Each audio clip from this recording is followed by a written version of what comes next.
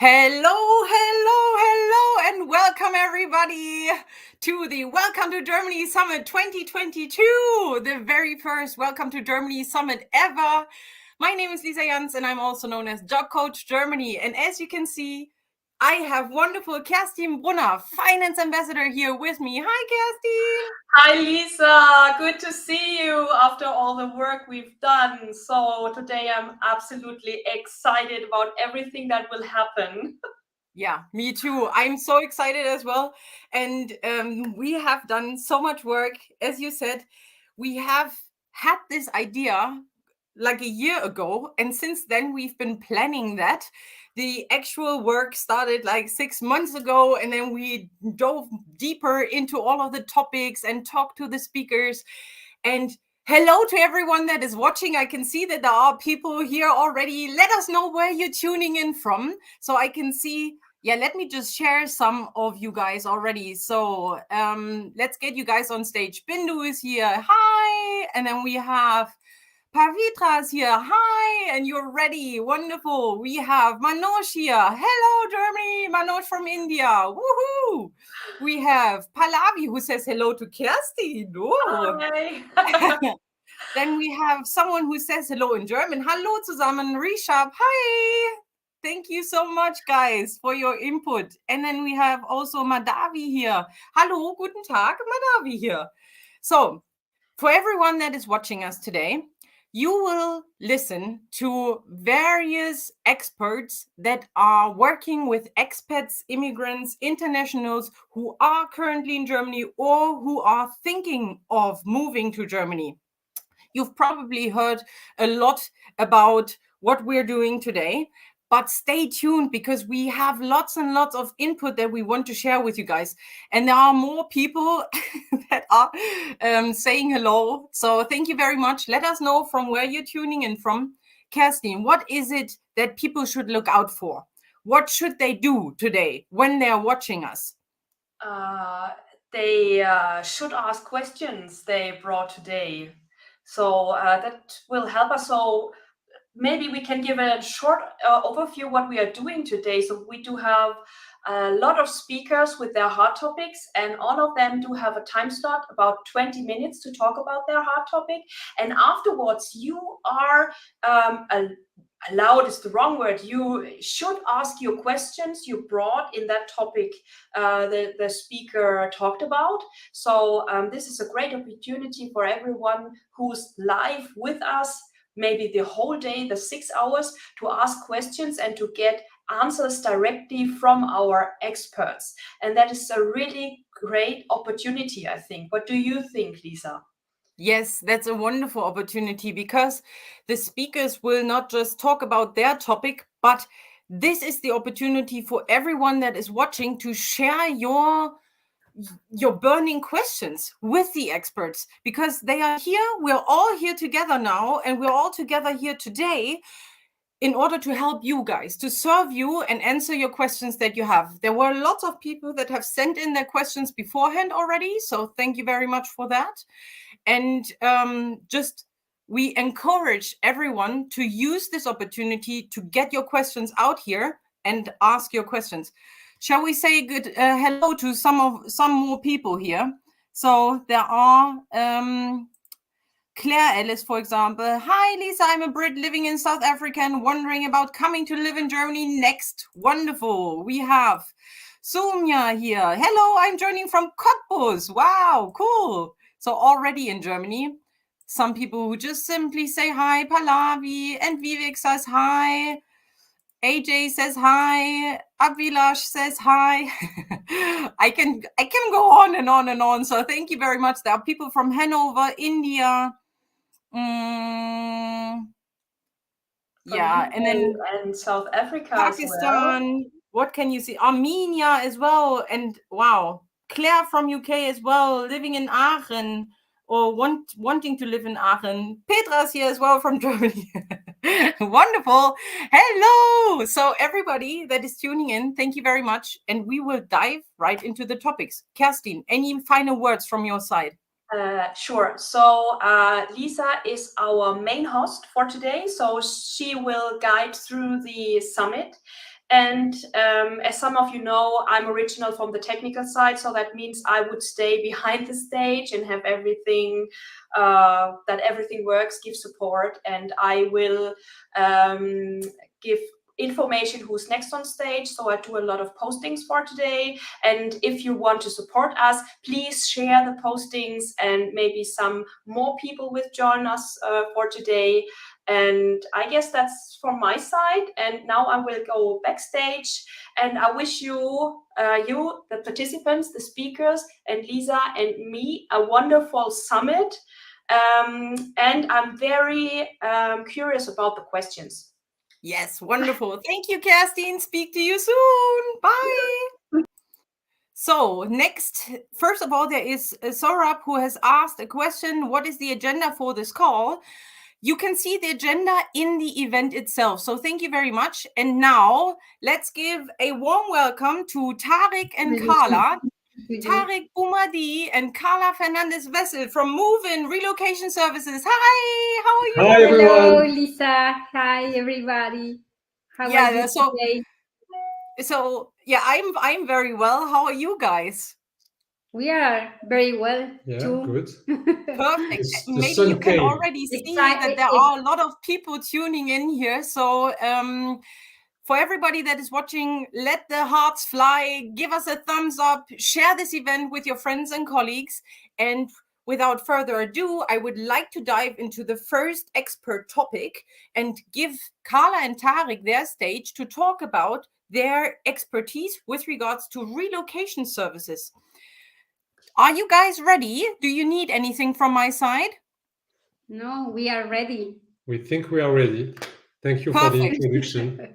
Well, then, this is your stage. I will share your screen, and I'm off. Speak to you in the Q&A. And for everybody that is watching, put your questions in the comments, and then we will ask Karla and Tarik after they have presented what they want to talk about. Thank you, Lisa. So we are the first to start today. And go to the... So let us deal with the start of the technical. I'm sorry. Okay. So normally you should see all our screen now. So did you see our screen? So welcome to the summit today. So we are moving, and today we will talk about the main step on your relocation in Germany. So we will start with present ourselves. My name is Karla Fernandez. I am a founder of Moving. I am Mexican and French. I have more than 15 years moving experience in America and Europe. I speak Spanish, English, and French. Hi, everyone. Welcome to the Germany Summit. Welcome to this first presentation, the first topic. I'm Tarik Boumahdi, co-founder of Moving. I'm Moroccan and Belgium. I have also 15 years of experience moving in different countries. I speak French, English, Spanish, and Moroccan. So yeah, when we created Moving with Karla 2 years ago, we are expats ourselves, as you understood. So when we created Moving, we wanted to give people a very no stress and smooth experience during their relocation to Germany, and that was the main idea of this company. Our services that are available today, and soon others will be also available. We have first 3 digital tools that are available online. The first one is a city registration. Maybe you've heard of the Anmeldung, which is a very important step in Germany. So with this tool, city registration, we help you to fill the form in English and then to go to register yourself in Germany. The second tool is the child allowance for everyone that has kids coming to Germany. This tool is helping you also to fill the full application online and in English, and then print this and send it to the authorities. The third online tool is Wikimove.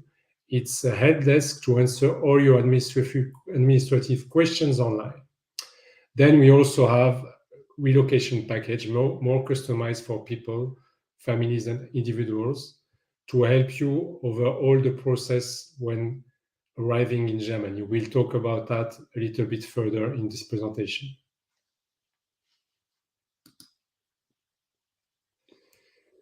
As I say, we created a Move-In to give a very nice relocation to Germany for all internationals coming to Germany. Behind the idea of helping people, we want also to help others, and specifically children. So we donate 5% of our revenue to Association for Education in different countries. The idea also is to give support to everyone moving to Germany. So now is the moment how to start. So start the best of is 1 year before and prepare your documents. So the important documents that you must to prepare is your passport. It's recommended to have a passport with minimum valid of 1 year. Your visa, check, do you need a visa? You can check our blog and read the article. Third, driver license. Check if your driver license is valid in Germany. Maybe the company will give you a car, or maybe you want to buy a car. So it is important to check it. And also, if you are married, you will need your marriage certificate and with official German translation. And the last one is the birth certificate of your child or children, if you have. You will need it, and also you will need an official German translation. Regarding to the visa, you must to check which visa is for you. So Germany offers different kind of visa, like work visa, vocational training visa, study visa, visa for say employees, research visa, and visa to join a family.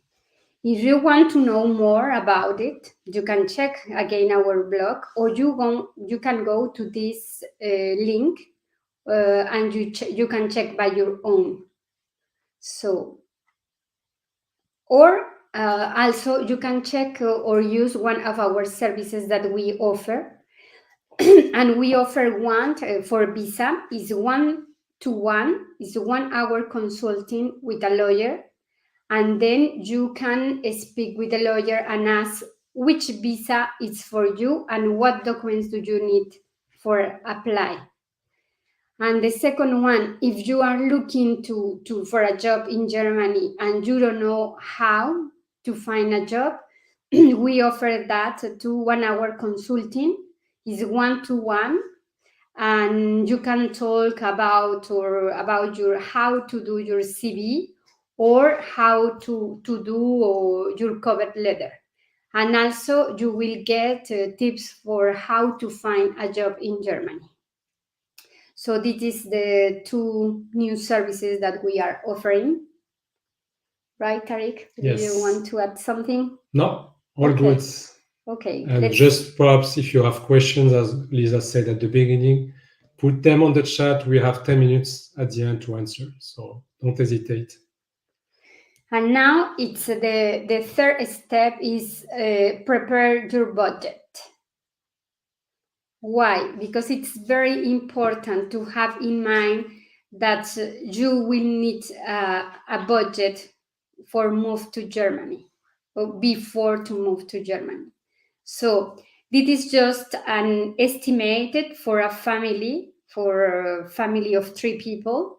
So the rent is considering you have to think, because here in Germany you will need at least 3 months deposit of kalt rent. That means the kalt rent is without any charge. So you have to think about it. And plus the first month rent. Then think about the flight tickets, that this is approximately 2. The paperwork, you have to pay for visa fees, translations, passports, so think about it.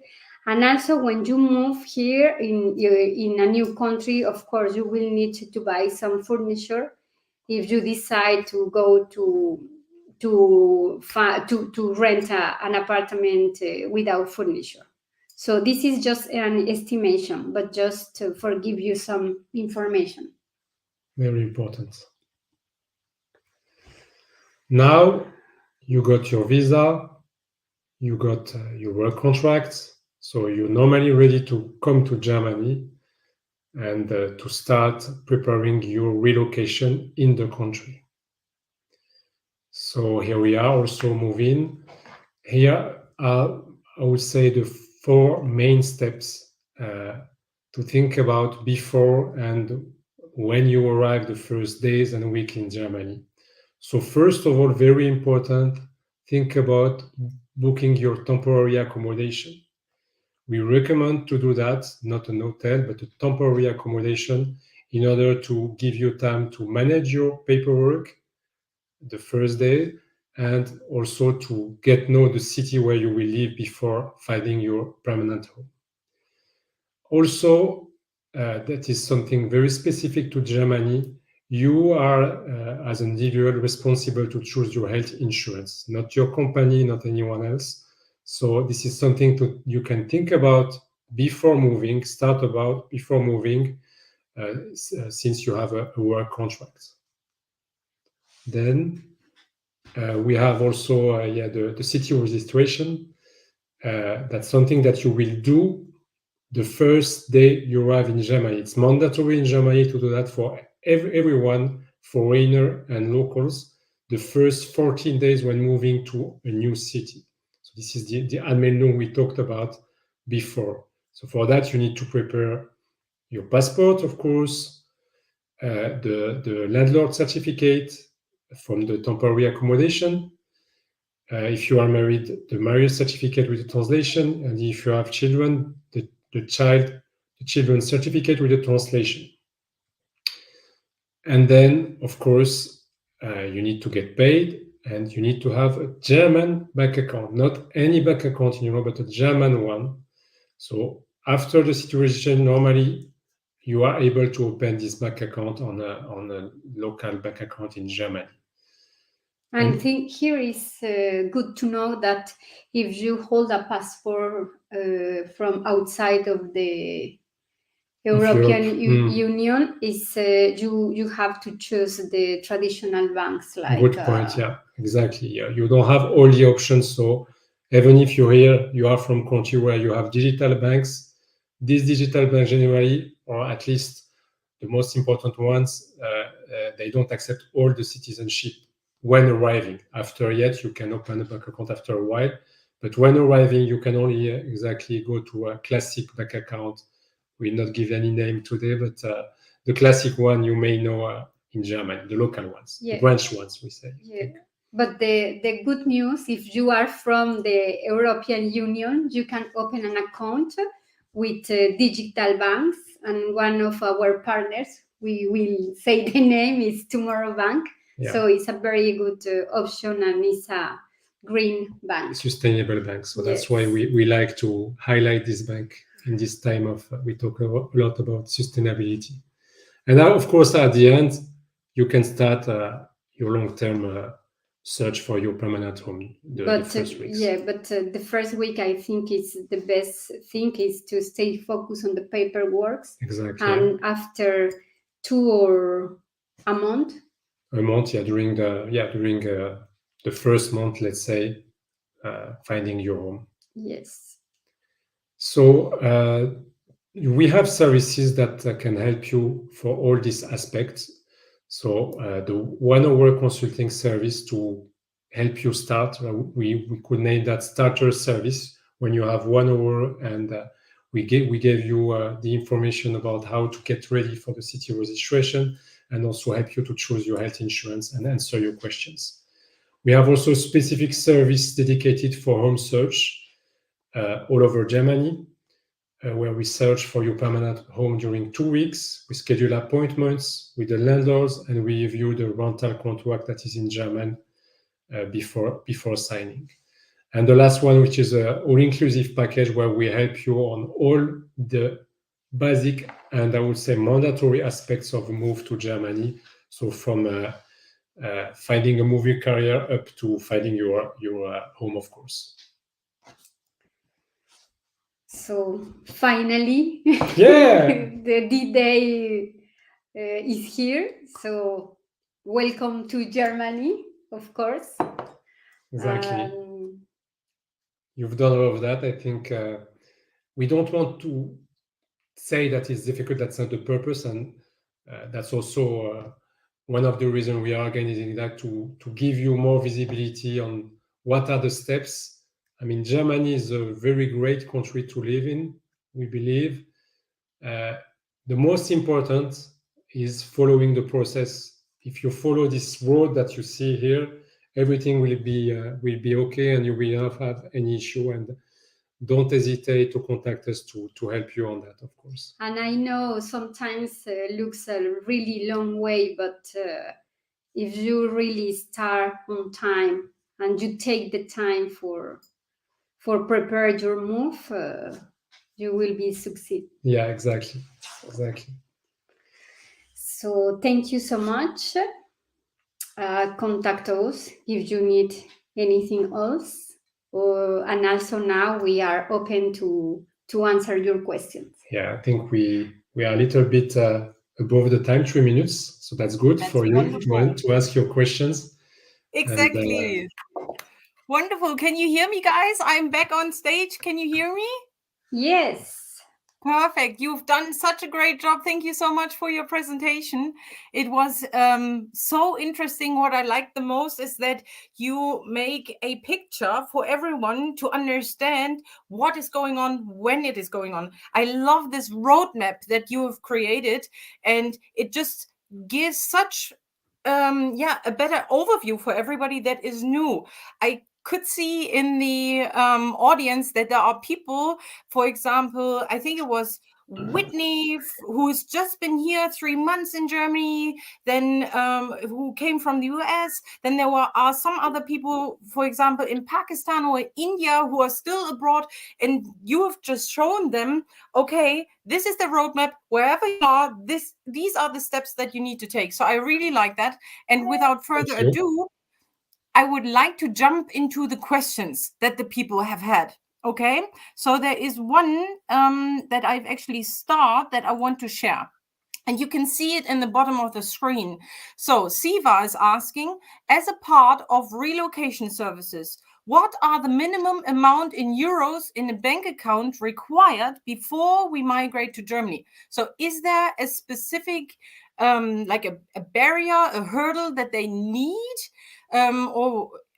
Is that a typical question that your clients are asking you, how, like a recommendation, how much is needed? So I know that the people are asking me and what I would say, but let's hear what you have to say first. We take this one. I think there is two parts here.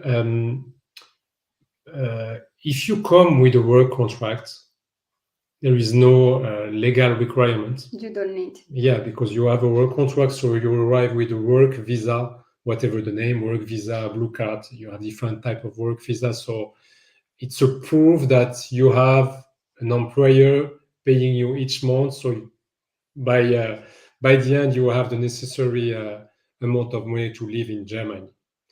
And perhaps the question behind is, when you ask for a visa, like perhaps the seeker visa, the job seeker visa, I think it's 6 months as far as I have in mind. And here, probably I don't have the amounts, but I know that you have to at least, I think, 1 year. I don't know the exact amount, depending on how many people you are, probably, where you will live. But I know that there is this, we name that, exactly, block account. Yes. It's a specific But that bank is block more account. for students. You have that for students the and for job seeker visa, I think if, so. Yes, if you are less than 30 or something like that. Yeah. So what is the best information now, that there is no specific limit? It definitely depends on your personal circumstances and how much you need to spend. As Tarik and Karla have said, you need to figure out, are you coming on your own? Are you bringing your family or not?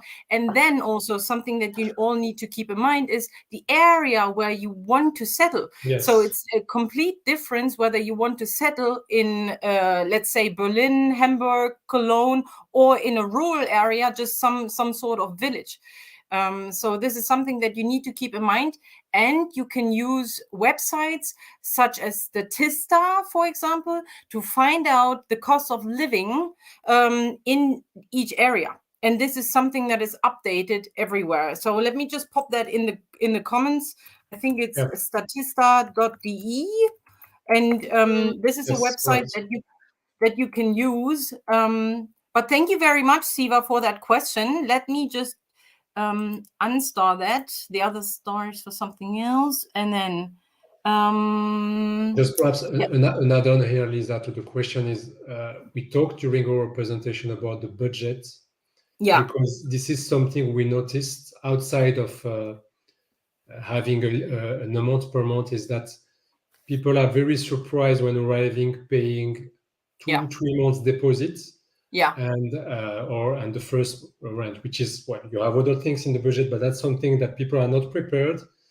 And generally their company are not helping them on that. So that's something we really focus, because it's very hard to say, okay, you wait during 3 months to get your salary and to get your deposit, to pay your deposit. So it's something we really insist, prepare that. Because or it's also a talk you can have with your company. So and that's something that I find very important for everyone to know in the audience, that there are certain costs that you can expect, and this is something that some people are just not aware of. For example, what you said with the deposit, that it's sometimes 3 times the rent. And this is something that you just need to look out for, because you cannot just simply think, okay, I'm coming to Germany and then I'm making my money there. You need to have something in your bank account first. Yes. And then you need to be able to provide for yourself. So the next thing. So there were some questions that I would like to ask that have been asked before through the people that have signed up for the summit. So do you have, like, with regards to your clients, people that are coming more on their own, or people that are coming with their entire family? So people are always thinking of, can they bring their family or not? That's a good question. That's an interesting question. But most of our clients, they are young couples. So I think it's because they want really to start a family here in Germany. So perhaps, we just something perhaps to give also that is very interesting. We don't talk too much about that, is that, as Karla said, young couples, and we have perhaps half of them that came both with the work.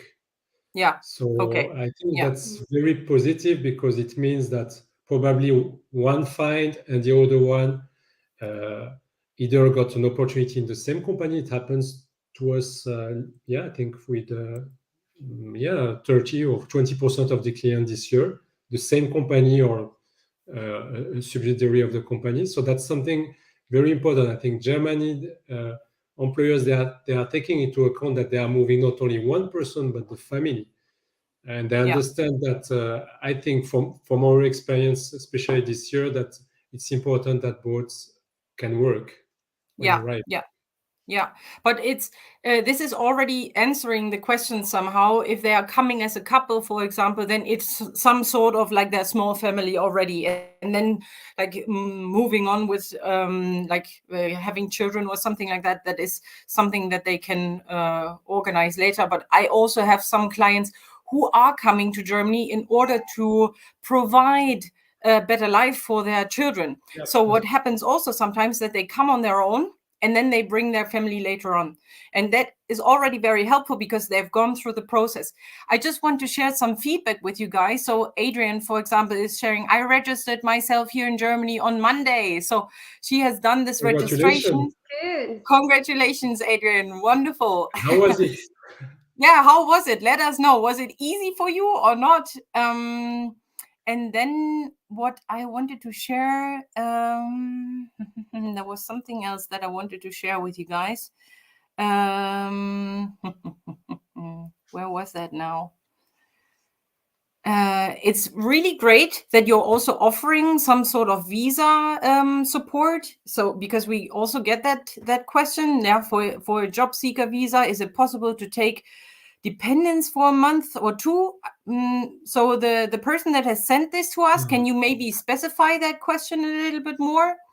But I wanted to share, there were some people who have said, here, Jen Barfield said, thank you, Karla and Tarik, you've made the process really clear to understand. Wonderful. That's what we want. Thank you so much, Thank you. Jen. Thank you, Jen. Yeah.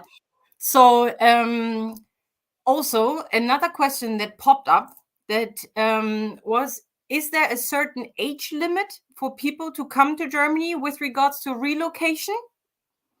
Or can they also, for example, so what I saw was that there were people asking, as a 49-year-old, as a 50-year-old, there shouldn't be an issue. En la ley? Ah, no sabía, ok. No age limit, right? We were talking about this because there is we had a doubt if there is something in the law regarding Germany visa. I read that the limit is 15 years. You cannot come if you are older. 50, you mean? 50. If you're 50. Really? But Yeah. I I check it because of course I am Mexican and most of my family lives there, and I say, oh, maybe my brother comes and live here too, but no, he's 52, something like that, and I read that I think more than 15 you cannot get a job visa. Okay. Visa. So this is something that you need to take into consideration with regards to the different visas that there are. So you need to check, because there are obviously overviews that you can see with regards to the different visa types, and every individual has different visa requirements. So this is something that you need to look out for. And normally the visa specialists are also sitting in your countries, which is why it's very difficult to find a person that is covering it all. But with regards to the German law, if you need support with regards to that, I know that Karla and Tarik are working with someone that can help you, who can help you. So this is something that you need to look out for. So now if I can, Lisa, just to answer the question in the other way, we got recently a request for a client that is already a worker, I think between 35 and 40 years old, and that got children to have a student visa, but he got refused because of his current situation. So perhaps it's also to give in the other way. I mean, it's very important to check your profile with the visa. It's not because you have, for example, in this case, a university acceptance, but in the other case, your profile is more as a worker with 10 or 15 years experience, that you will get the visa.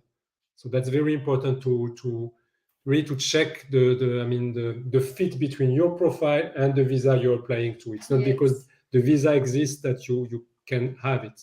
It is very important to check which visa fits you. Exactly. So it's very individual and you need to look out for that. So my final question to you guys, if they wanted to contact you, how should they do that the best? Just through the website that you've shared, or should they also contact you via LinkedIn, for example? They can contact us by LinkedIn, by our website, by our contact, by our chat. Yeah. We are responding to everyone, so just perfect. Contact That's us the way you prefer. So that's great. Well, thank you very much, Karla and Tarik, for drawing this roadmap for us with regards to relocation services in Germany. Feel free to check all the comments on Facebook, YouTube, and LinkedIn again in case we missed something. But it was a pleasure to listen to your talk. I learned even more today. So thank you very much and speak to you soon. Thank you, you guys. Thank you. Thank you, everybody. Thank you, everyone. Okay. So let's get to stage. Marta Kojnok, German for Success. So we have German language trainer and coach Marta here. Hi, Marta. How are you today? Lisa. How are you doing? I'm fine. Thank you very much. I'm very excited and so happy to have you here. And actually, even before we dive into your talk, there have already been some people asking for your help. And let me just try. They were asking for, here, that's what I wanted to share. If you can see that on stage, tips for improving German language speaking. So Enger is asking that. Enger, maybe you can let us know where you're tuning in from. And this is what Karla will be talking about. Learning German for your career in Germany. So Karla, Marta, sorry. Karla was just before. Sorry, yeah. I got a little bit confused. So Marta, is there anything in particular that you want me to share with the people? Do you have a presentation that you want me to put on stage? I do have, but I thought I can share. Yeah, you can. You need to do that and share it with the audience. And I will leave you to it now. Is that okay? You cannot hear me anymore. Okay, that's great. Marta, the stage is all yours. I will be back for the Q&A. Thank you, Lisa. See you in a bit. Okay, just a second. I just want to share my screen. Okay, so hello everybody. As Lisa introduced me, my name is Marta Kojnok. Marta, stop. I cannot see your presentation yet. Oh. Have you clicked on share? Yes, I did. But I cannot see it. Can the guys in the comment section let us know whether you can see it? So you need to share it through StreamYard as well. Yeah, I did. It's share my screen, and then I chose the window, the tab that I want to share. I click on share. Yeah, now it's working. Can you see something? See it. Yes, now I can see it. Okay. So I cannot see myself now, but that's okay. I come back to you then, maybe every once now. Okay, so now we are good to go. Okay, so I hope everybody can see the slides, and maybe you can even see me. I just wanted to introduce myself quickly again. My name is Marta Kojnok, and I am a German language teacher, trainer, and coach. And today I would like to talk about learning German for a career in Germany. Maybe just very shortly, because I just wanted to talk about this question, because it comes up regularly. Do I need to speak German if I live and work in Germany?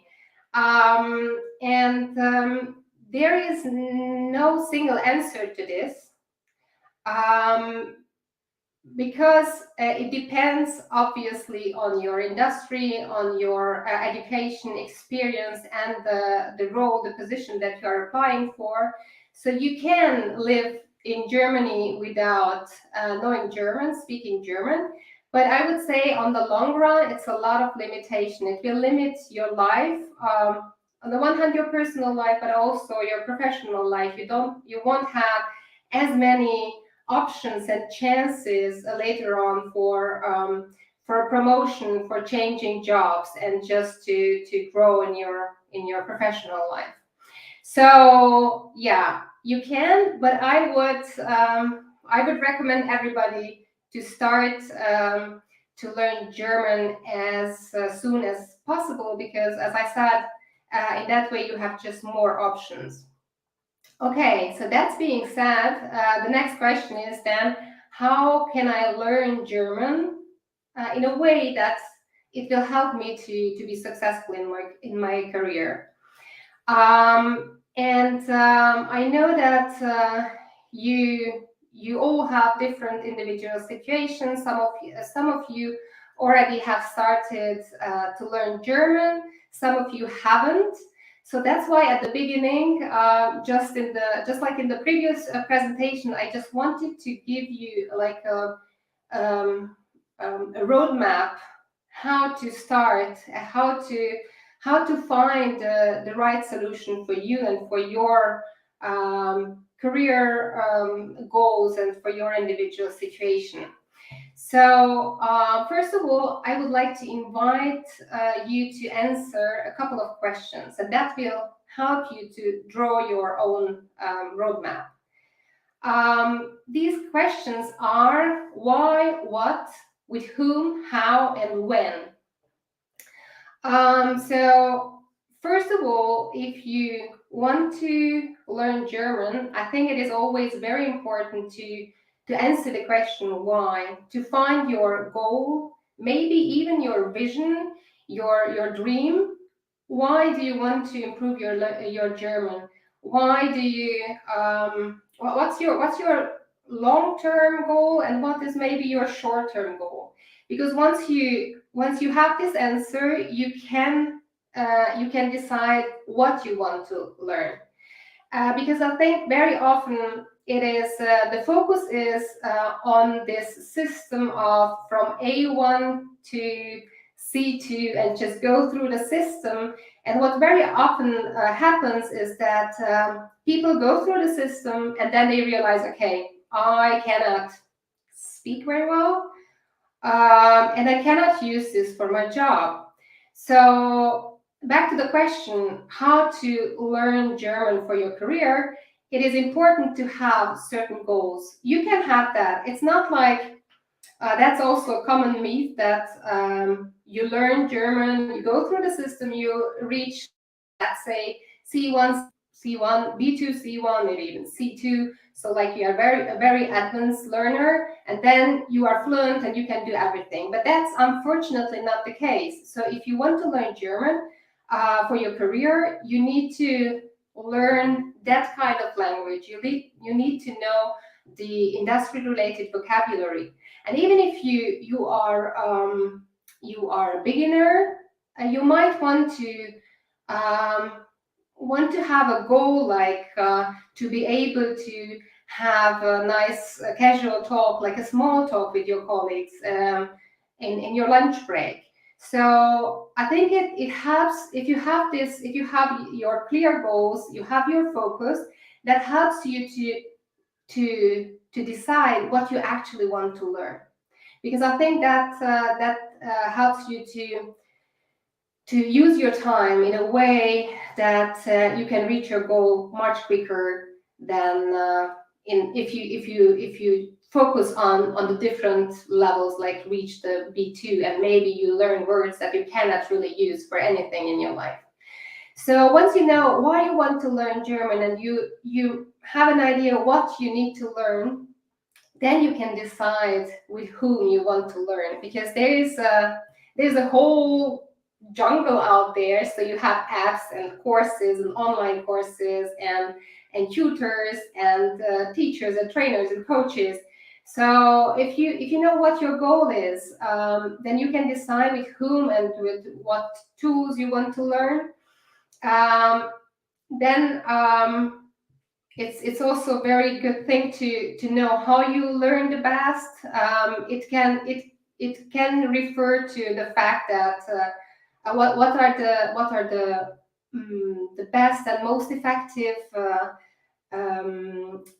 learning methods and strategies. But it can be also like, okay, can I do it? Can I learn better in person? Can I do better in one-on-one or in the group? So you have to decide what's best for you. And then the last aspect here that I wanted to talk about is the when, because yeah, we all have a busy life, and it's very important to have like a good time management and to think about, okay, how can I integrate learning German into my life? It can mean like how can I integrate sessions or lessons with somebody into my life, but it's also about the individual learning. How can I make sure that I make progress every day? Okay, so if you have any questions to this, because this is like a whole thing, you can ask at the end, and I am happy to give you some tips on some of these aspects. But today, yeah, okay, before I get to the really cool method that I wanted to share with you today, how to get really expert fluent in your job, I just wanted to show you this very quick thing. Some of you might know this, might use this. If you don't and you haven't, then I just wanted to show you that if you haven't started, if you don't have that much time, or if you have just a small budget, you can always go to Deutsche Welle. They have really cool courses absolutely for free. So that can be a point when you can get started. But today, so this is just a short tip for everybody. But today I wanted to show you a way how to be really fluent in a way that you can show your expertise and you can really be successful at your work, in your career in Germany. Before I show you some tips and some very useful, tangible steps, I wanted to talk a little bit about the so-called business German, because there are courses out there and teachers that teach you business German, but what they teach is a general communication at the workplace. So they will teach you how to write emails, make presentations, and how to communicate in general at the workplace. But if you really want to have a game changer, and if you really want to have like really good chances for a nice career in Germany, then it is so great to have a strategy that will help you to show your expertise. You might hear my daughter in the background, so this is something that you won't find anywhere, because as I said, you can find general courses, but you won't find a course or an app that will help you to prepare for your individual situation.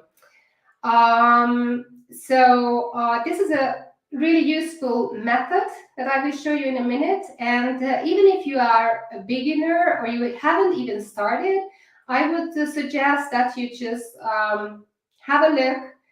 Listen to the steps that I want to introduce you, because you might find this very useful in a couple of months, maybe, or in a year, where you are at a stage when you already know the basics of the German language and that you are ready to take the next step, move to the next stage, and learn the language that will help you to do your job partially or completely in German. Okay. So, because there are no books and no apps, and nobody has written the book that just for you, for your career, you have to do the work by yourself. So these are the main steps. So first of all, as I said, this is for you to do this. It's nice to have a level of something around B1, B2. And then the work would be then to find authentic sources, text, audios, videos, where other experts from your industry, from your niche, talk in German about things that are relevant for you.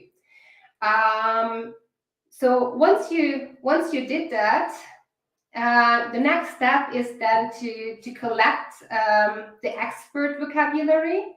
So if you have found a podcast or a video, it can be a YouTube video, or just a simple text on a website, maybe. You don't have it doesn't have to be something very complicated in the beginning. So if you are a finance expert, then just try to find first a video or a podcast that will explain the most basic concepts of finance, or whatever your industry is. Okay, so then you have to collect the vocabulary that other experts in German use, and that are relevant for you and for your job. Then the next step would be to organize what you have found, because you can have a mind map, or you can organize it in a different way, so that this will help you to understand that vocabulary, and also this is the first step to remember them. And then you have to make sure that you add context. For the first step would be then to find context in where you found the vocabulary, the words and the phrases. So you know how to use those words and phrases in sentences and in text. And then the next step would be try to make your own sentences that you possibly could use in your at your work. The next step is then obviously revise and memorize. So you have to remember this vocabulary, and you can find here some very cool learning methods. Maybe this is something that we will talk about in the Q&A at the end too. Flashcards, either the normal ones or an app for flashcards. There are different options here, but you collected that vocabulary that is personally for you, for your professional development is important, and now you really learn it so you can use it. The next step is then to use the language that is very specific for your industry and for your position, for your job. And you have to get to the point where you speak and you use this vocabulary in real life situations. We still have some time, so just very quickly, how to do this.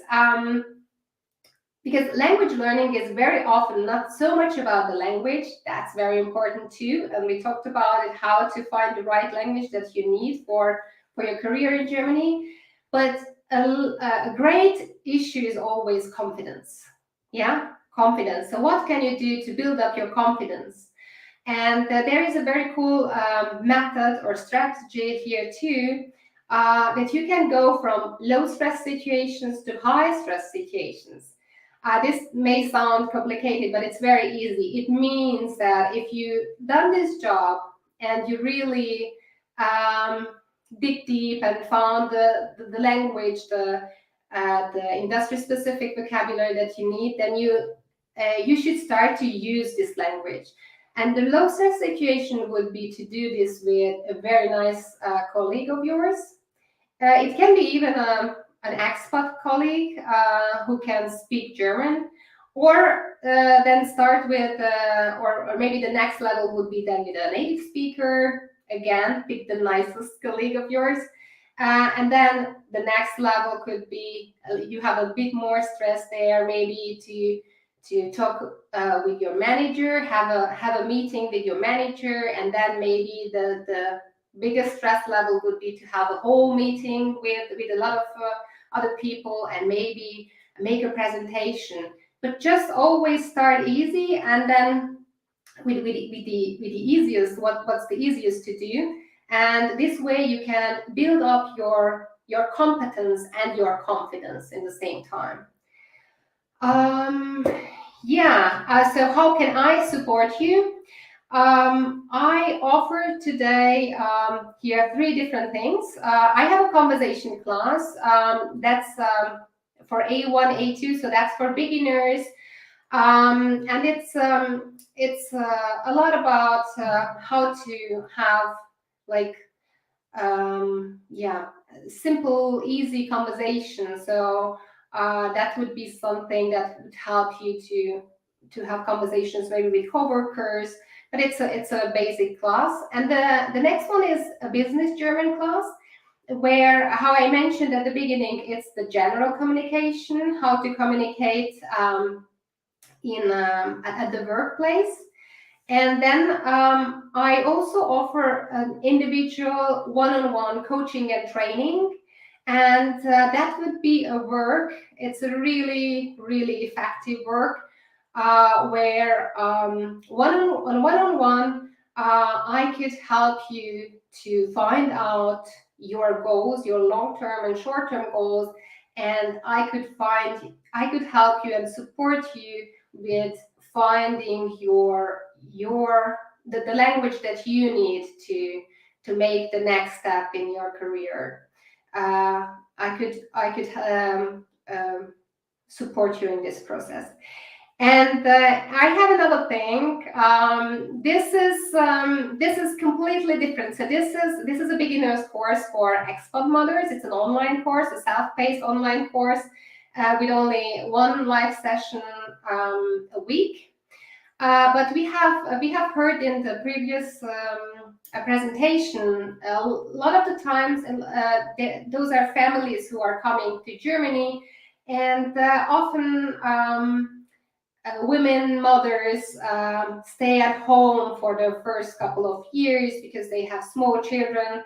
And I designed and created an for these women with very relevant topics that help them to navigate this first time when they are new to the country, the language, the culture, and how they can connect with other moms, how they can use the language in those years, and just take the first step during this time.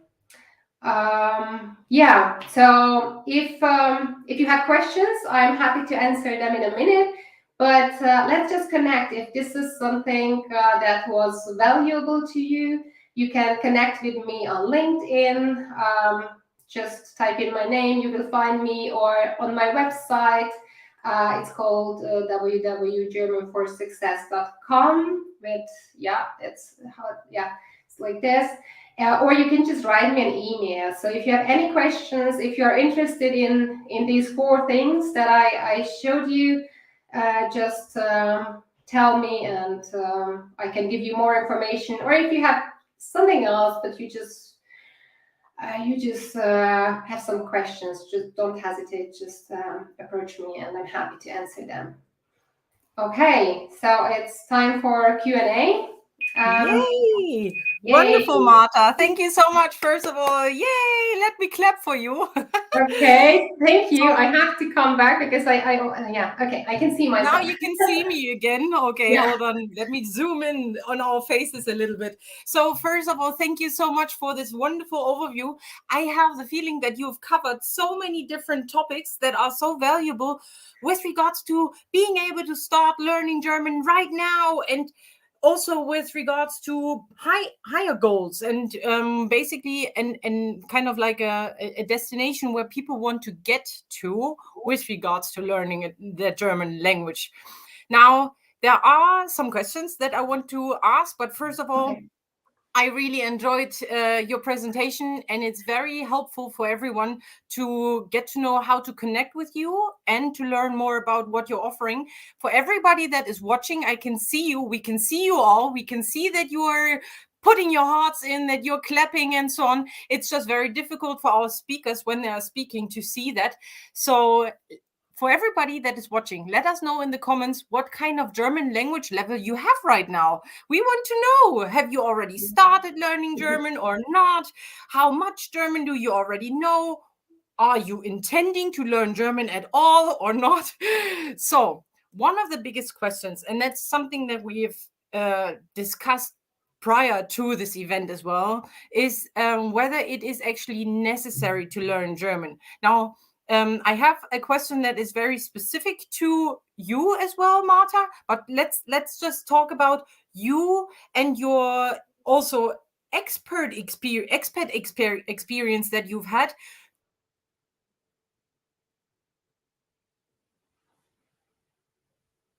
It is now I cannot hear you. Okay. No, I will ask the question again. So do you think it is necessary to learn German when you come to Germany? Yeah, I do think so. It's not necessary. That's why I had this question also at the beginning of my presentation. You can come without knowing German, and you can have a life here without German. But as I said at the beginning, I think after a while you will just see the limitations, because you are limited in your private life to the people. You can make only friends with people who can speak English or your native language. So if you make friends with Germans, it's just Germans who are fluent in English. And also the same thing with your job. You can find jobs in big companies, multinational companies, where you don't need German. But after a while, you will see, if you want to change jobs, if you want to have a promotion, after a while, often you just have more options if you do.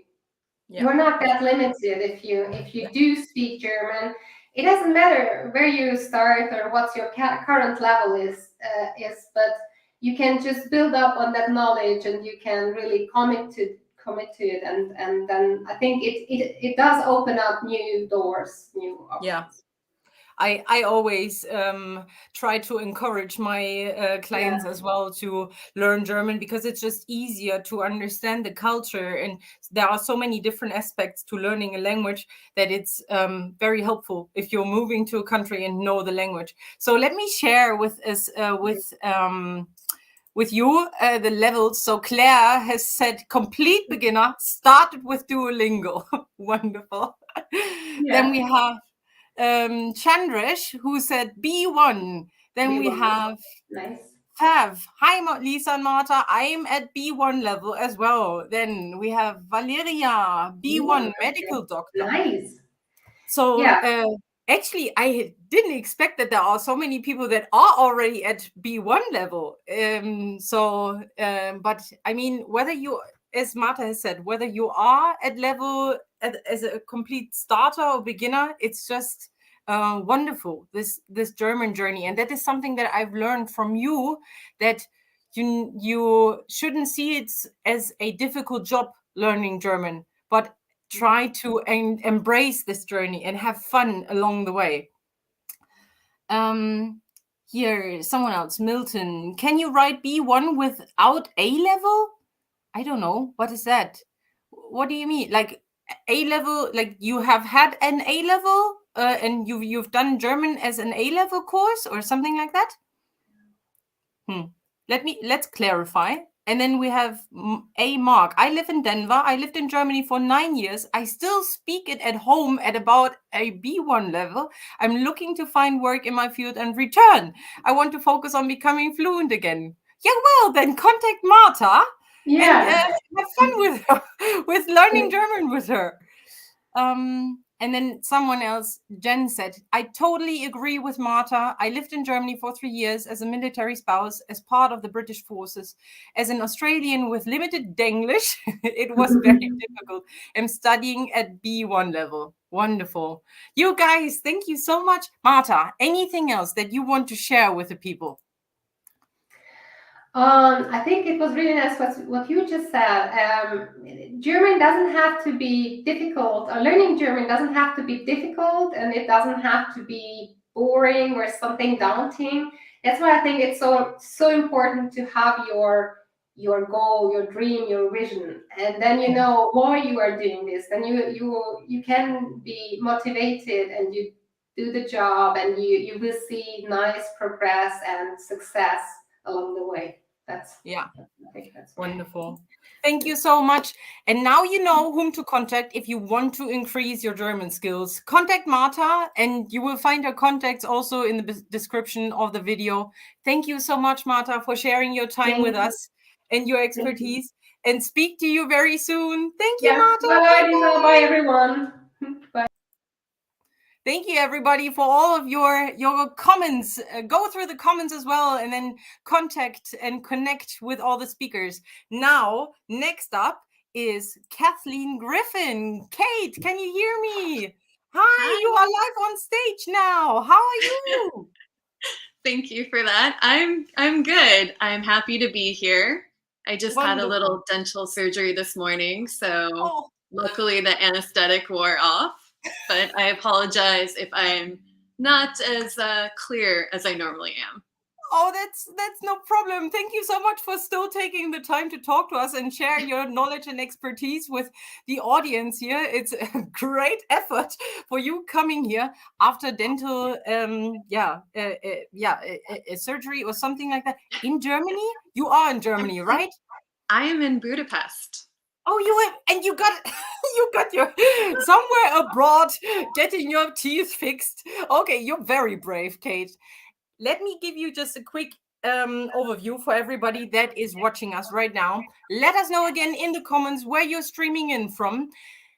Here I have wonderful Kathleen Griffin, who is an intercultural trainer, English language trainer, and a business coach. And what she will be talking about today, let me just quickly take a look at your topic. What I wish I knew when I was you. Stories from an intercultural trainer. So Kate is an intercultural trainer, and she has gone through this process herself. So for everybody, whether you are currently in Germany already or you're still abroad, listen to what Kate has to say. Kate, do you still need some help with sharing your presentation? Let's take a look at that, and then I give you the stage. Yeah, let's give it a try. Is it share screen? Yeah, share screen. Okay, I have to apologize. Yeah, that's fine. So for everybody, just to let you guys know, we didn't practice that beforehand. So Kate has now to work with me here on, there we go. I can see it already. I can get it up to stage, and I will share it with you. Can you see it, Kate? Yeah, I can see it. Just go into presentation mode. Sorry? Oh no, what just happened? Lisa, are you there? Lisa, are you there? I am here, and can you see me and hear me? I can hear you. I can't see you. I can only see my presentation. Okay, hold on, because I cannot see. Now I can see your presentation. Yeah, okay. Okay, so then the stage is all yours. I will go off stage. We can see you and your presentation. Okay. Yeah, wonderful. And it's what the screen says is welcome to our summit. So we can see you perfectly. We can see your presentation. Have fun. I'll see you in the Q&A section. Okay. Well, it's a beautiful honor to be here. And I really hope that I can share some of my experiences, not just from being an expat myself, but also being an intercultural trainer. I work with many people when I relocate them here from their companies, but I also want to try to make this type of training and knowledge accessible to people who are relocating on their own.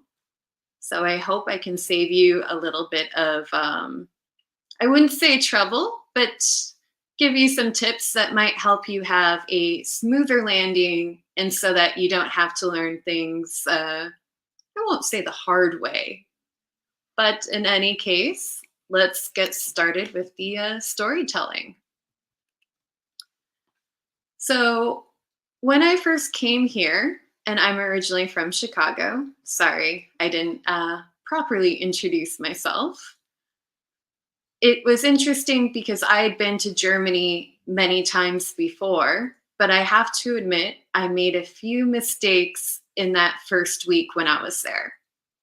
So some of the things that were different, you have a little coin that you put in for the carts. And so it's a lot more organized. You don't have all these grocery carts in the parking lot. You need to bring your own bag or you have to pay for one. At the time when I came here 13 years ago, they weren't always charging for bags just in the grocery stores. But this is something that you'll see also in other retailing stores too. So a lot of people tend to carry reusable bags with them. There was also a machine where you would feed the plastic bottles in and you would get your deposit, which is called Pfand. That's what this giant symbol is. If you see it on the bottles, it means you can get back your deposit. And packing your own groceries into the bags when you check out. It might sound funny to you, depending on where you live, but for me, we normally have people who pack our bags. So the first few times I was in the grocery store, I was kind of stressed trying to pack everything, make sure nothing broke. So basically, I structured my whole talk to be kind of what was different, what's behind it, and what are some of my recommendations and tips. So what's behind having the grocery cart system with the little coin? Well, it ensures that you return your grocery cart, and it means they're not laying all around in the parking lot. So it's very effective. For bringing your own bags, it's better for the environment and it promotes sustainability. And the deposit encourages people to recycle for the bottles and for the cans. Now, what I found very cool and different was that if you're in a public space, sometimes people will come up and ask you very politely, are you done with your bottle? And then they would collect the bottles and return it for the fund. In 13 years, I've never had anyone be rude to me about that, and only very, very nice. So I think I already touched upon some of the tips, but definitely bring a grocery bag with you, a reusable one. Don't get stressed when you're learning to pack your bags. If you come from a country where normally someone would do that for you, you learn very, very quickly. They also have a divider so that the food goes to a different area so that they can still process the other customer's order behind you. And don't forget to put down the bar on the track. Otherwise, people will reach over you and put that bar down. One last tip that isn't on there, Google Translate for your phone is wonderful. If you don't know what something is, if you need to read a document or a letter, you can have the live translation. And that's something that I didn't have when I came here all those years ago. So it's also a bit different in restaurants. And as an American, I have to say one small culture shock for me was that you have to buy water in the restaurants. There is no free tap water. You're also able to pay separately a lot easier than if you're in other countries. You do have to ask for the bill. They won't just put the bill down and say, I'll take that when it's ready or when you're ready. And tipping is 10% around there, or sometimes people round up. For example, if you paid €18.60, you might just give them a €20 bill and say, stimmt so, meaning, keep the change. So what's behind it? Even though the tap water in Germany is very good, there's no obligation to provide free water. Germany is not a very hot country, so it's not a necessity in terms of dealing with extreme weather. If you want to pay separately, it's very common that a waiter or waitress will say zusammen oder getrennt, together or separate. If you've ever gone out in the US for a big meal with 8 to 10 people, you really grow to appreciate this. The expectation is that you'll ask for the bill when you're ready so that you can sit there for hours and no one will bother you. It's very leisurely. The reason that tipping can be less than in other places is people don't have to depend on their tips because they get a higher minimum wage here. So I think I included most of the tips already, but just be prepared. If you're in a hurry, you might have to do your little "I want to pay" dance. But that's also kind of a nice thing as well.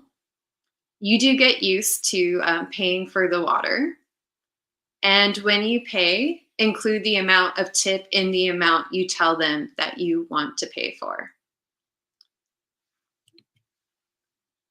So some differences in the home. For those of you who were on LinkedIn, I posted this about a week ago, and I asked the question, what does this have to do with my talk? So for me, some of the home differences that really stood out were wearing house shoes. As an American, to me, house shoes are kind of like slippers. And when I used to stay in the home of a former boyfriend of mine, his family actually provided house shoes for their guest. However, his mother was a little bit smaller than I am. And so the only house shoes she had literally butterflies made from rainbows.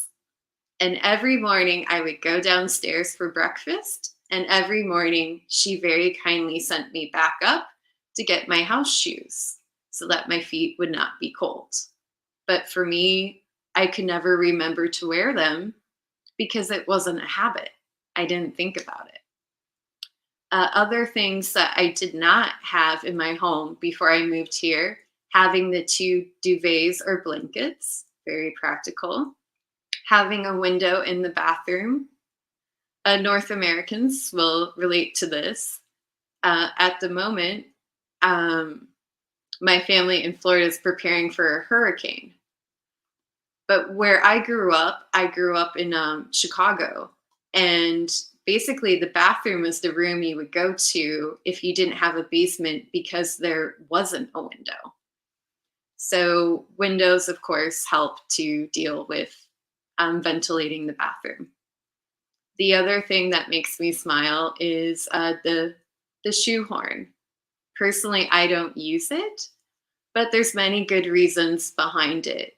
It helps to keep the shape of the shoe, and you don't have to bend down all the way.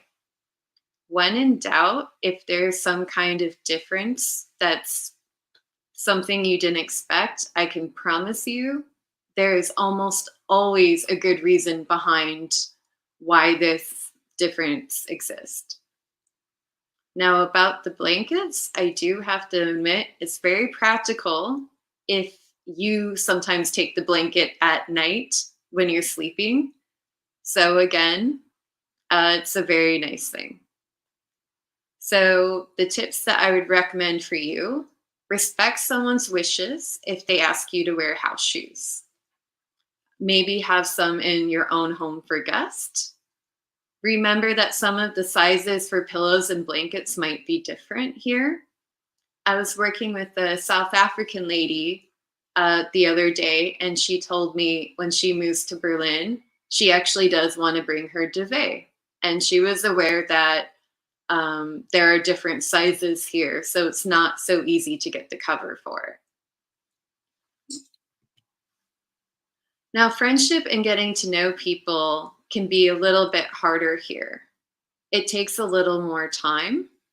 So people are not as open to talking to strangers or without context. Growing up in the Midwest, we often would talk to people that we didn't know while we were standing in line at the grocery store or at the bus stop. For us, it's how we can integrate ourselves into a conversation. We overhear something and we make a comment or a joke or ask a question. Now, Germans don't tend to do that, not because they're not open or unfriendly, but because they respect your privacy, even in public. So from that point of view, people are not trying to listen to your personal conversations, not that other people are, but it was an interesting difference to realize growing up in the Midwest. Some of the other aspects that are important to know is that if a German says, if you are a friend, you are definitely a friend. There's more of a distinction between who's a friend and who's an acquaintance. So one of the best things you can do if you move here is be very proactive. Put yourself out there. Understand that it could take longer to make friends, but you will have very loyal friends for the rest of your life. And my advice for rebuilding social networks is join a sports club, an organization, or learn something new, or learn a new hobby. There are really great resources like on meetup.com or Internations, or there's lots of expat groups online. So one of the many topics that comes up both in stereotypes and for people moving here is about rules. You are expected to know the rules and the signs and to follow them. And if you break a rule, even an unwritten one, sometimes people will inform you. We call it kind of a typische Deutsch story. Many of the expats that I have relocated have had these experiences. And if you don't know what's behind it, it can come off a little bit in the wrong way. A common illustration of following this rule is often crossing the street.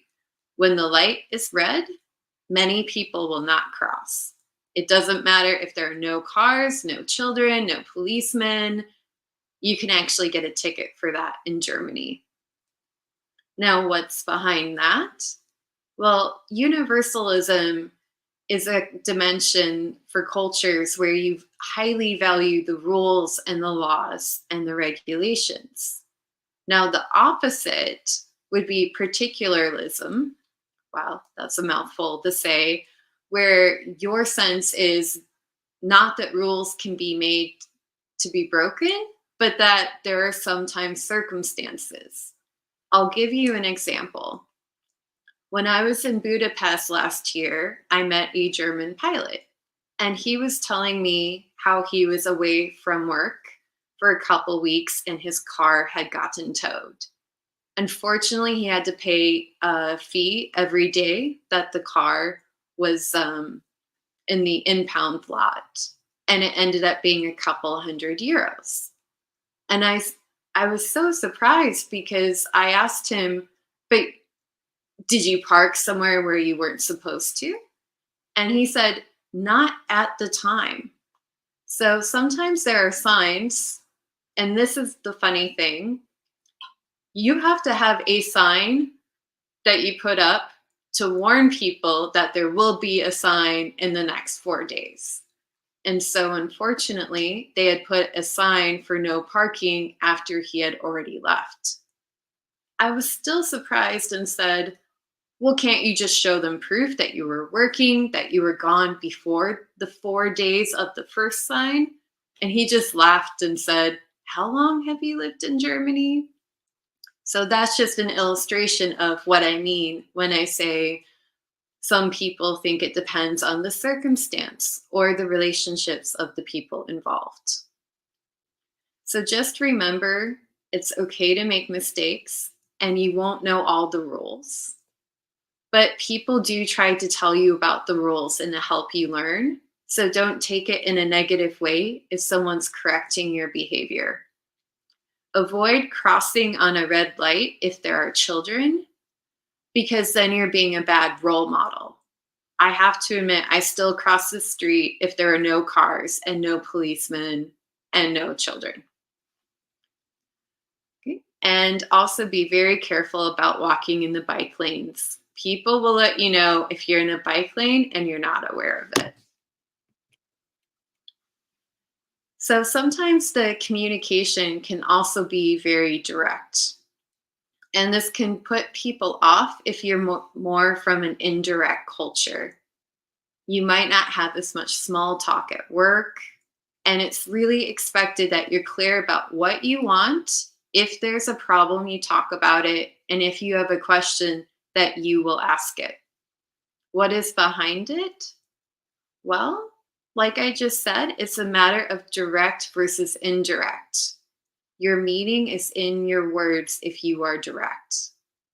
A short story to illustrate that. A friend of mine who's German got a new boss who was British, and he works for a marketing company and had finished a financial forecast 2 weeks before he was supposed to for a product. His new boss came and took a quick look at the report and said, well, you might want to consider changing this, and you still have a long way to go. Now, my friend didn't understand that because of his expectations. He thought, well, if my boss wants me to change something, he would say, please change this, not you might want to consider. He also, though he was very fluent in English, never heard this expression, there's still a long way to go. So he took that literally, like, yes, there's a long way to go because I finished it 2 weeks ahead of time. Later on, they both discovered they had this miscommunication and why. So my best tips and recommendations there are be concrete with your language. If in doubt, don't be afraid to ask, and learn more about expectations that might be associated with the direct style of communication. Oh. So I think there's still a little bit of time. So I would also tell you a story about some traditions. So when you are in a bar and you want to clink glasses with someone, you should say Prost. But it's very important to look someone in the eye. I worked with a young Greek woman who came here, and she was at an event with her boss, who's married. And when that moment came to say cheers, he told her, you need to look in the eye. She was a bit confused and asked why. Well, the superstition is there will be 7 years of bad sex if you don't look in the eye. Now, unfortunately, this young woman had misunderstood him, and he didn't realize it until he looked at her and said, no. It's not 7 years of bad sex with me. It's just what they say. So sometimes these miscommunications can happen there. Another tradition that's quite common is for housewarming, if you bring bread and salt. The first time that happened to me, I was a little confused, but the bread is supposed to be kind of a staple, and it's supposed to represent that you'll never go hungry, and the salt helps to preserve the bread. Now, another... Kate, can you hear me? This is just a little sign that we are in the Q&A part. Oh, then I will wrap it up and be happy to go to questions and answers. Wonderful. So do you want to share your final slide with us so that people can see how they can contact you? Yeah, that would be nice. So, as I mentioned before, I'm happy to try to make this type of training that I do for companies more accessible for people. I do expat coaching, intercultural coaching, and repatriation when you return to, when you go back home after living abroad. You can find me on LinkedIn, or you can also contact me via my website. And I hope this was helpful and valuable for you. Thank you so much, Kate. Can I clap for you? Wonderful. Man, I will sorry, just it's so remove hard not your to see. presentation for now. So thank you very much for all of your insights. I took a couple of notes just in order to really get these insights in my head, because I am German. I know that we are weird sometimes. And when you said that you are still crossing the red light sometimes when you don't see children, it's just like, oh no, she just didn't say that. But I for me, did admit that, yes. when I'm abroad, everybody will know that I'm German, because I will always stand at the red light and wait. But all of these wonderful stories that you've shared, I mean, you have the experience, you've talked with a lot of people who have gone through that process, and you've gone through the process yourself of coming to Germany and integrating into the culture. And that is just very helpful to hear all of these small details, because those are the things that make the difference, whether you feel integrated or whether you hit an obstacle. Now, I asked, so first of all, I want to share some feedback from the audience with you. Can I share that? So Raul says, thanks and regards, and nice presentation, wonderful. And then I also asked some of the people whether they have come across certain quirks with regards to Germans, or since they've been living here, or what they have heard. And Simon, for example, shared, please also remind everyone not to wish someone happy birthday in advance. Isn't that before when I first came here, and I didn't realize it was bad luck. And I'd just like to add to the birthday topic. Oftentimes people expect, if you're working in an office, that you bring a cake or something to eat, and that it can be common to celebrate into your birthday. So especially at midnight the day before. And better to say happy belated birthday than happy than in advance. Yeah, that's true. That's so true. Then so Whitney asks or says, it is usual to say or greet others when you enter a room. Yeah, so I think this is something that is very common, that you, when we are, for example, I'm new in the room, I need to make this effort and say hello to everyone. It would be considered rude if I didn't say hello. Whitney, you can let us know in the comments whether that is what you wanted to say. Have you experienced that, Kate? I can add, I don't know if what she's talking about, but if you're in the waiting room, like at the doctor or the dentist, then people will say hello. You won't get random hellos on the street or anything like that. It's a very specific context. But I remember feeling surprised, like, oh, that's friendly. Yeah, exactly. And it's but that's a normal thing to do, actually. Yeah, that's right. Then Omnia says, wonderful. So I think it's wonderful, all of your explanations, and I really enjoy the way how you present things. It's such a professional level, and it's just like, oh, I want to learn more. I have the feeling that you can talk for hours and hours, and that's just, as Omnia says, wonderful. And Surya is just adding to that topic. Yes, Simon, I agree. And I made a faux pas by wishing one of my German colleagues happy birthday in advance. Ooh. Yeah, but that happened. We all make mistakes, right? So never something you can undo. People are actually really, really nice about it. And it's kind of like a learning opportunity. So if you view it that way, it's a lot easier to deal with. Yeah, that's true. And then one more thing, Raul says, what kind of gesture do you do when you meet a new one in order to welcome someone, I think? Yeah, for when saying you're welcome. What? Yeah, it's a difficult question, I would say. For when you say, saying so like when you are in your home and you're for example inviting people over, how do you greet them? Do you give them a hug? Do you kiss them? Do you shake hands? Okay. So if it's in the home, I personally am a hugger, but you have different styles. So I always wait to see, is someone looking to hug? Are they looking to kiss the cheek? It's kind of like a little dance. In general, when you know somebody, oftentimes people will hug or a kiss on the cheek. If it's business, it's shaking hands. But these days with COVID, people kind of wait and sometimes do the elbow. Yeah. So you just have to see. That's something that I've experienced as well. So it's just normally it's your home. So basically you set the rules as well, how to say hello. But for example, just at this point, one hint, when you're, for example, invited to a job interview, you should mirror what the interviewers, so the people that are inviting you, are doing. So if they reach out and give you the hand, you do the hand shake. If they don't, then don't. Yeah, so something like that. Follow their lead.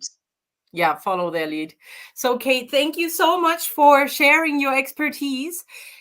Everybody that wants to connect and learn more about these valuable tips that Kate has shared, just simply...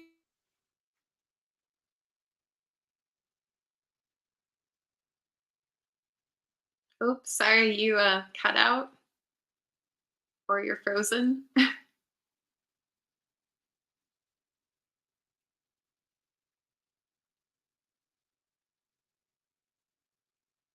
Oh, that's awkward.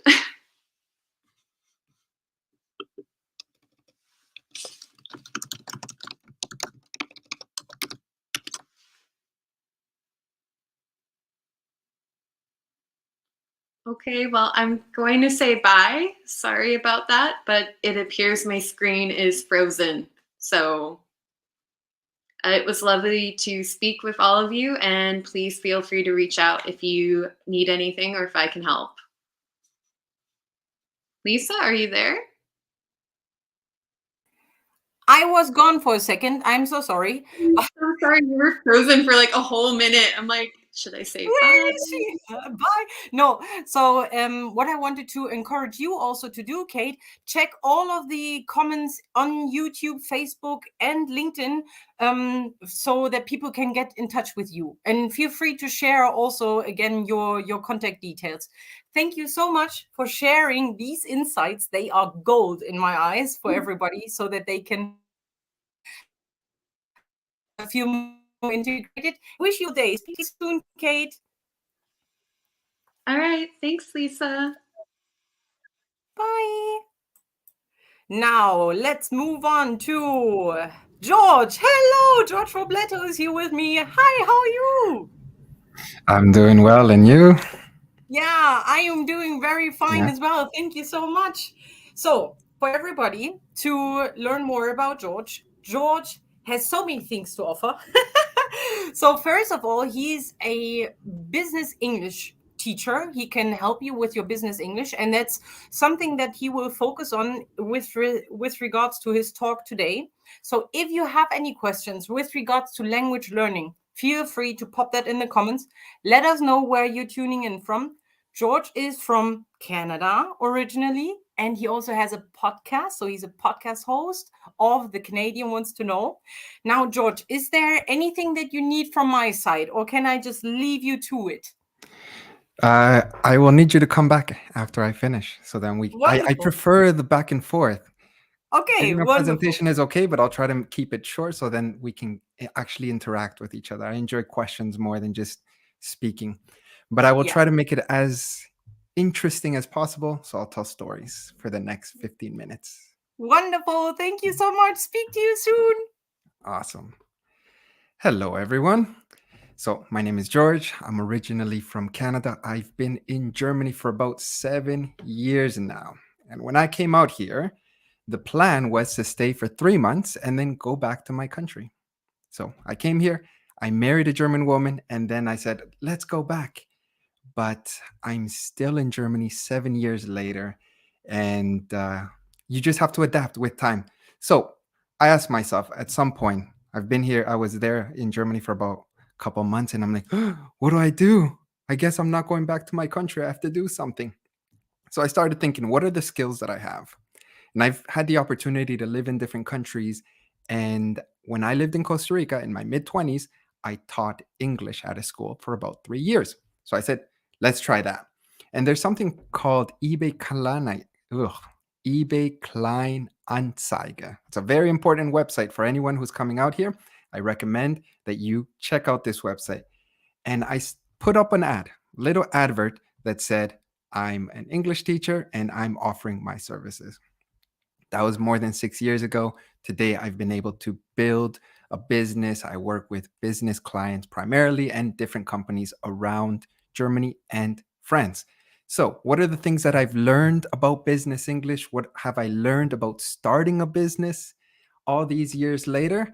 That's what we are going to talk about. Number one, it's important that we focus.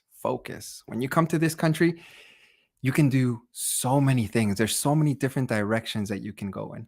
And it's important that we focus on our mind on the things that are going to lead to the greatest results. There's something called the Pareto principle. I don't know if any of you guys have heard about this. Another way of talking about it is called the 80-20 rule. And the idea is 20% of the things you do will lead to 80% of the results. And it also applies the opposite way. 20% of the things you're doing are leading to 80% of the inefficiencies in your life. So you got to figure out what are the things that are a waste of time, that are not actually leading to results, and where are the areas that are actually leading to some positive results in my personal life, but primarily here in my professional life. And I realized language is something that we all need, especially when we're talking about business. In Germany, of course, German is absolutely essential, and that's something that I recommend to anybody who moves out here. The first thing you want to do is do your best to learn this language. I spent about the first 2 years of my life here in this country without much German knowledge, and it was tough. I was very lucky that I had a German wife who did most of my administrative tasks, but not everyone is in that situation. So try to learn the German language. But then number two, well, English, even for my German clients, is absolutely essential. So focus on that. And we all have some basics, right? I'm sure if you're coming to Germany and you want to work at a German company and you don't have the German language, it's most likely that you have some English knowledge. So you already have that skill. But it's possible that you lose it along the way. And I'll give you an example. One of my students from South America, he's from Chile. And he came out here and for the first 4 years of his life, just focused German. I got to learn this language. What happened is he went got his first job after his master's, and he realized that in order to communicate with his international clients, he needed to use English. But his English and German were so mixed up in his brain now that he couldn't communicate either in German or in English well anymore. And that was causing him a lot of problems. So I had to work with him to try to separate those two languages in his mind. So if you don't abandon English and you continue to practice, try to improve it, to at least have it activated while you're trying to learn German, this will make a big difference once you enter the workforce. So 80-20 rule, Pareto principle, focus on the most important tasks and skills, and this will help you have more success in the German market or in any market for that case. Number two, business English or just communication in and of itself is going to help you develop more confidence. And confidence is a game changer. My best friend back in Canada, he is not the most good-looking guy. Neither am I. I'm not a good-looking guy. But the difference between him and I is his confidence when he approaches women. Every time I see it, I'm like, whoa, how do you do it? So confidence. And we're not just talking about the dating game. We've all seen it. This also applies in the business world. So how do I develop this confidence? It comes from experience and competence. Experience, competence. So the longer I do something, the more abilities I have at this thing, the more confident I feel about it. So for example, in my case, languages. So at this point, I speak 4 and I'm working on my 5th language. If you want to ask me questions about the science of learning, how to acquire new skills, I've spent years of my life trying to improve that skill. I can feel very, very confident about it. If you ask me about the rules of the German language, I don't know anything about it because I learned German simply by talking to people. So I will still be a little bit insecure in certain cases, but there's always a way around that too. For example, maybe another better example is if you ask me about evolutionary biology. I have a good friend who's just, George, you have to read these books. And I'm like, oof, there's so many topics. And that one, I don't know, at this moment is not the most important. So I wouldn't have any confidence in that case. But when you develop the ability to communicate well, you go into a boardroom or into the office with a level of confidence that will lead to others respecting you. When I started to learn German language, it's simply my experience. It could be the case that other people experience it differently. And I remember I would try to say a couple words in German. It's like, and Germans, they would respond. And it's like, huh? Was hast du gesagt? And it was like the worst feeling because I just felt so stupid. Right? Unfortunately, that was my experience, and it kind of created a negative feeling in me towards the language. But what I do when I walk in and I talk with a CEO or some other business professional, and I come in with the competence, I am confident. So there's a big difference when I don't have the skills and I try to communicate. Sometimes people are not going to respond in a positive way. But if I walk in with a confidence, and it's not about the perfect accent, that doesn't even exist. There's no such thing as the perfect English accent. There's so many different ways to speak the language, but it's about a level of confidence that leads to understanding from my side and from the other side. Okay. So confidence, that is key. Okay. I was speaking to one of my students this morning, actually, and he was telling me, George, I wrote down this on a little note because I told him the other day, don't be a German. And what I mean by that is don't worry so much about making mistakes. So maybe it's not politically correct to say that, but I find a lot of times in this culture, they're so focused on being perfect that they are too afraid to even try. So I told him, you have international clients. So you have to walk in not caring that you're going to make a couple mistakes, but just doing the best that you can. And he told me last week I had a meeting with some clients from Chicago, and I remembered what you told me, right? I wrote it down. It said, don't be a German. And I used that, and oof, I was relaxed and I felt good about it. And at the end, of course, it wasn't perfect, but the clients were happy and I was happy, right? So confidence comes the more competence you develop with your communication skills. So one was focusing on the tasks and the skills that are going to lead to the greatest results. Number two is developing that confidence through communication. Number three is language, communication, business English primarily is going to help you connect with other people. And that's ultimately why we have language. We don't have language because we want to sit in a classroom and write tests all day. That's not why we have language. We have it because we want to communicate and connect with other people. My father, he's a great human being. He's not here, of course, but if he was, I would tell him, thank you. Thank you, Dad, because there's so many things that I've learned from just watching him interact with others that today I try to incorporate into my own life and my own business. He walks into any room, and within a couple of minutes, he's communicating with people in a way that is similar to theirs. And it's always like, wow, how do you do it? But people love it. He understands who his audience is, and he's able to adapt rather quickly to that environment.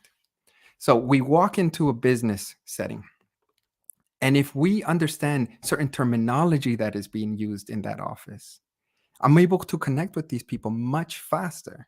This, I've seen it with my experience learning the German language. When I couldn't speak German, of course, German spoke to me, but it was always a little bit more hesitant. They were a little bit more shy, especially when they found out that I was an English teacher. But as soon as I learned their language, the Germans opened up to me, and it was so much easier to have and develop relationships with people. So if I'm able to learn the terminology of business, so for example, we all know this phrase, think outside the box. We've all heard that phrase, but what about pull some strings or call it a day. So if you hear a phrase in the office, write it down. Right? And even if it's a German phrase, whatever it is, write these phrases down, practice them. And again, remember the 80-20 rule. You don't need to learn every single phrase in the English language. Just focus on the phrases that are commonly used in the workplace. Okay, and this is going to help you build bonds with people. On my last trip, I was recently in Canada, actually last week, so I'm still jet lagged. I'm not able to sleep well at night. I was on a call with one of my students, and my little nephew, he's 8 years old. He walked into the room and he needed something. He wanted me to make him breakfast. So I had a little chat with him, and then he left the room. And then my student says to me, George, you speak very differently to him than you do with me. And I said, of course. I understand who the audience is. So by learning business English, you're going to be able to adapt to the business environment. Okay. And what I need you guys to remember is there's a big difference between academic school English and what you're actually going to use when you're in an office setting. So it's not about being perfect, having the perfect grammar rules, using the correct prepositions all the time. It's about understanding what the other person is saying and being understood. That's the focus of a business English teaching and coaching. All right. All right. So let's do a quick recap. Focus on the skills that are actually going to make a difference. Develop your confidence through communication skills, right? This is not only true in dating market with my friend Jose, but this is true in every situation, particularly in business. You can develop your confidence by being able to communicate ideas more clearly, more effectively. And 3, we want to build stronger bonds with people. Okay. And this is something that is possible when I'm able to speak to an audience and hear their response as well. Okay. As I say, it's not what you know, but who you know that will lead to success. So by building this network, you're going to see that there is a higher level of success possible in this country. I've had the privilege of being able to work with business people in this country, and it has also opened up my mind to what the possibilities are with regards to business. I had never started a business before until I came here. So by developing this network, you will also develop new competences, new skills, new perspectives. And that's possible because of communication. Right? And to end, like I said, I wanted to keep this short and tell you guys as much stories as possible. My parents moved from Latin America to Canada back in 1992. They had no clue where Canada was. They had never heard of this country. Well, they knew the name, but they didn't know what it was like. And they show up. They had 3 young children. They had 2 suitcases.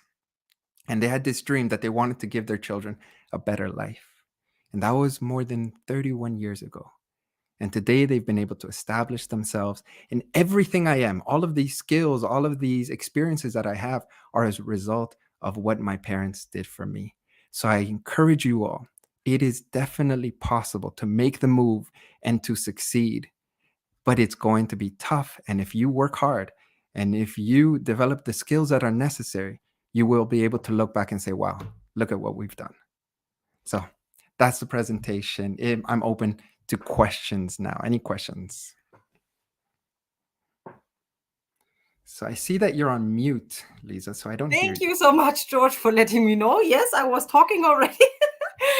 Thank you so much for this wonderful presentation. I always find it very funny when you're coming up and talking about all of these different stories. I think this is the best way how we learn about you, and definitely how we learn in general, just from stories that you're sharing. And I have the feeling you have a full bucket load of stories that you can share with people. The funniest part was when you said about approaching women and just having this confidence.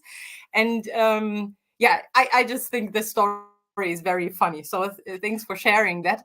And I have heard that often. And this is something that I've realized myself when I first, for example, started talking in English, that there is this hurdle that we have inside of our heads that is keeping us from actually practicing our language. And this, what you talked about, this confidence, that is the key, actually. Just try to, and what can we do if we don't have this confidence yet? Yeah, the confidence comes from being okay with mistakes. And that's why I told Dominic, I'm like, don't be a German, right? And he wrote it down, because it is a mentality here that you have to do everything perfectly in school. If you do it wrong, it's written in red, right? So they have this mentality that I have to be perfect. And by having that mentality, you don't try. So first, get that out of your head.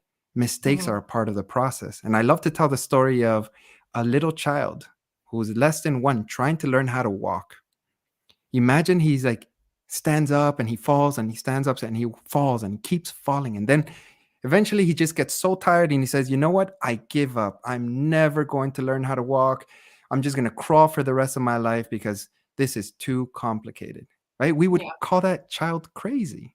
Of course, you got to keep trying. You have to keep getting up. So if a child of one understands that you have to fall down until you actually learn, then I think it's also something that I want us to remember, that you're going to make mistakes, lots of mistakes along the way, but just get up again. Just get up. Hi, can you hear me again? So exactly, get up again. And that is something, I think it's a cultural thing, and the way how we've been conditioned somehow with this mindset of we have to do everything perfectly. We are not allowed to make any mistakes. I mean, I remember myself being in school and only raising my hand if I really was 100% sure that the answer was right. I would not even just try. So this is something very difficult, I think, that we have to overcome.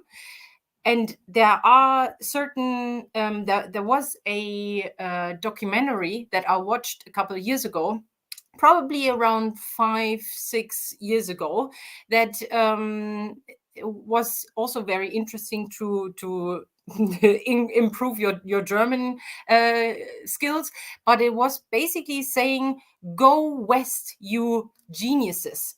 And it's basically for all of those entrepreneurs and those people that were, I mean, when you are an entrepreneur or set up your own business, it is all about this little child falling, stumbling, getting up again, just trying again, making mistakes, and so on. But a lot of people, actually, Germany has lost a lot of those people because they went to the West, for example, to the United States or to Canada as well, just in order to be more surrounded by this this challenging opportunities, and just the presence that mistakes are okay, that you can make those mistakes. And I can see that a lot of the times when I'm practicing, for example, the interview pitch with clients, that they are afraid of speaking German, for example. And I always say, but you can say hello in German. You can say hallo, and you can say what your name is. Ich heiße Lisa Janz. Or George, you can also say that. So, and then if you don't know how to move forward, then obviously you can always switch back to English or whatever other language you're speaking with these people. So I find that very, very important, what you said, in order to build up confidence. Yeah, so we lost her, but yeah, that's the idea, is that you are not afraid of making mistakes. It's all a part of the process. And then there's another little tip, and maybe it's a little bit controversial. I'm okay with that. Whenever I'm in front of someone who is of a high position, or someone, an academic or some very wealthy person, I always picture them on a toilet. It doesn't matter who you are. Even the Queen of England, or now the King of England, has to use the toilet. So nobody is better than me. Yeah. We're all the same. So then I'm not afraid. I can walk, I can talk to anybody, because we all have to use the toilet. No one has golden poop. Exactly. Wonderful. I wanted to share something what the people have said here in the comments. So first of all, Tarik is watching you, and he said, I like your start, George. And also was just laughing in between while you were giving your presentation. Then Claire has asked a question. Claire's asking, hi, George. please, can you share that website with us? I'm also an English tutor on it if possible. Now, I'm not so sure, but maybe she's talking about the eBay Kleinanzeigen one? Exactly. eBay Kleinanzeigen. So I'll just write that into, well, I don't know if I'm allowed to write into the chat. I have already written it in the chat. Okay, so eBay Kleinanzeigen. That's where, I started off in Germany, that's where I went. But this website is for everything. If you're looking for a flat, if you're looking for furniture, if you're looking for friends, like for this gardener, website, for anything nanny. you need is on there. So that's definitely anyone who wants to start a business. I think that's a good place to start. Yeah, that's a very, very great hint. And it's also a website that is definitely underestimated. And I think a lot of people don't know that we have this this eBay Kleinanzeigen because it's just simply called differently in abroad. So thanks so much for this hint. And Raul says, thanks, George. And he also has a question, I think, with regards to presentations. So, George, how make confidence or how to be confident when we are in presentation surprise invitation? So I assume when you're in a business meeting and you're like ad hoc, have to give a presentation. Spontaneously. Yeah, right? Spontaneously. Exactly. People want to hear your opinion and give their opinion. Yeah, how to handle this situation. Okay, so spontaneous, what I try to do is I organize a couple main ideas and I use something called the PrEP framework. So first I'm going to state my point. Then I'm going to tell you the reason why I believe that point. Then I'm going to give you an example or some type of evidence to support it. And then I'll repeat it. So by using this structure, I'm able to communicate ideas quite spontaneously and quickly without thinking too much of, oh, where do I go? How do I structure everything? So let's see if we can come up with an example here. I believe Germany is a great country because of its infrastructure. For example, Deutsche Bahn is able to get you to almost any part of this country effectively. It's going to be late because unfortunately Deutsche Bahn doesn't have the greatest reputation, but compared to my country in Canada, the German infrastructure is 100 times better. That's why I think this is a great country. So I'm able to structure ideas quite quickly because I've already practiced this PrEP framework. So I would encourage you to just Google that PrEP framework, and you'll find structure on how to organize your thoughts quite quickly and quite spontaneously. And that's something I can do for almost any topic. You give it to me and then I'll organize, okay, I think this because here's an example. That's why. All right. So I don't know if there's another question there that I see. So yeah, PrEP framework is the idea. Let's see if we can come up with another example.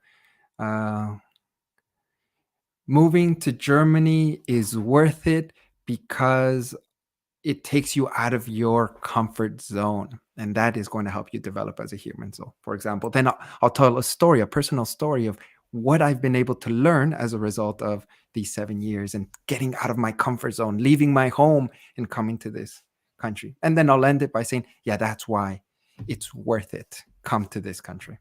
PrEP framework, I recommend it to anybody out there.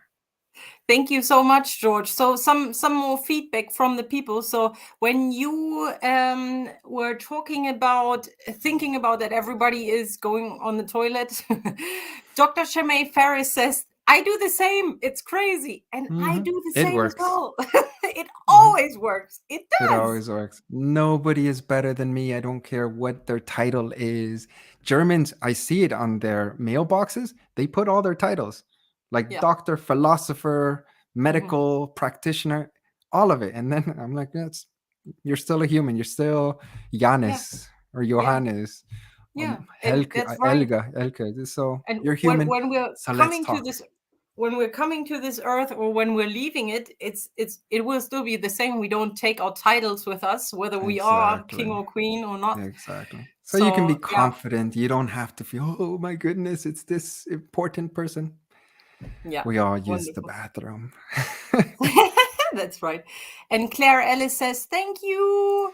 And You're we welcome. have also again 100%. And Faf says, thank you, George. Awesome tips. Exactly. You're welcome. And thanks, George. I will use it. This is with regards to the prep The framework. prep framework, Thank you so much. Exactly. Right. So, George, if people want to learn more about you or need your support, what Exactly. should they do? thecanadian.com after the, and then you'll find all the information. My podcast is The Canadian Wants to Know. I'm a curious person. I'm always looking to meet and talk to new people. So if you have an interesting story to tell, send me a message. I would love to interview you for my podcast. The Canadian Wants to Know, thecanadian.com after the. After that. Perfect. Thank you so much, George. It was a pleasure listening to you. Thank you very much. And just one more thing. Karl Schulz, Haus Freiburg says, great podcast. We highly recommend it. Thank you. Appreciate it. And Sai also says, that's a great way to keep our self-esteem always intact. So through the tips that you've shared. Thank you so much, Perfect. George. It was a pleasure. Have a wonderful day and speak to you soon. Bye-bye. Bye-bye. All right, people, are you still alive? Let me know in the comments where you are currently streaming in from, where you are residing. Thank you very much for all your feedback, for all the questions that you're sharing with the world. And now I would like to ask my next guest to the stage. Here is Abbas Kirmani. Hi, Abbas. You're live on stage now. Hi, Lisa. How are you? I'm fine. Thank you very much. How are you? Doing good. Wonderful. Well, first of all, everybody, I wanted you to know that you've heard all of these experts. They normally give a presentation and then we have a Q&A session at the end. Now, what Abbas and I are going to do is we're doing an interview style of presentation. So I will ask some questions and Abbas is going to answer the questions from his side. And just to give you a quick overview, Abbas is an engineer and he has studied management at the same university where I have studied in Magdeburg. And now he is a management graduate basically. And then he got a job as a data analyst. And he has done all of that when moving from Pakistan. So this is something that we want to focus on today because a lot of the questions that are reaching me or the other speakers as well, and also Abbas, is how to organize all of these steps with regards to visas. So first of all, so there is a welcome from Raul. Raul says, welcome, Abbas. And then there's also, Dr. Shamay says that she's tuning in from Mainz. Very interesting. So Abbas and I have realized that we have common spots that are crossing our paths here in Germany. And Abbas, that is basically something that I would like you to share. So I remember when we first met, it was that you learned that I'm interviewing a lot of people and expats in Germany and that those stories have helped you. Now, you shared your story with me and I thought this is a story that other people need to hear. So let's talk about that. So can you give us a little overview of where you came from and where you're now? And then I ask the next question. Sure. So from my side, it's basically I was in Pakistan. I wanted to do a master's degree. Was interested in learning languages, so started a bit with German and thought that I should also, maybe see if there is a university of interest in Germany. I'd always heard about the quality of education. Found the university, came here after a long process, had some help from people, did a lot of things myself. Then came to the university in Magdeburg, did the basic things of the registration at the office, getting the health insurance, finding an apartment. An apartment I actually already found while I was in Pakistan. I was quite lucky. And then did my degree, did a couple of internships in the middle. Afterwards, then had the job searching visa found a job, traveled a lot, and now I am here in Leipzig. Wonderful. And it's just a short story for everybody that hasn't followed some of the posts that I've shared. For example, Abbas and I are currently both living in Leipzig. I just moved to Leipzig a couple of months ago, and it was always is the best part for me to meet people that I've interviewed. So we had a cup of coffee together in his neighborhood, and I'm in a different neighborhood now, but it's just such a great city. I also think that is open-minded, not too big, because it's not as big as Berlin, for example, but it gives you some sort of Berlinish vibes. Now, the entire journey that you've gone through, Abbas, the one thing that we both also discussed, what is most difficult for people to realize, is that the processing time of the visa. So when you first applied for your visa when you came to Germany, do you remember how much time you needed in order to get it all done? Yeah, I still wish that I don't need to have to go back to the Ausländerbehörde, but every time something comes up and I have to go back.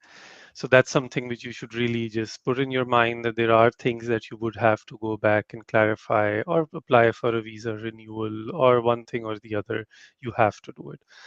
I'm in a good position now that I have the Niederlassungserlaubnis, or the permanent residency of Germany, so I don't need to go back so often. I might just need to go once.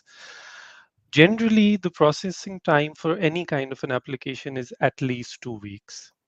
So if you want to apply, let's say, for a change of visa, or you need to apply for the extension of a visa, they will need at least 2 weeks to process it, just for the processing. It doesn't include the time that you will need to wait for your appointment. It doesn't need the time and include the time that you will need to maybe send another document which was missing.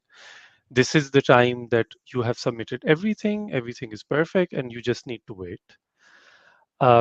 These days, it's a bit more, given the circumstances of the world right now. A lot of people are also applying to Germany, so it might take a bit of longer time.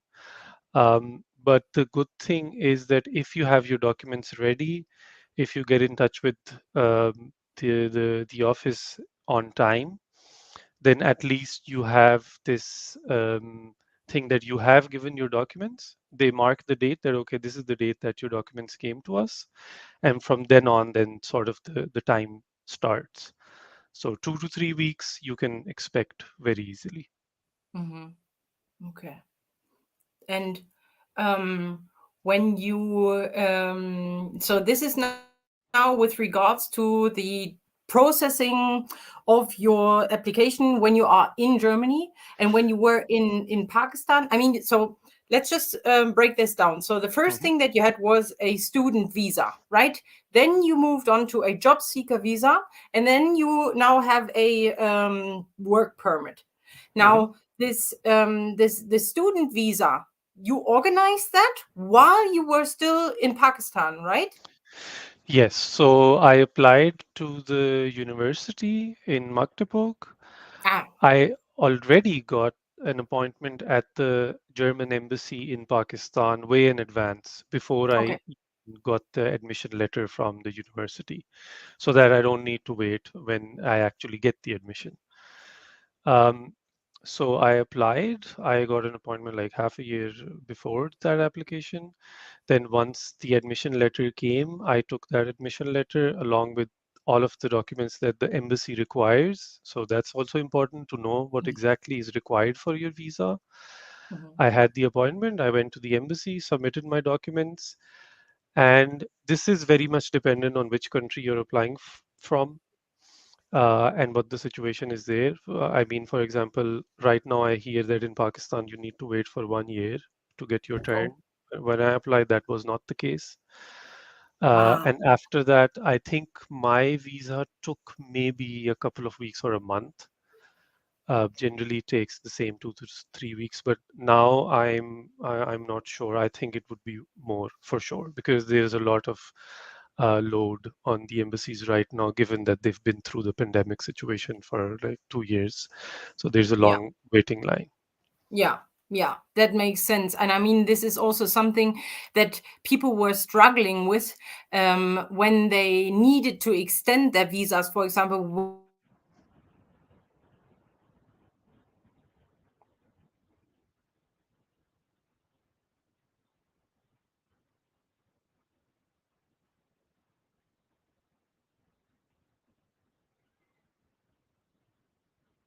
Can you hear me?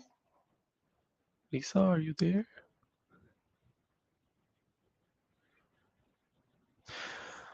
Hi. So, yes, you're back. Sorry.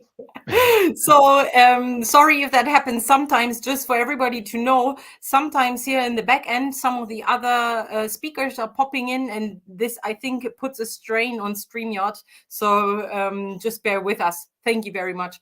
But what I wanted to say is that the embassies really had a lot on their plate. They had a lot of stuff to do because during the pandemic, some of them had just simply shut down. They were not allowed to go to work. They were then trying to get the infrastructure set up so that they could work from home. And even the visa processing time in Germany was extended. I heard from people that they had to wait like 8 months until they hear something back.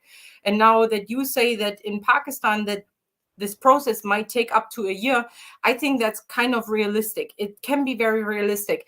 From some of my clients that I've worked with, I remember that especially with one particular client came from an area where where there was some sort of subvariant of the virus, which is why this person wasn't allowed to enter Germany, but still the company was able to organize everything for this person.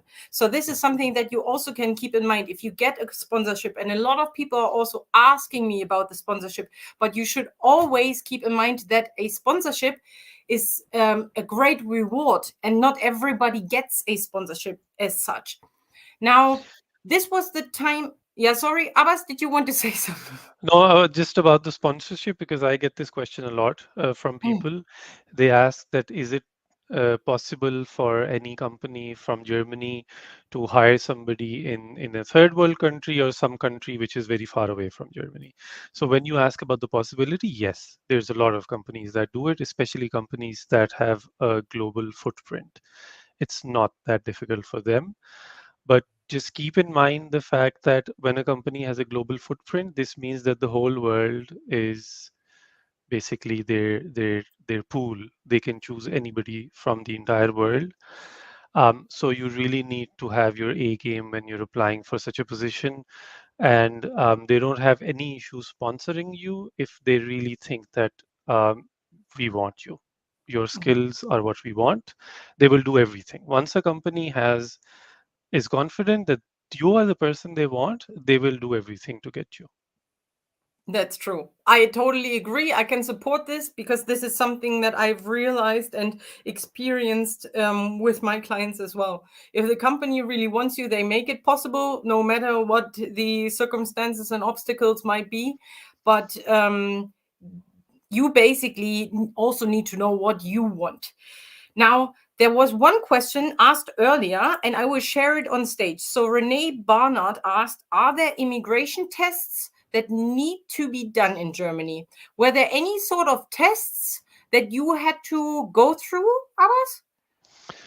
Not me, but I think that it depends. If you're coming through a normal job search visa, if you're just, applying for the typical stuff that you want to find a job, I don't think you need to do an immigration test. But in cases of where you say that I am coming as an asylum seeker, or somebody coming from maybe running from a situation from their home country, sort of a thing, I think they need to do some extra things like an integration test or integration courses, for example, they need to do. Yeah. This immigration test is only required in such cases, or if you want to apply for a German citizenship. So after you've been in Germany for 7-8 years, only at that point they will ask you to do some kind of a I don't know the English word for it, but some test where you will prove that okay, you know the German system. Yeah. But other than that, no, you don't really need to do anything. I think it's something like Einbürgerungstest or something like that. I think that's what Exactly. it's called. And I actually find that very funny. And Kerstin Brunner and I, who are organizing this summit, we thought about making a new video on this topic because actually questions of this test have been asked to Germans and they are sometimes unfamiliar with the questions. I've heard. There is a sort of. I mean, my one of my colleagues also asked me a couple of times if I gave the test, and he said that even I don't know a lot of the things that are in the test. But yeah, that's how it is. When something is tested, you're expected to know everything, and afterwards, once you've passed, then yeah, a lot of things you forget. Now, when you were applying from Pakistan for the student visa, and with regards to that particular master's program, I remember that you went through, did you have to show some sort of German language level? I didn't have to show, but it's always a good idea to show. Okay. Because when you go to the embassy, they ask you for all of the documents.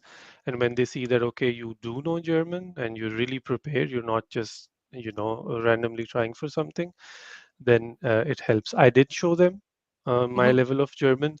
And even though that certificate wasn't from like a really high institute and really well known, but still it helped a lot. You don't have to get a certificate from Telk or Goethe or somewhere. You don't have to. Of course, it's nicer, but as long as you show that I know German and I'm willing to learn, it helps.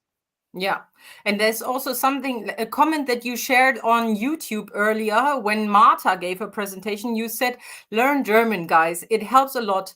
Also, if possible, brush up on any other languages that might be used here in Europe or within companies that you have international employees or that has, so the companies that have international employees and clients. Good luck. So is that something that you have realized that you need several languages in your daily life? Maybe not in your daily life, but for example, I was in marketing. I also worked in sort of sales type of roles, right? And over there, every person will know at least 2 or 3 languages.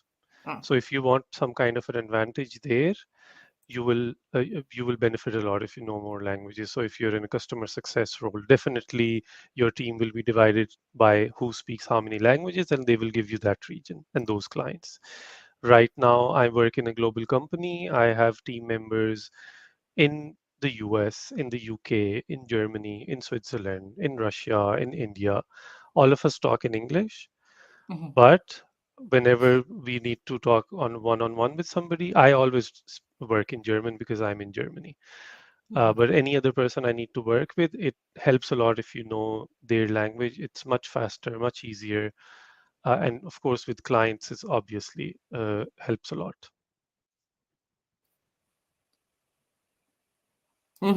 So this is definitely always a big plus if you know various languages or also increase your German language, as you've said. Now, you moved on after you finished your studies. You moved on to the job seeker visa. How did this process look like?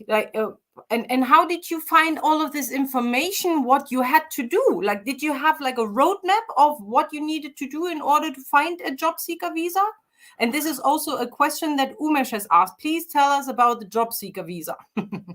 Yeah, so once you graduate from your university, you will sort of have to deregister from the university. Once you get your degree or once they know that you've passed, then you go to the admin office, let's say, in the university, and they will give you a document which says that, okay, you pass your degree. This is the date on which you are deregistered.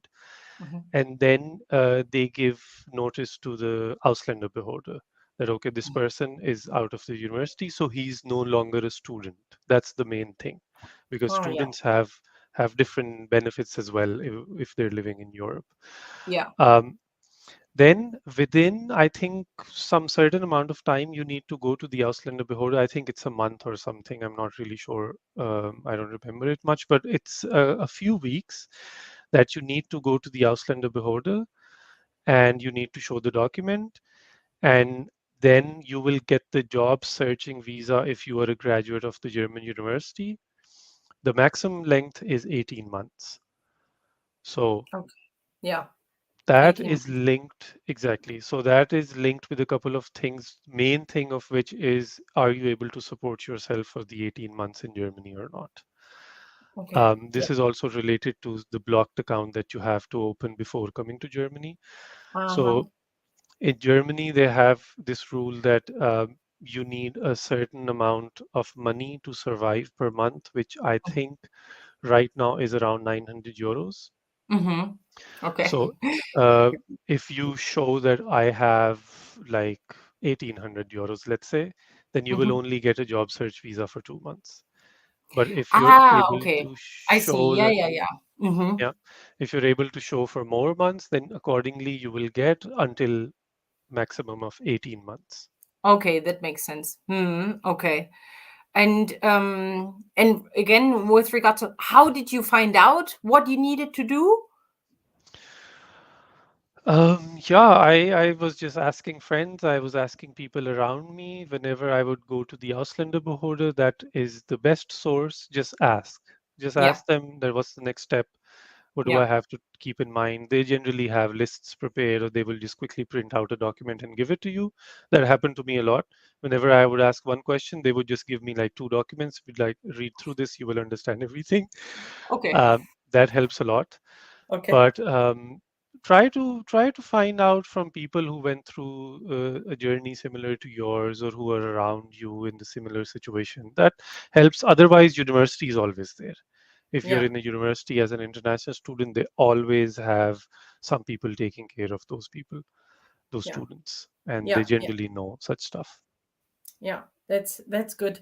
And so there was also earlier a lady, Himani, who said, "Hello, I had applied for long-term student visa at the German embassy in New Delhi on August 16th. So that's more than a month ago now, but haven't received my visa yet. Today they sent me a mail saying that the immigration office," and then we move on, "in Hildesheim is responsible for it." So I assume, Himani, you can let us know. Are you intending to come and move to Hildesheim? That's probably why you should go there. And you asked, how should I go about it? Well, that is something that Abbas has just mentioned. Just ask for the next step. So here they told you the next step would be contacting the immigration office in Hildesheim. So that's something that you should do. That's something that you would do, right, Abbas? Yeah, if they already tell me that Hildesheim is responsible, then I would just get in touch with Hildesheim. It can't harm anything, that's for sure. Yeah. Yeah, that's right. That's very good. Okay, let me just quickly jump to there are new comments.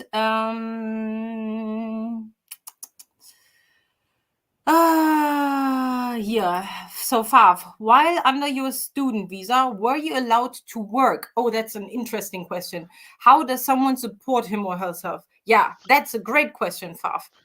Yes, that is a great question.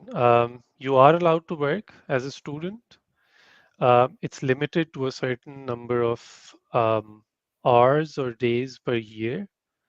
So you are allowed to work, I think it was 40 hours per month Yeah, for right. a maximum of, I think 3 months or 6 months in a year. I think it was 3 months. Oh, okay. Yeah.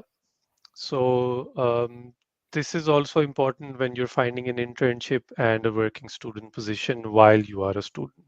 Be very Mhm. careful with this, because uh, yeah, I think it must be 6 months, because I did an internship for 6 months, which was 40 hours per week within a year. And I'm not sure if this is different for different countries. That might be the case. I'm not sure. But when you get the visa for a student visa, it clearly says there is sort of Mhm. another page which says how many hours you're allowed to work. Yeah, but I think it has nothing to do with the different countries where you're coming from, but rather with the status that you are a student. Because I know that for Germans, there are certain limitations because your main job in that time is being a student, and that's why you shouldn't exceed the amount of hours that you're putting into your student life compared, or like your studies compared to your work life. So the main job is still being a student and studying, and that's why doing an internship, for example, or studying. I mean, when you're doing an internship, then for 6 months, and it's part of your university degree, then obviously that makes sense. But if you're, for example, doing a part-time job on the side, then the rule for every student is that you are not allowed to exceed 40 hours per month. I think in the summertime, but in like when you have lectures, in that time it's even less. I think when you have lectures, it's between 20 or 30, something like that. I think it's like that. Correct. Yeah. In when you are having your lectures, then let's say if you want to get a working student position means that you work half time, then that's fine. But a full time is not allowed while you have lectures at the university. Yeah, that makes sense. Really cool. Thank you. And now the next question is from Sai Vishal Ramesh. Important question. I live in Italy. I am on a work search visa. So Sai, are you on a work search visa in Italy or here in Germany? Because why are you in Italy if you are searching for a job in Germany? Can I come to Germany and convert it to work visa directly if I get a job? Or do I need another German job seeker visa?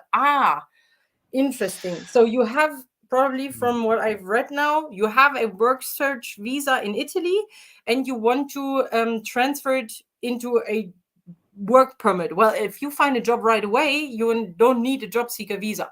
But at this point, Abbas, my question would be, how did you turn your job seeker visa into a work permit? So this case that you mentioned specifically, the Italian work search visa might help. You will not have to apply for a German job search visa. If you get directly a job, then they will have to sponsor you. This case is a bit different, right? Yeah. But for me, when I had the job search visa, the moment I get a job, they give me a contract. I get an appointment at the Ausländerbehörde. I go there. I show them the contract. They require a few more documents sometimes, like your rental agreement, so where you're living, your health insurance document, and some basic things which anyway you have. And the moment you submit this, the same 2-3 weeks of processing time, you get your visa. Yeah. Okay. It's basically the same thing, that whatever they want. Usually for any kind of a visa application, your job contract comes on top. Yeah. Okay. Yeah. So and the length of the visa that you get is linked to your job contract. So if your contract is for 2 years, you will get a visa for 2 years.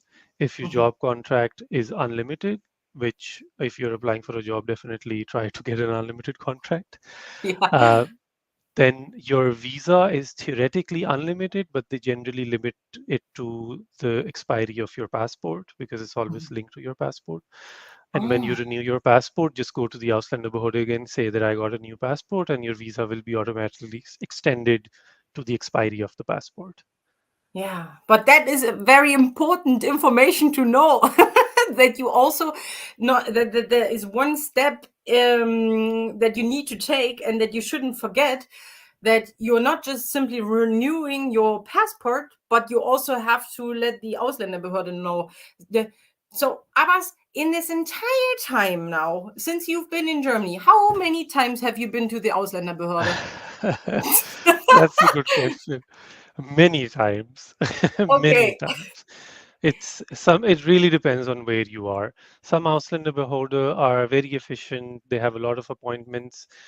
The bigger the city, the chances are that you will have to wait a lot. Yeah. I was recently in the south of Germany, and I heard that you don't need an appointment. You can just walk into the office and get your things done. This is Oh, amazing. wow. This never Yeah. happened. That is great.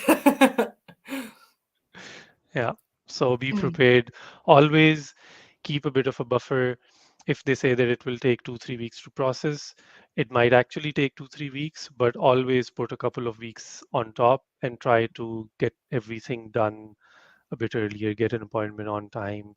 Already try to find out what documents are required before, like, don't wait for them to tell you that, okay, these are the documents required. Try to proactively already get everything done. So by the time that they send you an email or they call you with some letter, you don't need to spend time looking for more things. Yeah. Okay. So this is very important for everybody to know. There were a couple of things that you've mentioned throughout this interview, and we are already at the end of our time. So thank you very much, Abbas, for sharing your story and the experiences that you have gone through. The most important things that I have heard is that you should find someone that has gone through the process, ideally someone who has come also from your country. That would probably help. But if not, then you can also ask somebody else who has gone through the process, and always ask the Ausländerbehörde for the next step.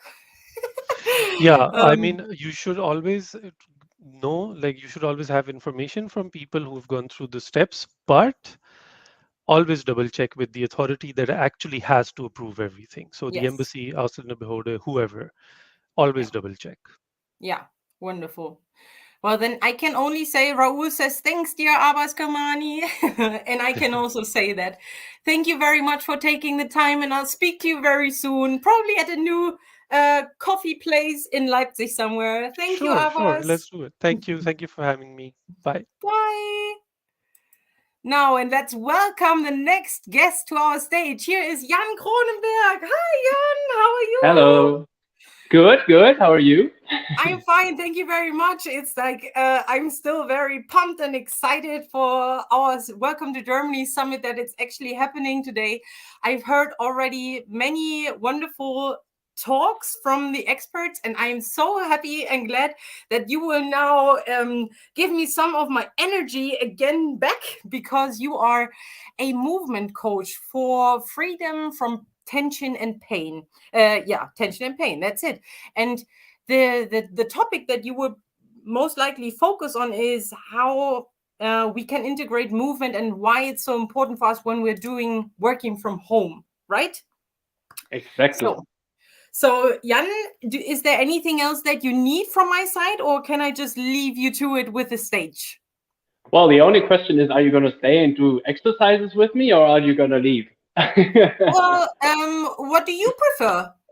Well, I always like to have a partner here. So Okay, if you then feel I like will staying, just, then do it. I stay here. That's fine. Let's do this together. Okay. So everybody can watch us and do exercises with us. So hello everyone watching. Yeah, Lisa, you wanted to say something? Yeah, just wanted to say, so that they can see a little bit more of us, I would just zoom out a little bit. So that's probably better for us. Okay. Yeah. Now, the stage is all yours.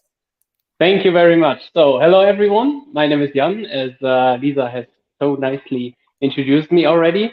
Today's topic is a little different from all the things that you've heard so far, because I would like to tell you something about how important movement is for our health, but most important for people with an office job. So a little bit about myself. I've been involved with the fitness and health industry for almost 12 years now. So I've basically never done anything else in my life.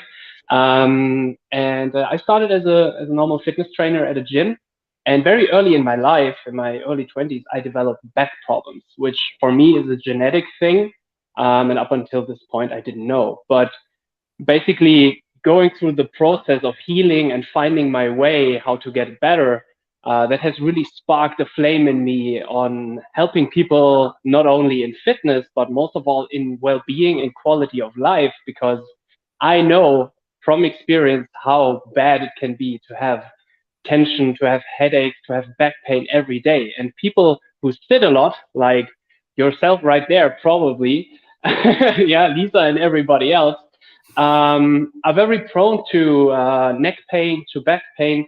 And I would like to show you today how you can get rid of that through not only movement, because I'm pretty sure that everybody of you moves in their everyday life, apart from sitting in front of the PC or in front of the desk all day. I'm pretty sure most people of you are already going for walks, maybe doing some exercising, yoga, Pilates, maybe even weightlifting, things like that. Everybody's active in some kind shape or form. But what we are really missing, especially if we sit a lot, is specific movement to counteract all the sitting. And how we do that, I will show you right now, because I have some exercises for you. And of course, Lisa is going to join me as well. So I cannot see you, but feel free to join us and do the exercises with us. We're mostly going to focus on typical things like the neck and, of course, the back. But what is also very important for people who work a lot at the PC and at the office are the hands. So we're actually going to start with our hands. If we have a lot of tension there from all the typing and all the writing and all the calls and all the things that we do on a daily basis, we want to make sure these hands and forearms are loosened up. Okay, so let's just start with a simple joint rotation in the wrist. You can just clench your fist a little bit, not a lot of tension, not a lot of pressure, and then we just rotate the wrist in one direction. It doesn't matter which direction. Just feel free to rotate the wrist. Yes, exactly. Make it as big of a circle as you can. Perfect. Very good.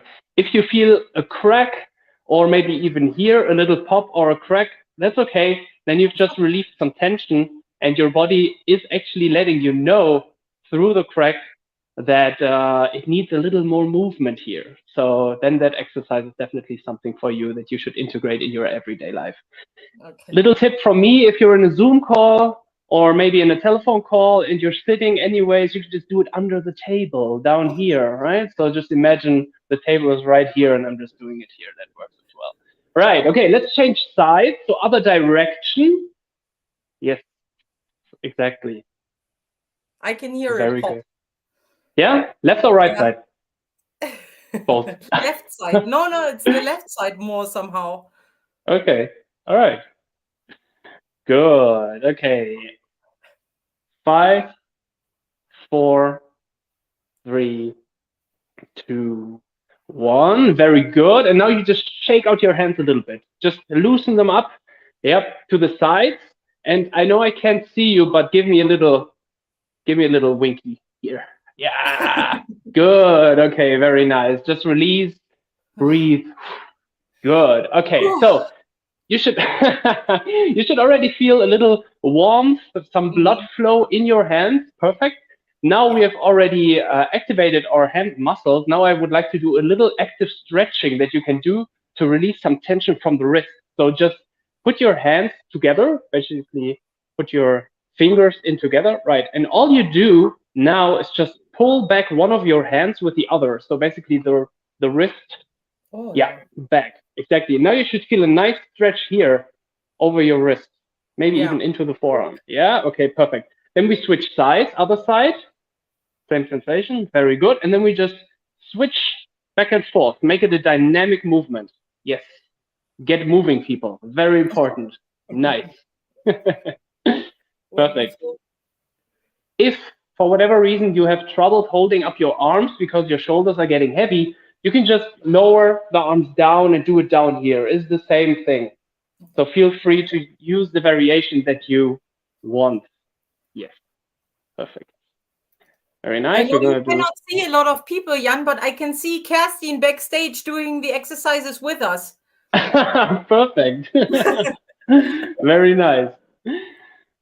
Good. Okay. And shake it out again to the side. Yes. And we all say hello to Kerstin backstage. Hello, Kerstin. Hi, Kerstin. She's laughing. Nice. Okay. Perfect.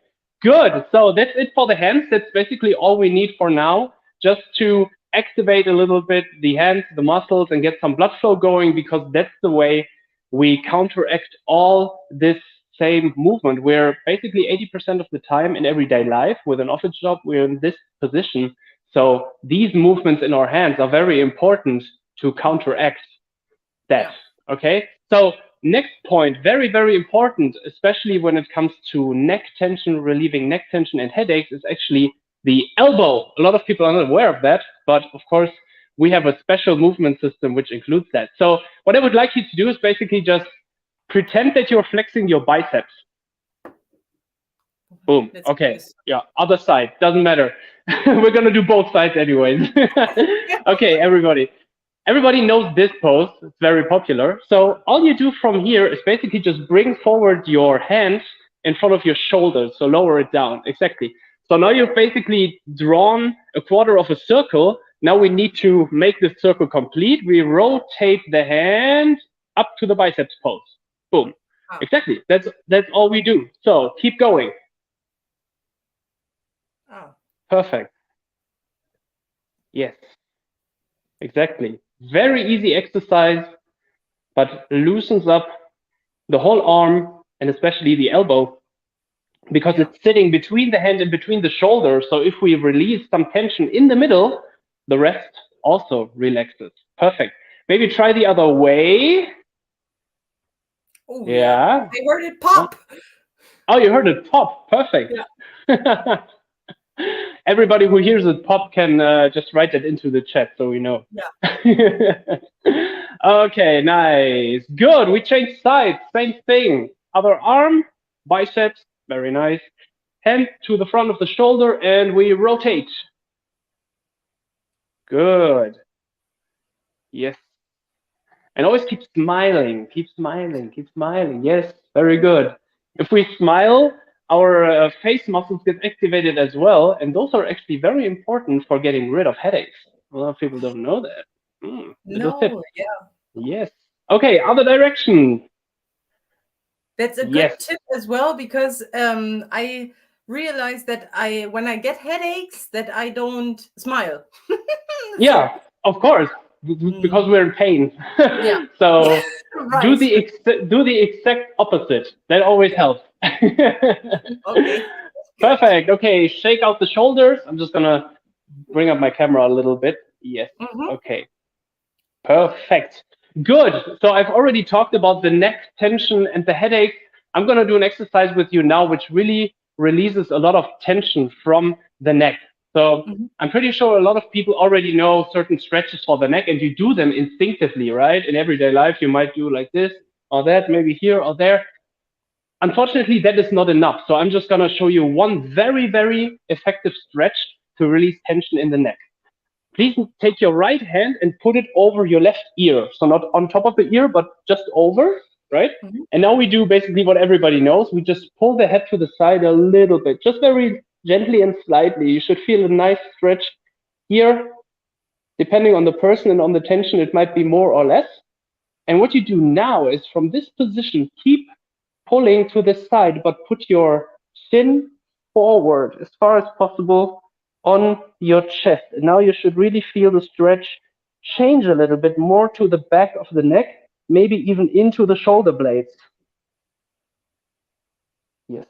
Lisa, how does that feel? Yeah, I can feel it in my shoulder blades, and it feels very nice, to be honest. Good. Okay. Also feel it, I think, in like on the middle of my back, on the side. Yeah, perfect. Right. I even had people telling me that they feel it all the way into the lower back. So all of that is possible. Always depends on where the tension is. But as you see, that movement is already very effective. What we can now do is actually the free shoulder right here. We pull it down actively. So we push it towards the floor. And now you should feel an even stronger stretch. Yeah. Yes. Very nice. Very good. So basically we have three components here. We're pulling to the side, we're going to the front, and we pull down the shoulder, because that way we use the muscle in all ways that it is supposed to be used. And that's why the tension actually gets released. Okay, slowly release the stretch. It might feel a little tight in the beginning. That's normal because we went really down into the muscle. So the body just first goes like, and then releases. Nice. Good. Okay, so we switch the side, left hand over the right ear. pull to the side. Yes, chin on the chest as far down as possible, and then actively push your shoulder down. Good. How does that feel, Lisa? Very good. Very good. It feels like I'm relaxing. It feels like an afternoon nap. Very Yeah, nice. Perfect. Perfect. It's a movement break.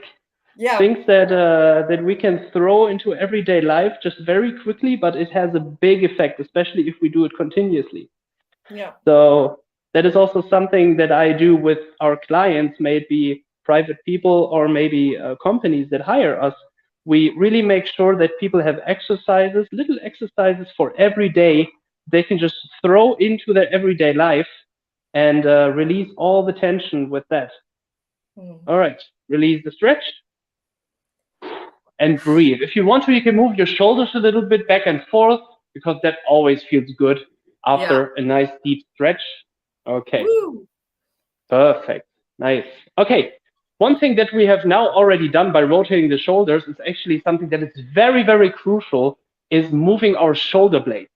Our shoulder blades very easily tend to tense up, and all the muscles in the mid-back and in the neck are related to that. So all that tension there can be released by just properly moving the shoulder blades. It's a simple exercise which you can just throw in whenever there's nobody watching, or if there's a colleague watching, you just grab them and do it together. Also works totally fine. Okay, so I'm gonna go to the side here, and all we do is basically extend our arms. So just imagine you would put your arms on a table or a cupboard, and you keep them there. And now we want to pull up our shoulders to the ears as far and high as possible, right? And then we pull the shoulders back as if we had a tennis ball between our shoulder blades, and we want to keep it there. We want to squeeze it. And then we release the tension by letting our shoulders drop forward. Right, okay, and we repeat this whole circle. So up, back, and to the front. Up, back, and to the front. And now that we're in the groove, we can make it a circular motion. So just rotate up, back, and to the front. Up, back, and to the front. Yes. What you can see now, for example, on Lisa, is that she's compensating a little bit with her elbows. So as she goes back, she actually flexes her elbows like this, right? Yeah. Which shows me as a movement coach that you have a lot of tension in your arms, but also that the movement in your shoulder blades could be better. So that is something that we could work on, and I'm pretty sure everybody watching has that as well. So we're just gonna do a few more rounds of this. And if you create all that freedom that your shoulder blades can work properly, then you will not have any tension anymore. All right, good. Okay, drop the arms, just move your shoulders a little bit. Yeah, up and down, maybe back and forth. Very That's good. Also something that's an exercise that I've never done and heard of before. Like, I know that you learn a lot about rotation and like stretching and so on, but I've never done a rotation like the one that you've just shown me. Yeah, yeah. And that is something that is it has become normal in our everyday life because we tend to really sit a lot. And if we move, we mostly move in one pattern. So let's say after you're done with work, you go for a walk, which is great for general health. Do it, go outside, move. But you're basically always upright. So you're using your legs and the rest of your body only in one plane, in one area. So what we want to do is move our body in every direction and every way possible, every day. Yes. So that we actually use it in the way that nature has intended it. If you look at children, they go crazy every day. Like they run, they do cartwheels, backflips, front rolls, go climb, all that stuff. And the older we get, the less we do those things, which they are not necessary. But if you have the proper exercises, which also target the muscles and joints in the right way, then you can very easily get rid of those pains and aches and also get way more productive.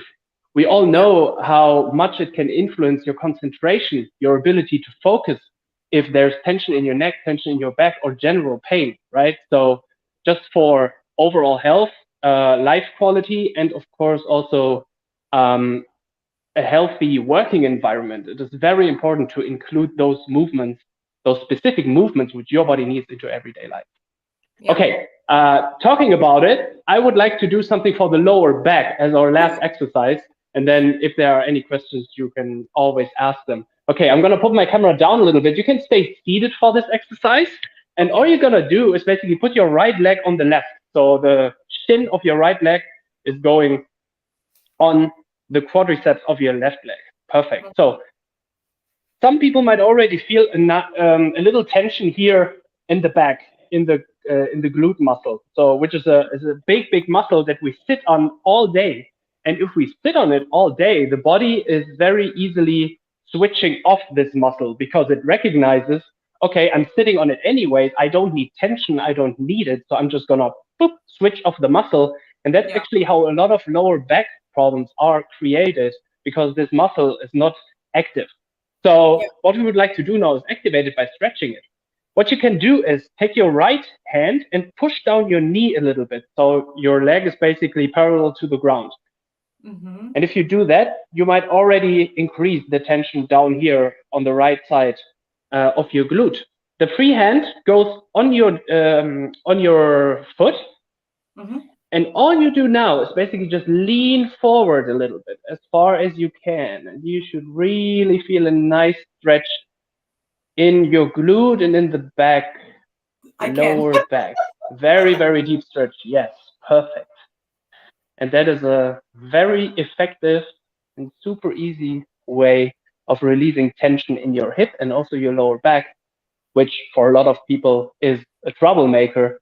And speaking of that, even if you have tight hips, it might not even be noticeable in your hip. Your body is very smart. It always tends to put the symptoms where the weakest link is. So even if your hip might be tight, it is possible that you feel it in your neck because everything is connected. So whenever we do trainings and we do movement sessions, we always include the whole body. As you see now, we work from the hands basically into the hip, and we're even doing some for the leg here, right? So very important to look at the body as a whole. Right. Mm-hmm. Okay, perfect. Release and change.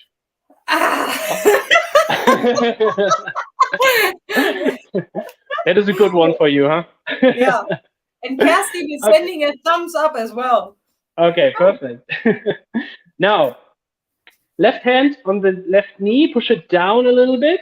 Free hand goes on the foot. Yes, that's the word. And then we lean forward. Yes. Very good. So, Lisa, on a scale from 1 to 10, how intense is that stretch for you? 8. Okay, that's high. Yeah, it is. Okay, keep that exercise in mind. Very important for you. Yeah. So if I do it more often, should this tension then probably gets released and it gets better then, so that I can move to a 6 and then 5 and 4? Yeah, definitely. Of course, as I said, we need to move the body in every way and direction. So your hip has different movement ways. So this is not the only thing that you can and should do, but it will already help a lot. Definitely. Mm-hmm. Yeah. Okay, everybody, release. Very good. Okay, so what I like to do in the end, in the end of my sessions, is a little energizer, especially if you still have, some work to do, or maybe some other people talking to you like the next hours. I would like to get your focus up. So all we do is basically just take our right hand and throw it overhead repeatedly. Yes, perfect. Good. So if you have an office chair, you can even bump with it, like me. Yeah, Yay. Nice. Good. And change. Yes, other side. Perfect. Very good. Smile with it. Yay! And now we do both arms. Right, left, right, left, right. Yeah. We come to that later. Yes. Perfect. Good. Keep it going. Celebrate yourself. Good. And now both at the same time. Up, up, up. Very nice. 5, 4, 3, 2, 1, and release. Woo! Perfect. Thanks for joining. Wow, what an energizer. And it feels like I'm pushing myself as well, like giving myself a thumbs up or like a little pat on the back because I'm doing such a great job. So this is wonderful. Great, also motivational exercise. Definitely. Movement creates energy. So every time we move, we will feel more energized after. So if you have a little down and you're thinking of getting like the 5th cup of coffee of the day, maybe just move a little bit. You will feel even better. Wonderful. Well, thank you very much for all of these great exercises. Let's share something that the people have said. So first they said hello and also nice one. Now Whitney says, what fun. Oh, yay. We're glad that you like it. Yeah, exactly. And also something that you said, that children are always moving around. This is something that I also realized that I have the feeling that sometimes we are just stuck and bound to our desks, and that's not our natural state of our body, right? So normally we should. So actually, just it's not just about having like a very do you say that in English, even ergonomic or like a just suited to your height and the way how you're sitting at your desk, for example, and that you can lower and raise the desk, for example, but it's also the movement in between. It's not just having that sort of healthy desk relationship, but also just moving around continuously, right? Yeah, absolutely. Yeah.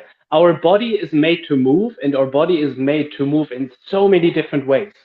Yeah. If we do not use it in that way, it is normal that your body will basically switch off certain muscles or joints, and that creates tension. So if we move those joints and those muscles, it can even be small exercises like we did today, then that tension will, so to say, magically disappear.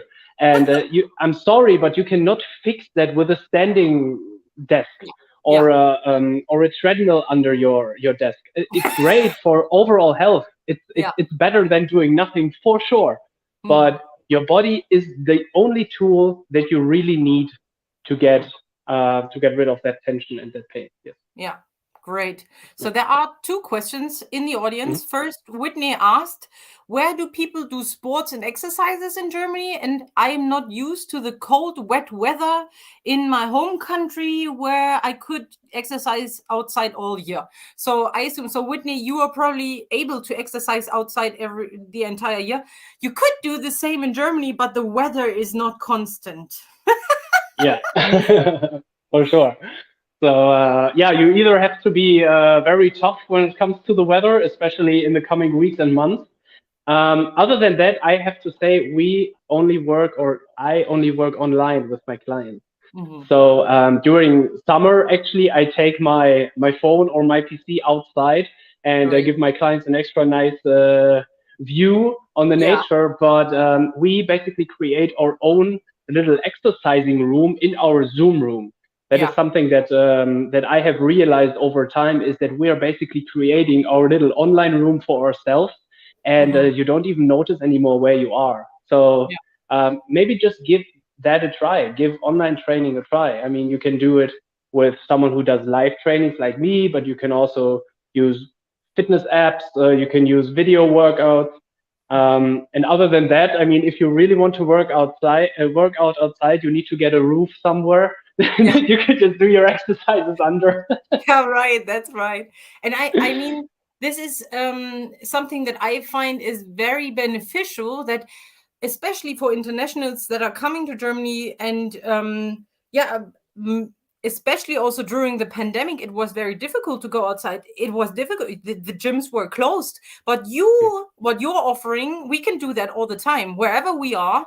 And so I find that very helpful. And how can people actually reach you if they wanted to work with you? Yeah, just contact me on LinkedIn. or just first connect with me on LinkedIn, of course. My name is somewhere down here. Yeah, There. you can see it here. Jan Kronenberg. Yes, Jan Kronenberg is the way to go. I'm also on Instagram on the same name. Not a big profile, but I'm also reachable there. So LinkedIn and Instagram would be the ways to go. Yeah, and this is also something that I and also Kerstin can highly recommend about Jan, because he's sharing exercises every day. On LinkedIn, you can watch small videos and just do these exercises that he has done with us today. Now, some feedback for you. Faf says, thanks, Jan, for the good workout. I will definitely practice, especially around 4 p.m. So now, when I feel always tired. That's just typical. I think that we have some sort of like a period when we are exhausted after working for several hours. So I feel much more energized now. Thank you very much, Jan. Is there anything else that you want to share with us today? No, if you're happy and everybody took away at least one exercise that they will include into their day from now on, then I'm very happy. And if you want to find out more, just connect with me on LinkedIn. Yeah, thank you so much, Jan. It was a pleasure. Thank you very much for all these exercises. It was it was just real fun doing these exercises with you again. Thank you. Thanks for having me. Bye. So for everyone, I am getting Kerstin onto the stage and again. Hi, Kerstin. So it's just basically because Kerstin will do the next introduction. But before you do that, I just wanted to let the speaker know that is speaking after me. Wiebke, we can see you already, but the people cannot see you yet. But we know you're here. Everything is working. Get another cup of tea and we'll speak soon. Yeah, cool. So where's my towel? Thank you very much, Jan. Now I feel more relaxed and fresh, and it's very valuable to have this break right now. So, Lisa, now I do have the wonderful opportunity to introduce you as speaker, and it feels good to have a short break at the stage before going back to the engine room. Yeah. So, Lisa, you are also known as Job Coach Germany, and this is why you will share some information from behind the scenes. And your topic today is the actual job search, how to search a job in Germany. And now we are all very curious which helpful information you will share with us. So the stage is yours. Thank you very much, Kerstin. Yeah, let me just quickly get my files on screen here. All right, let's see whether this is working. Thank you very much, Kerstin, and I'll speak to you at the Q&A. Thank you. All right, you guys. So let's take a look whether you can see this. You can let me know in the comments whether you can see my presentation. I will try to make this a presentation mode. Let's do it that way. It's working. Okay, so a warm welcome again from my side. My name is Lisa Janz, and I'm also known as Job Coach Germany. And I can see that there are people joining in here. Petra, Frank, and Gitti from Germany are here. Hi! And Raoul also says hi to Kerstin at this point. Jen says, yes, I can see it. Perfect. And Mark Davenport also says, yes, I can see it. Perfect. So you can see the slides. That is very helpful for me to know. I did a poll for learning more about what you actually need with regards to your job search and landing the job of your dreams here in Germany. And that's what I want to talk to you about today. So the first thing that I wanted to know was there is an entire job application journey that we're going through normally. And there was one step that I always thought was most important for you guys to know. And that was the step of writing a cover letter, because a lot of people of you are normally not sending a cover letter. Apart from the fact that the CV is not aligned to the German labor market sometimes, but the cover letter is something that people are always hesitant to write. So this is just a little hint on the side. If you want to apply for a job in Germany, the cover letter is still very dominant because it shows a lot about your personality and whether you have engaged and learned more about the company that you are applying with. So if you don't tailor that to that particular company that you want to have the job with, the probability that you get a job is lower. So this is something that you need to keep in mind. And that's normally a topic that I talk about. But from the poll that I've done with you, you decided you wanted to learn more about the actual job search. And that's what I'm going to talk about today. So let's dive into the next slide for everybody that doesn't know who I am. So as I said, I'm Lisa, and I come from a small village close to Magdeburg. And if you have been here when Abbas was talking, Magdeburg is a city with a university, and that's also where I started studying right after school. And then after that, during my bachelor's degree, I realized that HR work is the thing. That's what I want to be doing. And that is actually the topic that I burn for. And that's something that I could do all the time. I remember one of my first bosses always told me, if you really want to work in HR operations, you need to burn for it, or you need to be born for it. And Lisa, you are born for this job.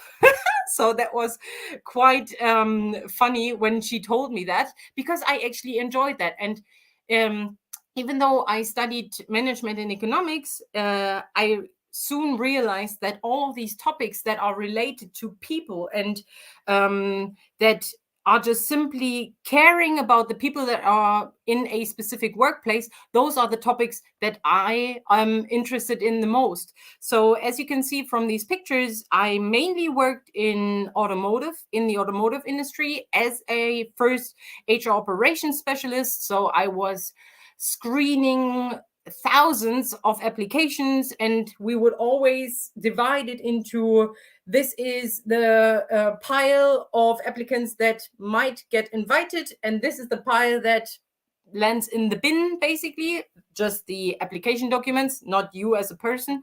But that's where I learned how the bigger companies are actually working with regards to your application documents and with regards to dealing with your applications, especially when you are from abroad. And then I also moved into the IT sector. So I was working in IT for some time, but always as an HR specialist. And then I continued with my studies and moved to England, where I did another master's degree. And I wanted to stay in England. And that's when I found a new job, when I was working as an HR talent developer, basically, or a people development specialist. And I was, responsible for training the people and just finding out what it is that they need in order to have more fun at their workplace. And then Brexit happened, and I needed to decide what to do next. And that's when I realized I wanted to go back to Germany and share all of the knowledge that I have gone through and the experiences that I have gained when I was applying for a job abroad, because the job abroad wasn't easily. I didn't just get that easily. I actually had to find a job coach myself who taught me the differences in applying for a job in the UK. And also, obviously, I already knew how to apply for a job in Germany. So now I wanted to switch this up and simply help all of you guys out there with finding a job in Germany and learning more about the rules that you have to apply to comply with in order to actually get invited to job interviews. Now, I told you about the job application journey, and we are starting at the bottom. So here in the background of this image, you can see a picture of myself climbing up a mountain in the Lake District in northern England. But we are starting at the bottom. We're doing the job search first. And this is the topic that you guys were most interested in. So this is the topic that we will cover. And then you're moving up to the written application, so your CV and cover letter. If you're successful with that, you get to the job interview. And if you are successful with the job interview, you might get some follow-up. If you are not successful with a job interview, you need to do some follow-up. And then you get either a contract or a rejection. And after that, if you get the contract, you are in a probationary period where you find out whether the job is the right fit for you, and vice versa. So the company will find out whether you're the right fit for the company or not. So let's focus on the job search and what you need to do here. The base of your job search is very important. This is something that only you can answer. So you need to find out what is most important to you right now. And this is different for everybody that is watching. This is different for everyone that is coming to Germany or who currently is in Germany. So you need to know what your values are. So what is most important to you? Is it you want to have a great career? You want to make lots of money? Maybe you want to travel a lot for your work? Or is it you want to have safety? Or you want to build a family? Or you just want to have a relaxed time because it's the final years of your work life? So this is something that you need to find out for yourself. What helps with that is if you know what your strengths and weaknesses are. And the entire job search that you, and the base of that you can see here now, like all of these bullet points, will help you with regards to your preparation for the job interview later. So once you know your strengths and weaknesses, you can move forward to searching for the right job. And you also know what are your interests. And with that, you need to know what is interesting to you in your work life. So where should your career head to? But also, please don't neglect all of the interests that you have in your private life. So this is something that you need to keep in mind as well. You want to make sure that you're integrating interests from your private life in your work life as well. Maybe you can connect that. And if you're neglecting some parts of your personality, it might get difficult at some stage in your life. But if you have certain steps in your mind, what you want to be doing with your career, then it's easier to follow through with all of the different jobs that you might have along the way. You need to define for yourself what a work-life balance looks like and how you want your work environment to look like. Do you want to work in a team or not? How much money you want to earn, what kind of money you don't, what's the minimum of salary that you can live by, the work hours that you want to put into, so maybe also the work hours that are promoted in your work contract and the actual work hours that you're doing, and whether you are willing to do remote work or not. Do you like working from home or not? Those are questions that I cannot answer for you, but those are the questions that you need to ask yourself. And then once you have done this base, you need to do the job search.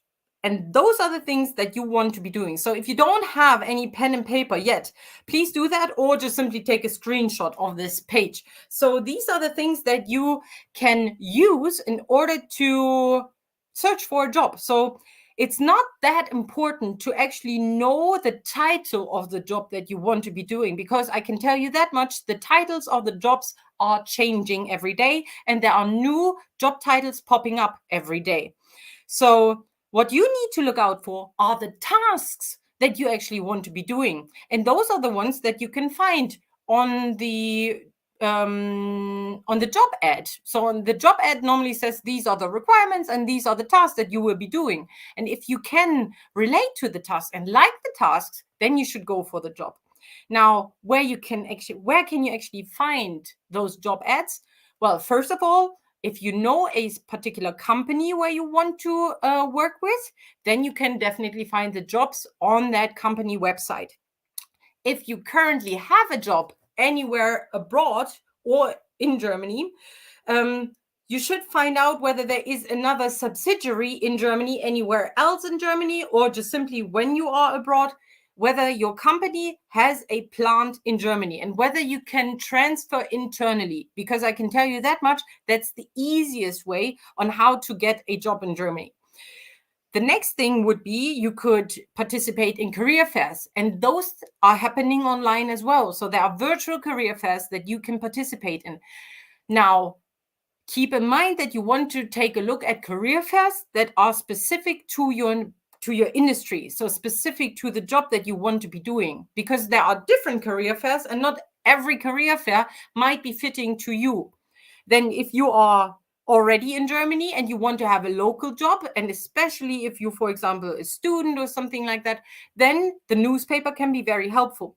The newspaper can also be very helpful just with finding out what kind of jobs are out there in general. And if you don't want to have the newspaper in your hand, you can always look that up online. Yeah, so the newspapers are virtual or able to be found online as well. Now, the most common job boards that you want to be searching are Stepstone, Indeed, Monster, then a German word, Jobbörse and Jobanzeiger. And especially Jobbörse and Jobanzeiger are very city specific. So if you are searching for a job in a very particular city, I would like to encourage you to type into your search engine of your choice, Jobbörse and the city name. So for example, Jobbörse Köln, Jobbörse Hamburg, Jobbörse Berlin, Jobbörse München or Munich. Then the same is valid for Jobanzeiger. You can always connect that with the city, and then you find city-specific jobs in that field that you're looking for.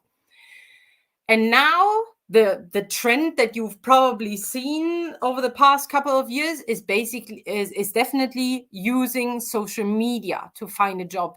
And here I've printed in bold LinkedIn, because this is something that I want you to be aware of. You should use LinkedIn in order to connect and use that network, and let LinkedIn help you find the job.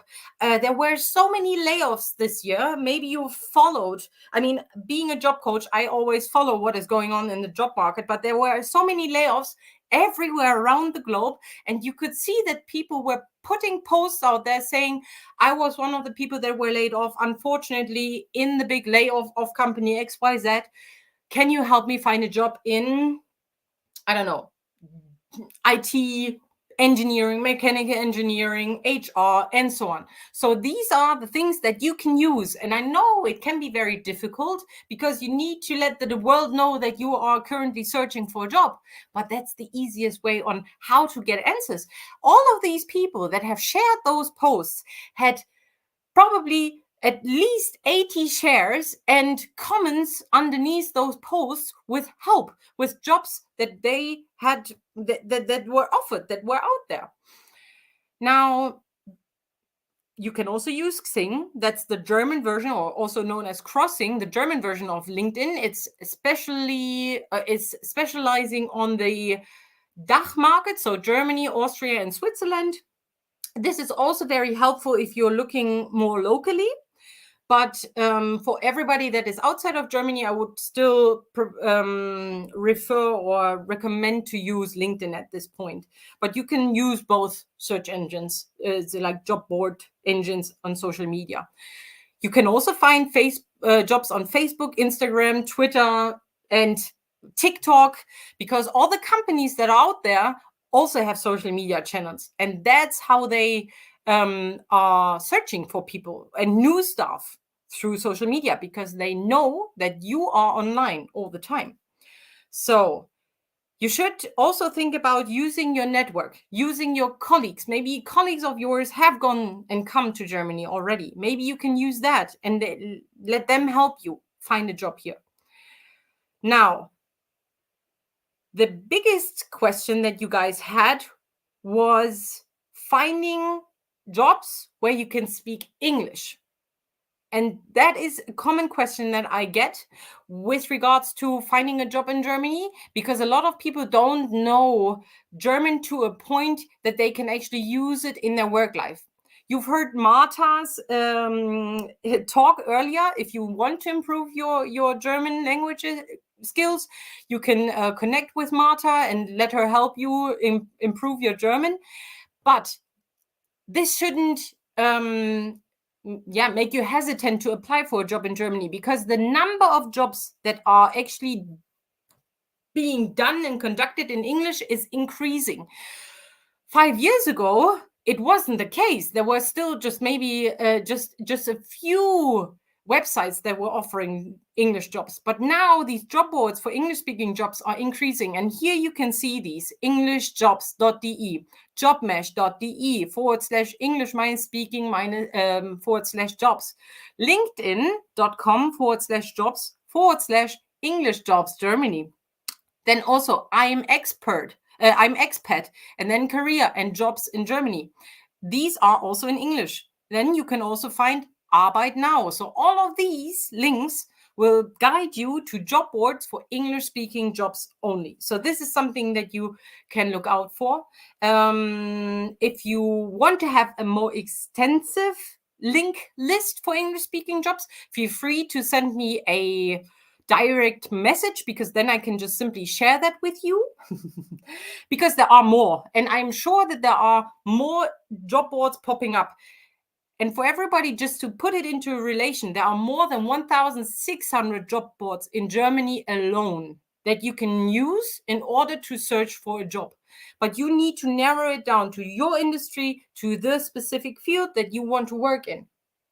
Now, 5 tips at the end that I want to share with you guys, what you need to get straight in with regards to the next steps that you want to take.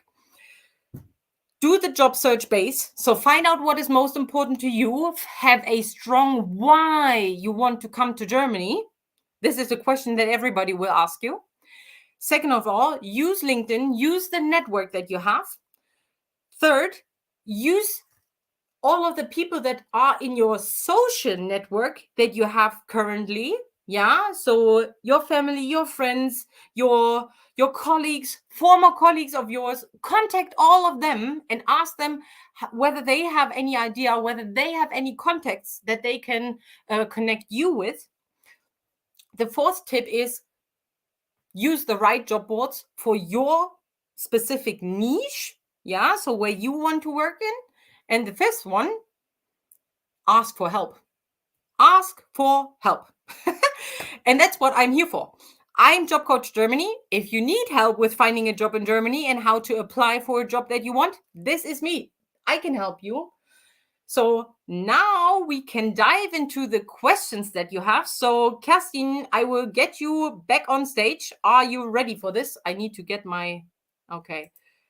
Here, you're back. Let me just quickly have a look whether I have, yeah.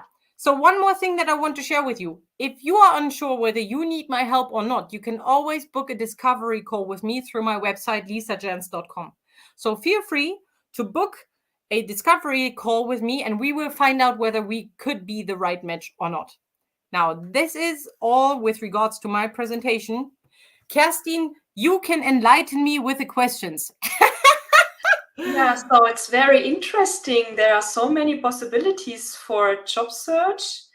And so one question came in my mind. So what do you think about, do companies in special industries choose a special way to search for employees? So can I find out if someone is using the newspaper or the social media, if is the company young, open-minded or something like that? What do you think about this? So it's very difficult to search for jobs in a newspaper if you're still abroad, because you don't have the right feeling of what kind of newspaper is good to take a look at. This is only helpful, for example, if you're a student and search for a part-time job or something like that, and you are in the area already and you're searching for a very local job. But then my hint would also be just go to that particular company, talk to them directly. So if you are still abroad, what you want to look out for is to find out whether you're applying for a company that is more conservative or more modern. And you can find that out through websites such as Glassdoor or Kununu. So I will pop that in the comments just for you to know. So these are the websites that you should be using. Hold on. This one. Oh, now I've posted it more times. Kununu. I think it's just very slow sometimes. Let me show it here on stage. So Glassdoor will give you an idea of what kind of company it is, whether they are more modern, especially the management style that they're using. You get insights on salary. You also get insights on kind of like recommendations from current employees and previous employees. And the same is valid for Kununu. So these are the websites that you can use with regards to that. Now, When you're looking at the job ad, you will also find out whether it's a more modern company or a conservative company. So conservative companies are still asking for photos. So they are still asking for a headshot and a picture of you on your CV, or also on just simply that you upload a photo of yourself. More modern companies that are more in a startup scene will even write down, please make sure not to send a photo, so that we can be more on an objective level. Yeah, so that is something that you can look out for. And I have seen from various international groups that people that are coming from abroad are going more for startup jobs, because it's kind of easier for them to get into compared to conservative companies, because conservative companies are still very competitive here in Germany. Yeah, right. Okay, thank you for that. So I want to ask a different question. So we started on our landing page fields where you can ask questions, and one of the questions was that someone searched for a job here in Germany but wasn't able to get an interview. And can you share some ideas why? Yeah, so there are, I mentioned beforehand that there is a job application journey that we're going through, and we're trying to reach the top of a mountain. So that once you've done the job search, that's okay. Then you write your application, so the CV and cover letter, and then you either get invited or not. So if you don't get invited to a job interview, that basically means that there's something wrong either with your job search base, because you haven't done the research within yourself to find out what it is that you really want to be doing. You don't know what your strengths are, and you cannot connect these strengths to the task that you will be doing in the future job. And the second, and that's the biggest obstacle that I see with international applicants, is that they simply don't align their application documents to the German standard. And that is the biggest issue, because people are not aware that these rules that we still have in Germany for the application documents are quite strict.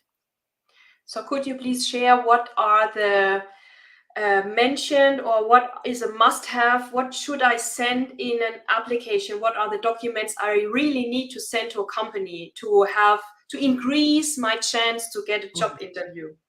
Yeah, so in order to increase your chances to get invited to a job interview, you should write a tailored cover letter that is showcasing your motivation towards the company. So why are you the perfect fit for the company, and why is the company the perfect fit for you in your next step in your career? And showcase that in your cover letter on a personal level, because that's what the cover letter is about, you showcasing your personality. And the CV should not be longer than 2 pages. Apart from PhD students, that's a different story. But for normal people that are applying for a job that is outside of the scientific field, let's say, it should not exceed 2 pages. And the less you have, the better it is. So if you can only have like a 1-pager, that's even better. Then make sure that you are working with bullet points rather than entire texts. And you should have a structure that looks on your CV like a table-styled CV. So you have the dates on one side and the institution and the task or job title that you've had on the other side. And the same applies for your for the study time, so your academic background, for example. And make sure that you are signing all of the documents. That is the first thing that I look out for when I'm an HR person. Is this document signed or not? Does it have a date or not? Because then I can see, has this person looked at German styled CVs or not? Mm-hmm. And what about the certificates? You should include the certificates as well. So the bare minimum when you, for example, going for a careers fair is your CV, the 2-page CV. what if they just ask for the bare minimum without certificates, it's your cover letter and your CV, so 3 pages. But if they tell you send us an extensive or a full application, you should always have your cover letter, the 2 pages of your CV, and all of the certificates that are relevant for the job. And that is common practice in Germany, to send all of these documents. So whenever I would have sent an application, it's probably a 10 to 15 page document because of all the certificates that I attach to my application. Now, if there is, for example, an internship that you've done 20 years ago and it's not relevant to the job, don't include that certificate. Yeah, but everything that is relevant for the job, you should include.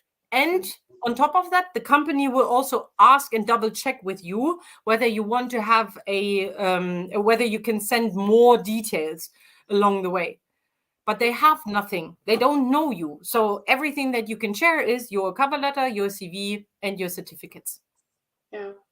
Thank you, Lisa. So, and do you think it makes a difference to have all documents in one PDF, for example, if you apply via email? You should have it in one package. So don't send them 3 different files. And worst of all would be send a Word file, a PowerPoint, and then a PDF.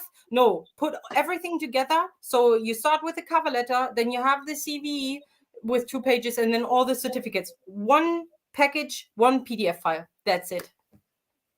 Okay, great. Thank you for this overview. Thank you, Lisa.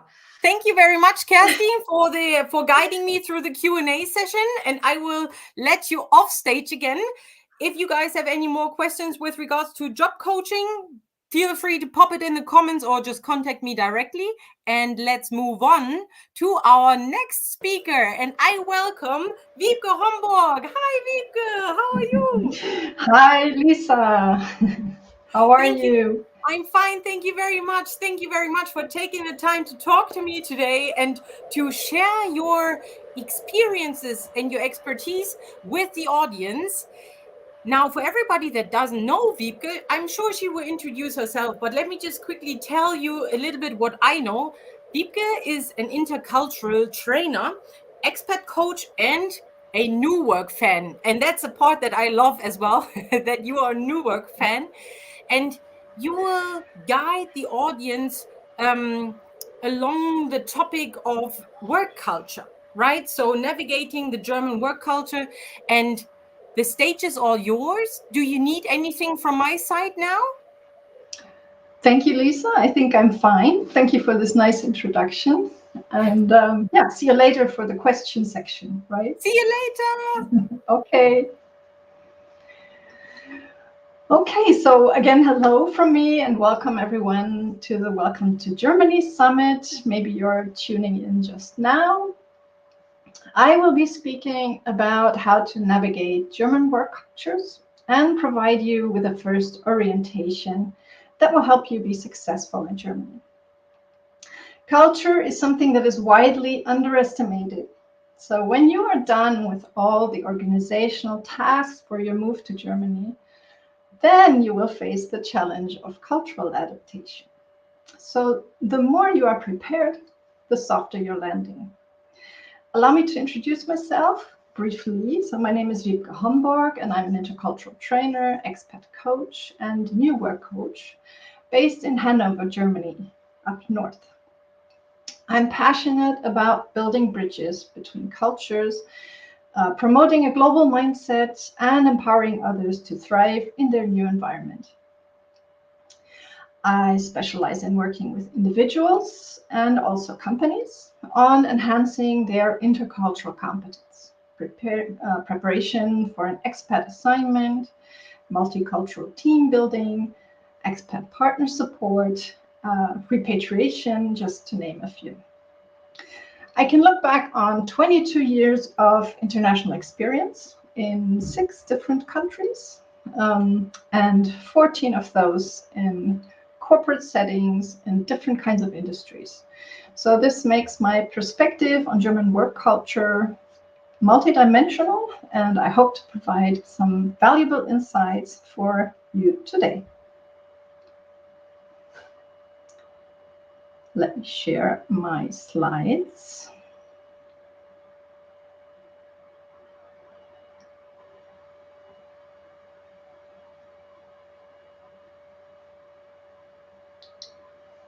Okay.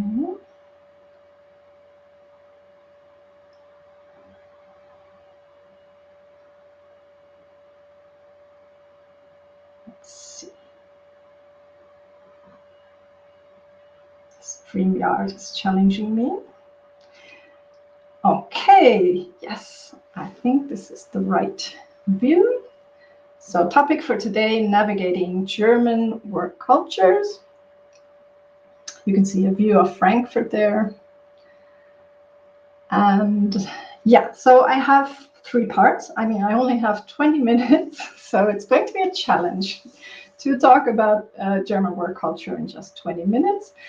But yeah, I'm not here for concrete do's and don'ts, because that's not what you need, believe me.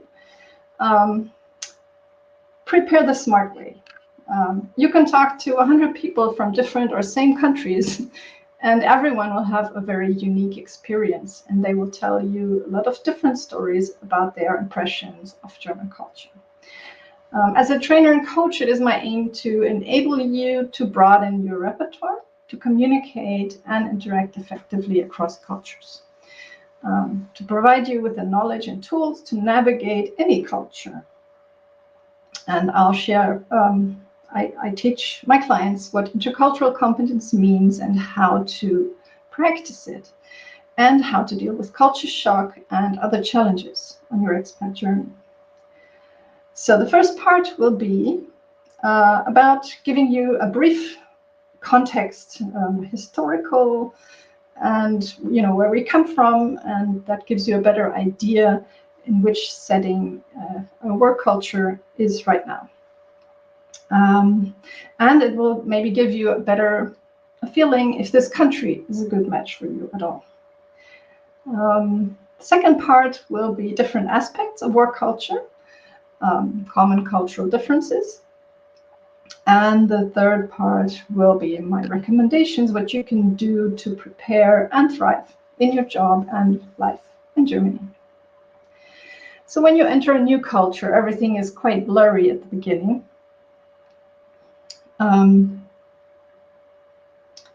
Excuse me. It takes time to get to know the new environment, meet people, and understand even the rough characteristics of the culture. So it takes quite a few years of genuine interest and experience to grasp the nuances. I see myself as a bridge person to explain especially German culture.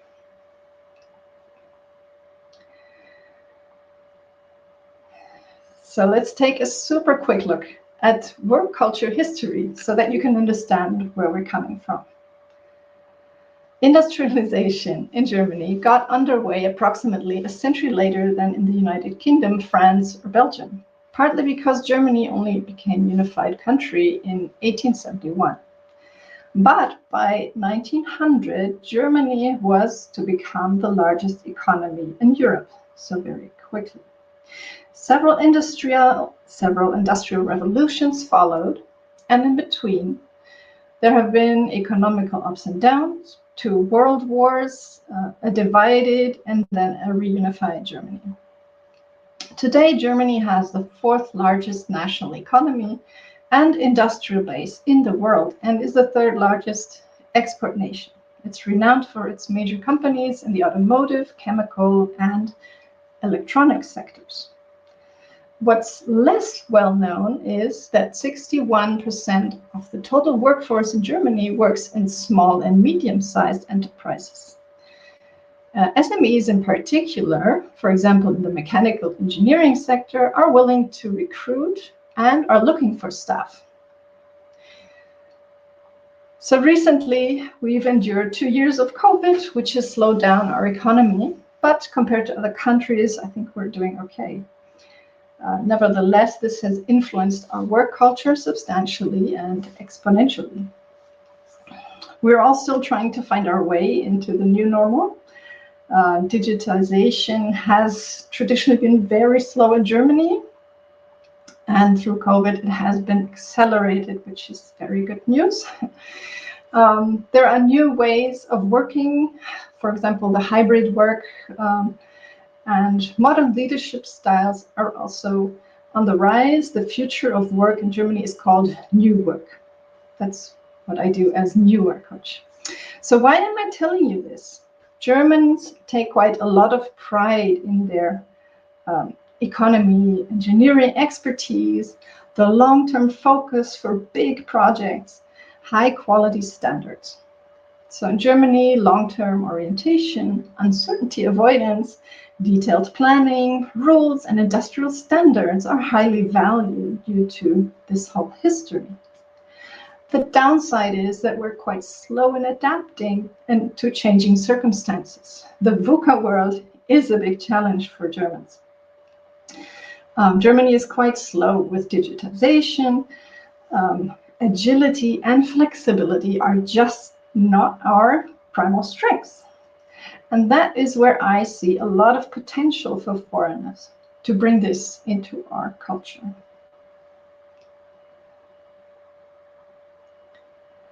So what are the current challenges for the German economy? The biggest one is actually demographic change, which as a consequence is leading to skilled worker shortage. Also digital competitiveness, climate change, and very recently, energy shortage. Well, we're not the only ones in this, but this is what's going on in Germany right now. So I see opportunities for you as a foreign worker in these challenges. Let me give you a number, and I would like to invite you to take a guess and tell me what you think this 4 million stands for. You can write it in the chat or just, make a note in your mind. 4 million, what could that be, given what I just told you about the challenges in Germany? Okay, I'll tell you, in Germany, the work age population, so those between age 15 to 64, is shrinking significantly. 4 million is the number of workers Germany is going to lack by 2030, so 2030, compared to the year 2020. So that is huge. The shortage of skilled workers has reached a new high in Germany. In July, almost half of the companies said they were affected by staff shortages, according to a survey by the IFO Institute. This was a really high number, the highest ever since 2009. And it is seen by most companies as the greatest business risk for the future, because it can lead to a standstill in operations. The most recent cause of the shortage is, of course, the corona crisis, and many industries lost or laid off employees during the pandemic who are just not coming back. I'm emphasizing this to encourage you to be confident when you seek a job in Germany. Not all sectors are looking for workers, but if you are skilled in the ones that Germany cannot cover, you have great chances of landing a well-paid job. Take a look here at the different occupations that are high in demand, and also the branches that are looking for skilled workers. Because of COVID, there was a particularly strong exodus in the area of service professions. Consumers notice this in their everyday lives when, for example, craftsmen are absent or hairdressers. So, what I do want you to remember is for some of these jobs, there are high German language skills are required, and also some very country-specific knowledge. and also some qualification certificates. But my colleagues who have already been speaking, they can give you more guidance on that. So please look into that in more detail. There are also a few structural challenges and some new legislations coming up. So these structural challenges are,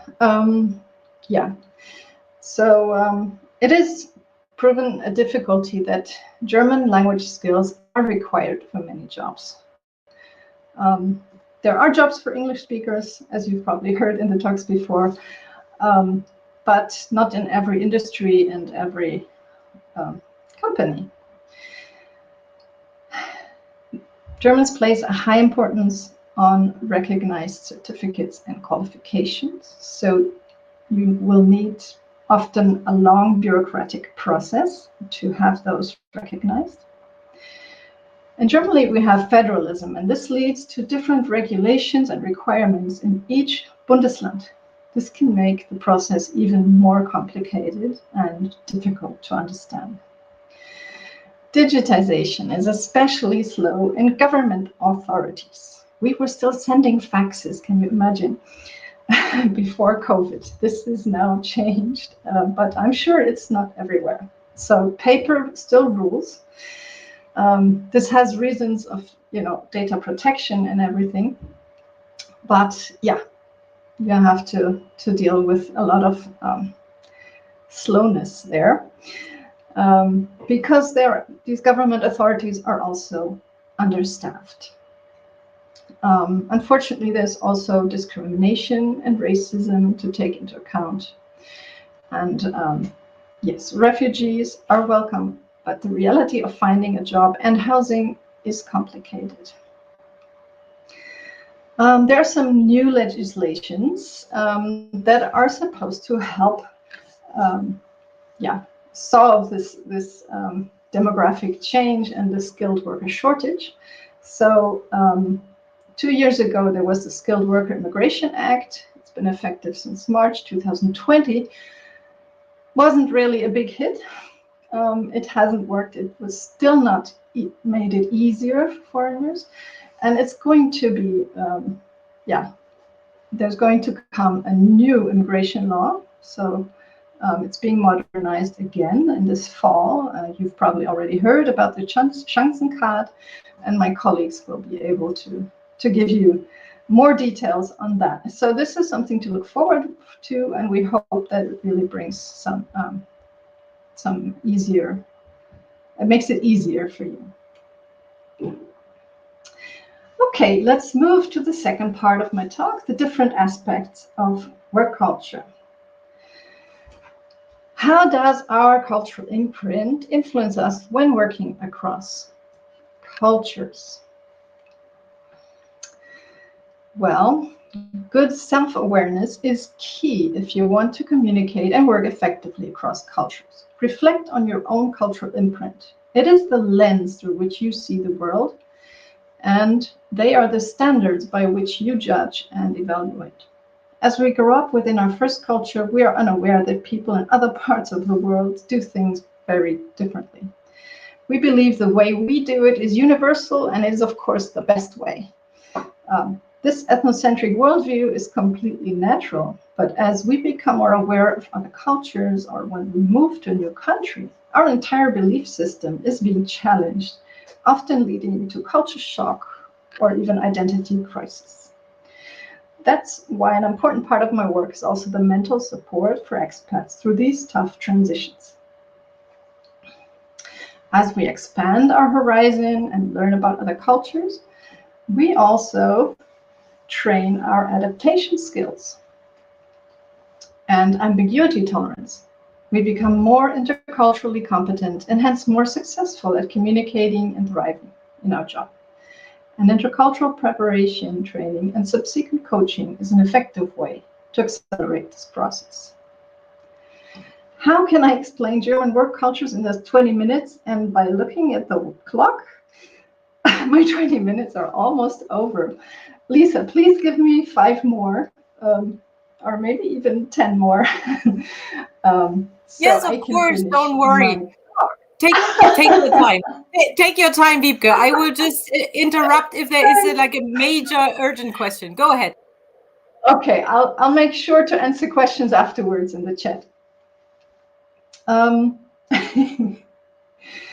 Yes, so yeah, Germany is a complex culture, like every country, with many nuances and subcultures. So Andy Molinsky has given us a framework called the cultural code. So to figure out a cultural code to helps us to be, to act appropriately in a certain new cultural context.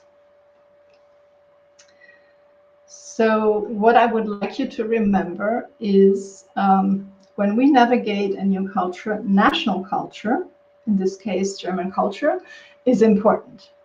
But also other subcultures and influence factors come into play. So we have the country norms, which is national culture. We have regional norms, company and industry norms, and also individual differences. And I would also add situation and context. So later on, after the talk or this evening, take a moment to reflect on what your own preferences are. Which subcultures have you worked in so far? And reflect on what influence this might have on what you expect to find in Germany. Of course, we also have regional differences, north, south, east, west. Everyone has a different dialect, a different culture. I mean, people from the north have difficulties understanding even the dialect from the south. There's a lot of different nuances. That's a great thing to find out and to travel across Germany to get to know everything. But of course, this also affects your work life and your work culture. Also, if you decide to live in a city, or if you prefer rural life or something in between, all different cultures, subcultures. Let me just briefly show you all the different sectors that we have in the German job market. Everyone has their own different microcosmos and their own culture. So, for example, an IT specialist from India, I've seen we've got lots of participants from India, might even have a lot more in common with a German IT specialist than maybe an actor from India. Or within a company, the marketing department has a different culture than accounting. Yes, and then there's also, of course, the personality. There's introverts and extroverts and loud and gentle people. You will find everything. And like everywhere else, each job has different requirements on the personality. Also, the size of the company matters. Startups, as Lisa already pointed out, they have a different approach, work approach, different company culture.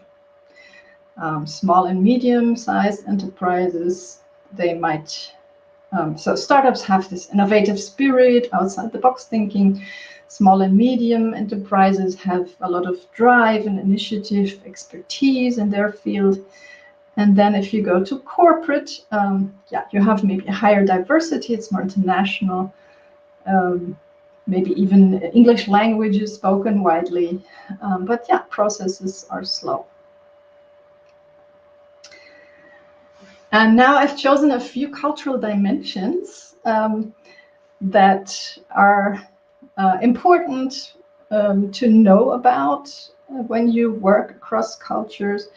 There are, you can't say, all Germans are like this. We are not going to go into stereotypes, but for simplicity, we can see some, we can understand the different concepts and become more aware of these differences. And maybe recognize why we have problems with certain cultural aspects.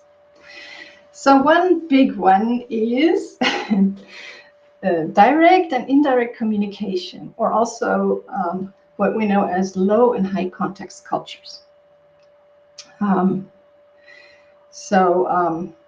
Let me start with the high context cultures, where we place importance on words, but also a lot of importance on the context, posture, eye contact, tone of voice, relationships, previous interactions, appearance, what's not being said. Everything is important. And this is not always known to Germans, for example, because Germans come from a very low context background. You know, they communicate directly. What they say is what they mean, and what they mean is what they say. So often enough, I'm asked, why are Germans so rude? So this is the perception of many foreigners. And to be honest, even German repatriates feel the same way when they come from abroad. So in Germany, a direct communication is actually being valued. We prefer an honest answer as opposed to a polite one. In business, when something went wrong, it's better to be straightforward with it instead of trying to cover it up or giving long explanations. There's just one exception. When I ask my husband if he likes my new dress, I prefer a yes, no matter if it's honest or polite. And yes, so this direct communication influences many business situations. Negotiation, giving feedback, how people disagree, how they act in meetings, how they message in presentations. So keep this in the back of your mind. Then I have another cultural dimension. It's around building trust. And you can have a spectrum from task orientation to relationship-based. Task orientation is very typical in Germany, and it's common to focus on the matter at hand first and then deepen the relationship later. In Germany, a good business relationship is desirable because of the long-term vision of the Germans. But the quality of the product or service and its practicality will matter more. Reliability is important to trust to earn, so trust is earned. So you prove that, for example, that your delivery is always punctual. And it's not so important that you are a nice person. Task-oriented cultures have a preference for actions, facts, and circumstances, good preparation, and organization. They're often very detail-oriented. So, as you can see from my from my presentation, it has a lot of information that I wanted to squeeze into the 20 minutes. It's very detail-oriented. And yeah, in relationship-based cultures, it is much more common to solidify the relationship first and then focus on the task at hand. So trust is built through sharing meals, evening drinks, or visits at the coffee machine. Yeah, in Germany, we don't do a lot of small talk at work. So my recommendation is expect that Germans, when they are at work, that they are task-oriented. And remember that this is only their business side. They have their human side, but they use it for personal life. Yeah, in presentations and discussions, stick to facts to prove your point. Bring time and patience. If you want to build relationships at work, it takes time. So preferably look for friends outside of work. Join a club, practice your hobbies, etc. Okay, I'm going to share one more and then I'm going to get to the end. So what also happens a lot, yeah, I get the question, do Germans work a lot? And yeah, it's a yes and a no. The work is very concentrated and focused. So people want to have time off work afterwards. So time for the family and their hobbies. 6 weeks of vacation are very common. So for some countries, this is a lot. For some, it's not so much. Depends where you come from. The lines are getting a bit blurry since COVID, and home office and separation is not as easy anymore. So people are struggling to find a work-life balance there. Okay, let me quickly skip through these and get to the final part: how to prepare and thrive. So how can I prepare for German work culture? There's a lot you can do. Many things have already been said by other speakers around visa and language and finding a job. But what can you do to prepare for work culture? Yeah, get some context, learn about German history, follow the news, watch all the talks from the summit, choose a job in an open-minded organization, become aware of the cultural code in your organization as well as your own personal preferences. And then I highly recommend you to get support. You don't have to do this alone. So these are my services: book an intercultural preparation workshop and build your intercultural competence. Follow up with individual coaching sessions to deepen and practice in a safe space.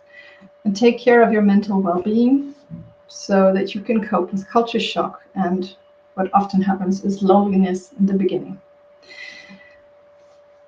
Yes, and mindset is so important. You need an adventurous spirit and courage, because let's face it, there is no perfect country and things will go as completely unexpected. So always be prepared for the unexpected. You need open-mindedness and adaptability, and be confident, because Germany really needs skilled workers. So last but not least, where you can find me and my services. I have a website, and I'm also available on all social media channels. On my website, you can go into more detail what my services are. There's also an online workshop called Working in Germany. I'm currently gathering on a waiting list interested participants, and then I will put it together.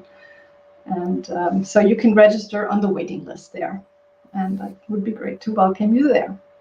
And of course, if you have questions or doubts, you can always book a free discovery call, and we can discuss what would be most suitable. Okay. Wonderful. Thank you very much. Thank you for tuning in. So sorry. That's okay. I mean, it was so much time.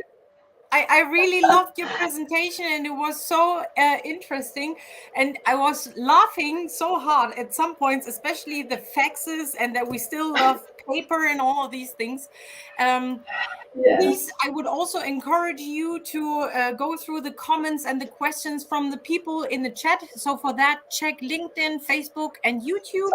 And then in the next couple of days, we will interact with everybody. But I also highly encourage everybody that is watching, please connect with Wiebke, because there were some people that were just here to listen to you, Wiebke. So that's what they've cleared up in the comments. So I'm very happy about that. It was so surprising and interesting. Thank you very much, Wiebke. Thank you for having me, and have a nice rest of the summit. Yeah. Thank you. Bye-bye. Bye. So you guys, thank you very much for bearing with me. At this point, we have some technical hiccups, and I need to remove LinkedIn quickly and edit again. So stay with me before I'm getting the next speaker up again. But we will see whether this is working. So LinkedIn is back here. I'm getting Kerstin back on stage. Kerstin, hello! Hi! Welcome to you. Let me just quickly give me one more second so that I can check whether it's online and whether we are still live on LinkedIn or not. What is going on? I think we are live. Yeah, we are. We are live. I think we are. Are we? I can hear myself. Yeah, let me just quickly check it on my phone. And people on LinkedIn, can you let us know whether you can still hear us?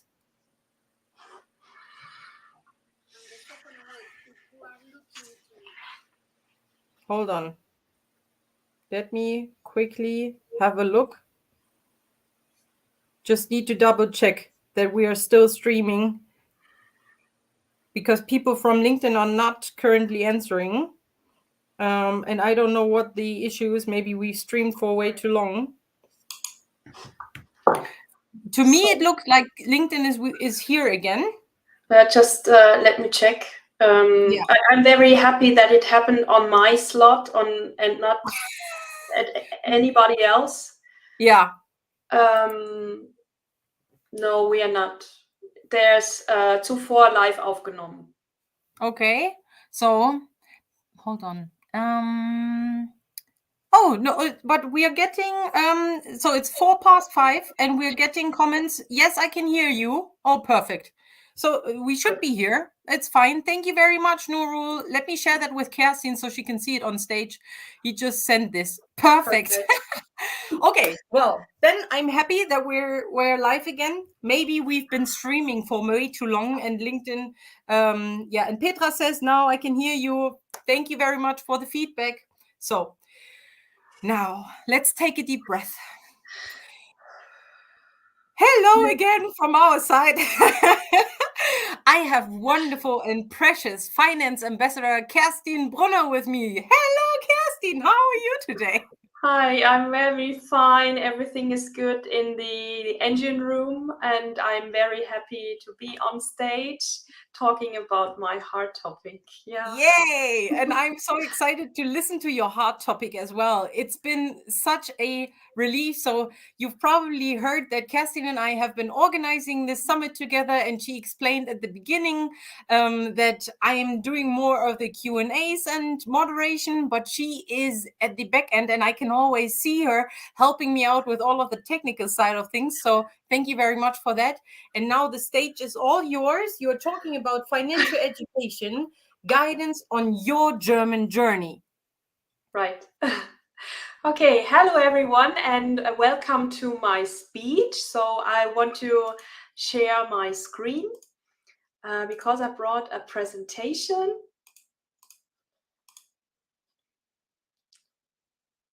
So now you can see the presentation, perfect. So my speech is about financial education, especially guidance on your German journey. And I'm very happy to see that so many people come to join us today and to learn more about all the possibilities for a smoother start here in Germany. And I'm very happy to be a part of the Welcome to Germany Summit 2022.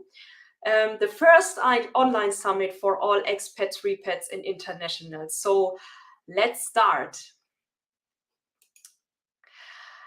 Let's have a look at the agenda for today. So first, I will share some facts about me, and you learn who I am and what kind of background I do bring.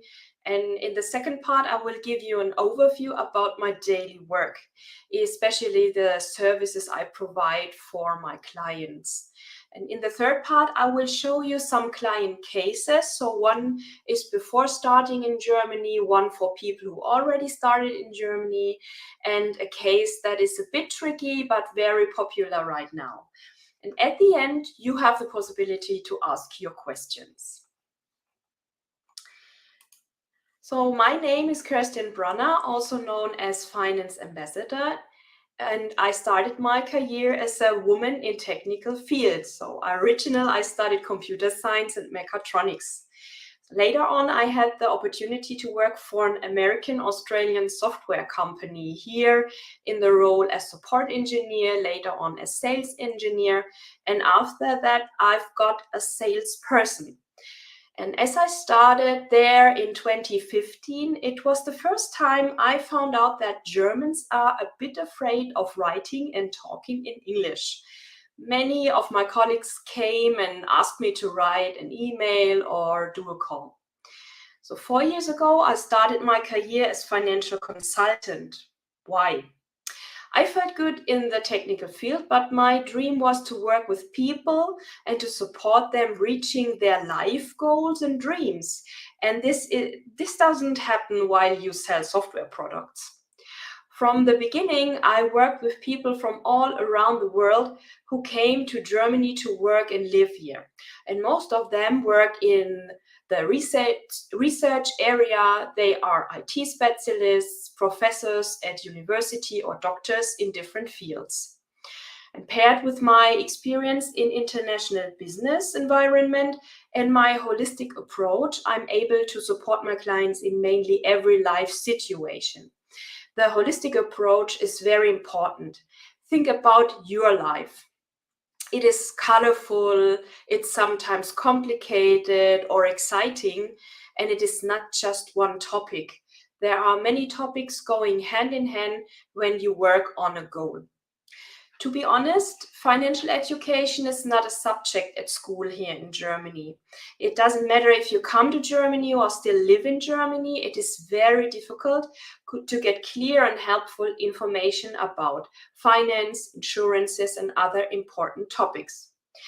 My English-speaking customers told me that it is very hard to find a person who is able to support a holistic approach in the financial area. So my specific field is the holistic approach for expats working in Germany. In my eyes, we do need more financial education, especially to get more confidence to make financial decisions. And this is why I lay my focus on this topic. What do I provide in one sentence? So I guide my clients with my experience and translate difficult knowledge in an easy, understandable approach to give them the possibility to make suitable future decisions. And my passions are traveling, hiking, and cooking.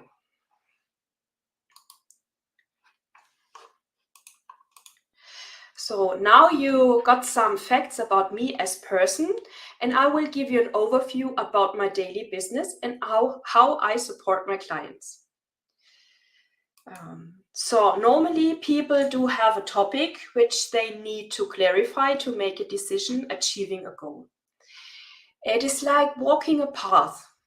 And what happens when gaps appear while walking on a path? You've got interrupted, and that causes confusion. First, there can be a gap of information. The numbers of information sources are high, and it is not clear which of the information is the right one. And second, in most times, a language issue comes up. As we all know, learning German is difficult sometimes, but the insurance language is something totally different.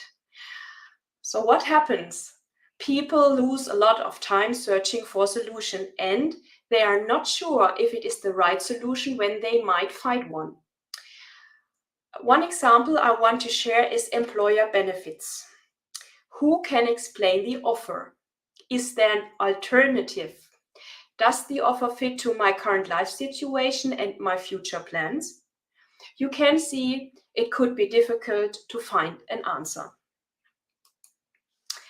So what do you need on your path when gaps appear? So first, you need someone helping you to close your language gap. It's a translator. The person helps you to easily understand documents and wordings. Second, you need someone closing your information gap. It's an expert. This person provides you all relevant information in an understandable way. And third, you need someone solving your time issue. It's a guide, a person who shows you a quick and easy way finding a solution to get nearer to your goal. Wouldn't it be great to get all these points from single source, all out of one hand? Because this makes everything more easy. Talking to one person leads to an information flow. Information and language gaps disappear, and your path or the path you will save a lot of time. The good news is that is what I offer. I work as a translator between German and English, and of course insurance language.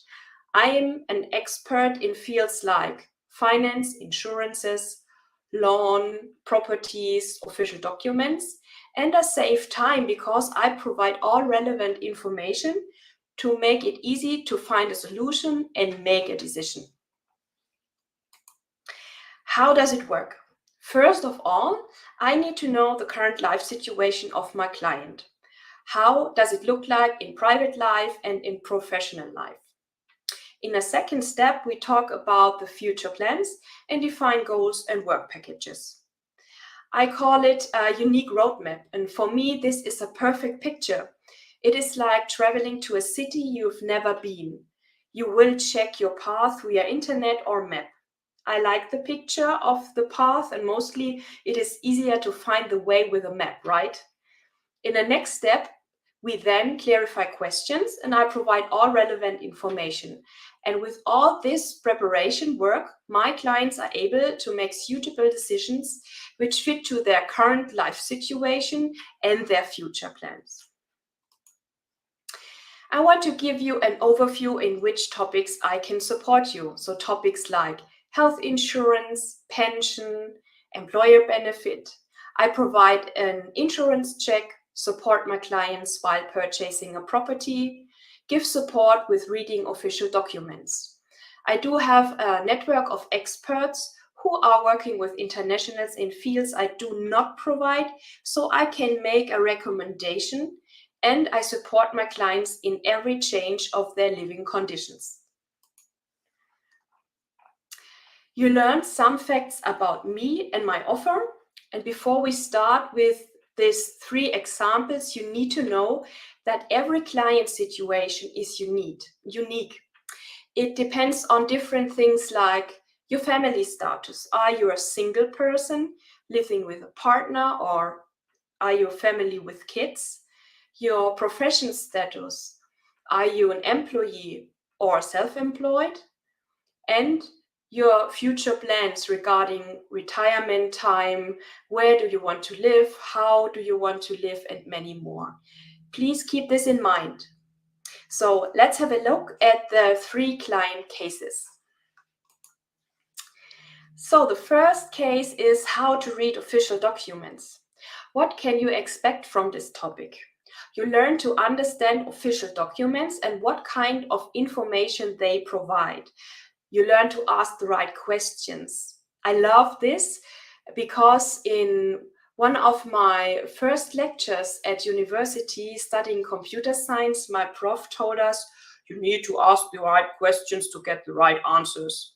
Easy but true. And you develop the strength to clarify your own concerns with the appropriate authorities.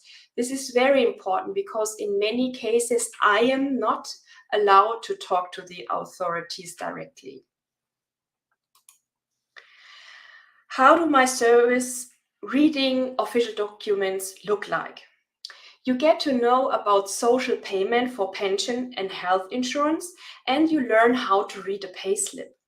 This is very important before you start with your salary negotiation, because there's a difference between gross income and net income. You get to know why health insurance is mandatory in Germany. I can give an overview about the function of pension scheme and what you can expect from the German pension scheme, as well as the advantages and disadvantages of employer benefits. And you get an overview which insurances you really need. The second case is a checkup. It's a bit like going to a doctor and see what is the current status. It is for people who already started in Germany to know if they are right insured.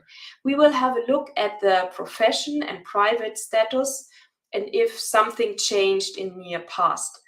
And we have a look at the future plans. Maybe you want to purchase a property, you want to relocate, or you think about a job change. What about my services at a checkup? Together, we analyze the current life situation and talk about topics which are relevant for the next steps in life. We will clarify upcoming questions. The clients get all relevant information from my side. Together, we define future goals And with all this information, I will check existing contracts and if they still fit to the current life situation. After this check, I will give advice for changes in current policies, contracts, or documents. And it can be that no changes are needed. The third and last case is a bit difficult, but very popular right now. It is purchasing a property. For those of you who don't know the process, it comes with a lot of paperwork. And in Germany, mainly every documents are in German. So you might understand why I talked about the gaps in information and language before. What kind of papers are included? So for example, a loan offer or loan contract, the land registration, building description, technical descriptions, the declaration of division, and many more. How about conversation? It might be that conversation is in German too. With whom do you need to communicate? The landlord, real estate agent, the bank regarding the loan, and the notary. And maybe a checkup of existing insurances is needed. You can understand that it totally makes sense to work with an expert on this topic. So what kind of services can you expect from my side? I will explain all documents mentioned before. So for example, the loan offer or contract, the land register, the building description, declaration of division, and many more papers that come up with the process. I will help you to understand the loan details and to find the right loan plan. This could be difficult because many details have to be considered. For example, the interest rate, unscheduled repayment, duration, and many more. I provide accompaniment to the notary because the notary read out the documents in German. And if the concerned parties only speak German, I can support you at conversation with the bank, the notary, the landlord, and the real estate agent. Mainly questions regarding existing or new insurance contracts come up. I support my clients with an insurance check as well. To have all information out of one hand saves a lot of time in this more or less complicated process. So maybe you will ask yourself, who are my clients? I do work with private person, mainly individual, because most topics are sensitive and personal, but it could make sense to check the group option. I do work with companies, universities, and societies as well, and here mainly in groups. I provide workshops and I do lectures. On the right-hand side, you can see me on a presentation I did a few days ago for Heidelberg International Professional Women's Forum, also known as HIP. Once again, thank you for this wonderful opportunity. I talked about the topic pension scheme in Germany. It was a group workshop with women from all around the world, and we did have a lot of discussions and could clarify questions the participants brought at this day. The idea is to start a series with important topics like health insurance, how to read official documents, and what people need to be aware of when they start into their professional work life. It becomes evident that every service I do provide is flexible and can be adjusted to client notion. If you have any ideas for a cooperation, please feel free and let me know.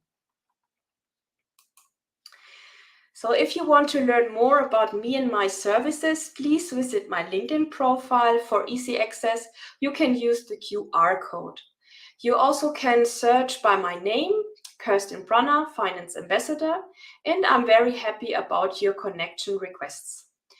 If you have questions or ideas, or you want to arrange an appointment, you can write me a private message on LinkedIn or an email via info@kerstin-brunner.de. Okay, so today you learned more about me personal, about the service I provide, explained on the free customer cases, and now you do have the possibility to ask your questions. So I'm very curious about that. Hi, I'm back, Kerstin. Thank you very much for this wonderful presentation. Now, Kerstin, you are gone. Okay, so Kerstin is gone. Until she is back, I will just simply cover what I find highly interesting. So, as you've heard, and this is a common problem in Germany, financial education is not part of our curriculum in schools. So everything that Kerstin provides is something that is, very, very important for all of us to understand as well. Kerstin, hi, you're back. Wrong button, sorry. That's okay. You were just done. No. So something that I just shared is that a very sensitive topic that I always find very difficult is that, and now I can hear me double, I think, is your volume somewhere up? No. Hold on. What happens now? Now I cannot hear you anymore. Can you hear me? Yeah. Okay. Now it's okay, I think. Now I don't hear me double anymore. Okay. So what I wanted to say is I find it very difficult that financial education is not part of the German curriculum in German schools. And that is just a shame. And that's why the services that you're offering are not just very helpful for internationals, but also for Germans in general. So what's, in your eyes, the worst that can happen if people don't work with you? That's a really good question, because many things can happen. So the main question everyone has in different age status, I would say, is how about retirement? So the people want to know how much money they will have when they get retired, and from where money will come. And of course, we do have a lot of possibilities here in Germany. Private pension, we do have the public pension, and we do have the possibility to use employer benefits. But what I highly recommend is, and this is why I said every situation is unique, check this with an expert or with me, what fits to your current life situation. So, but because the only thing I don't want is that people do have contracts they don't need. Yeah. And this is why you need a person knowing all this expert stuff to give you an explanation about offers you get, because there will pop up many offers from different people. And of course, everyone will give you the advice. Yes, you do need this. You should sign the contract. It's good for you. But in some cases, it isn't. Maybe the person who want to sell the contract don't know that the customer or client wants to go to outside of Europe to work after 2 years or something like that. And it's the same when you sign up with a company and you are not sure that you want to get retired there or stay there for 10 years or whatever.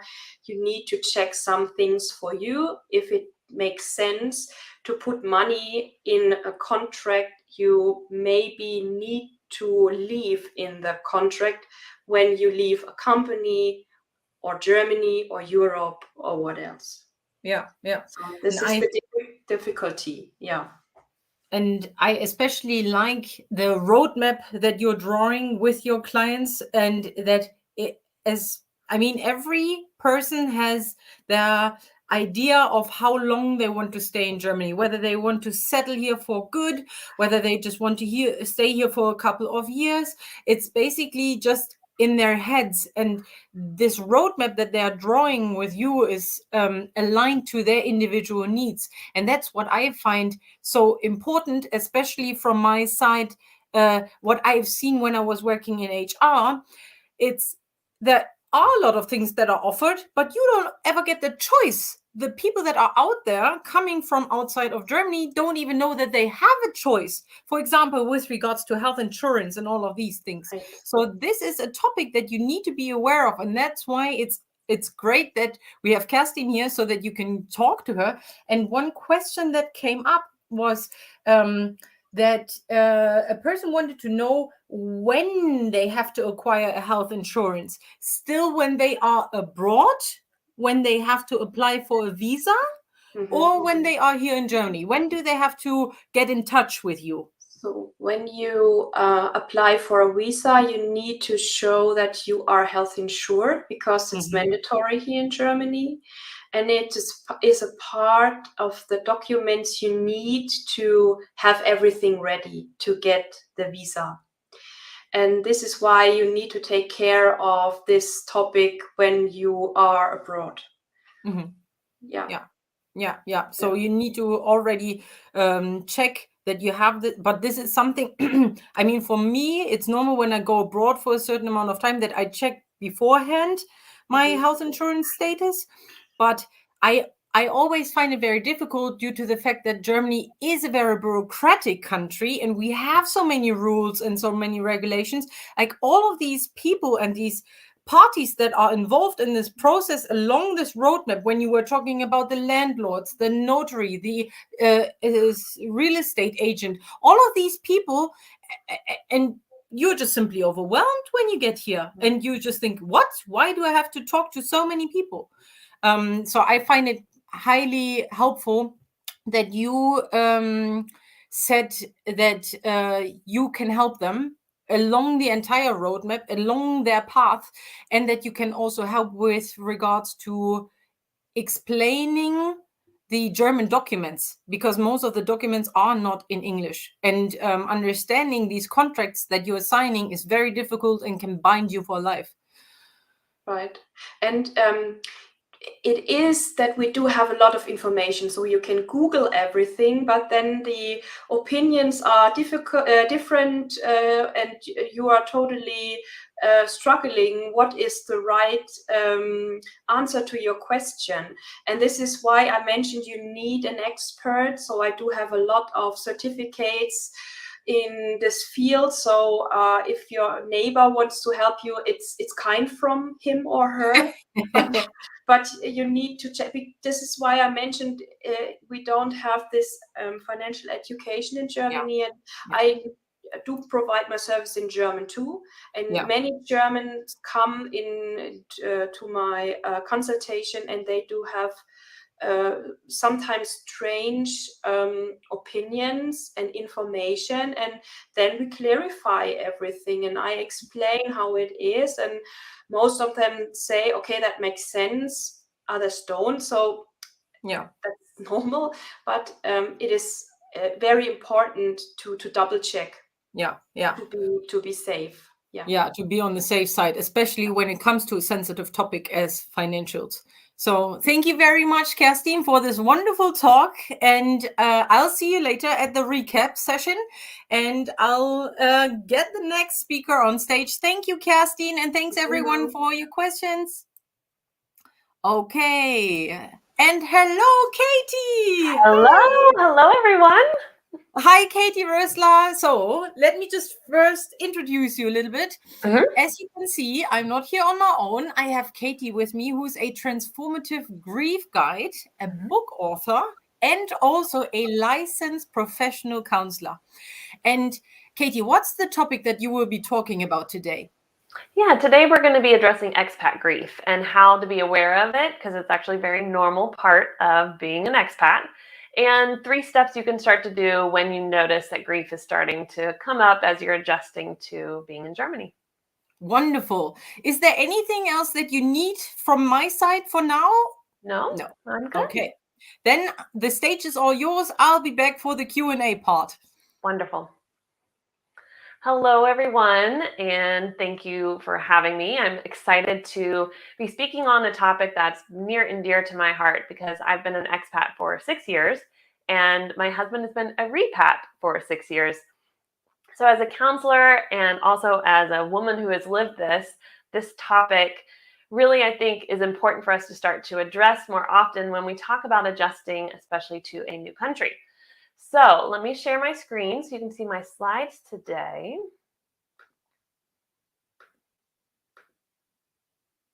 Okay, and hopefully you can see that.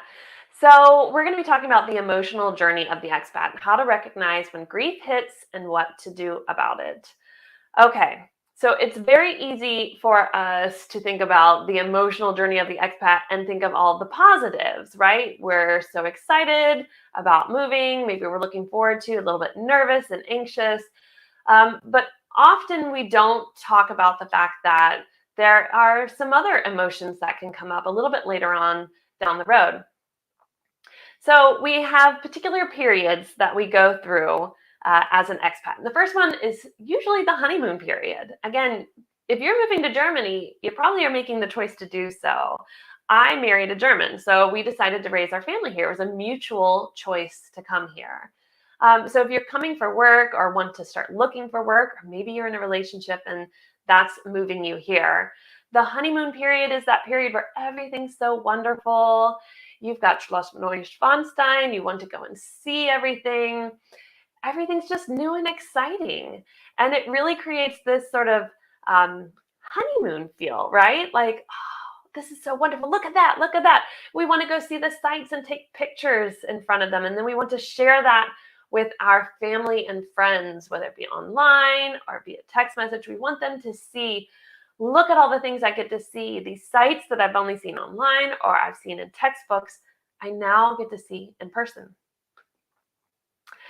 And if I'm here in Bavaria, in Munich, so you want to go and do the festivities and the festivals and Oktoberfest right now. You want the experiences of this new country that you're in.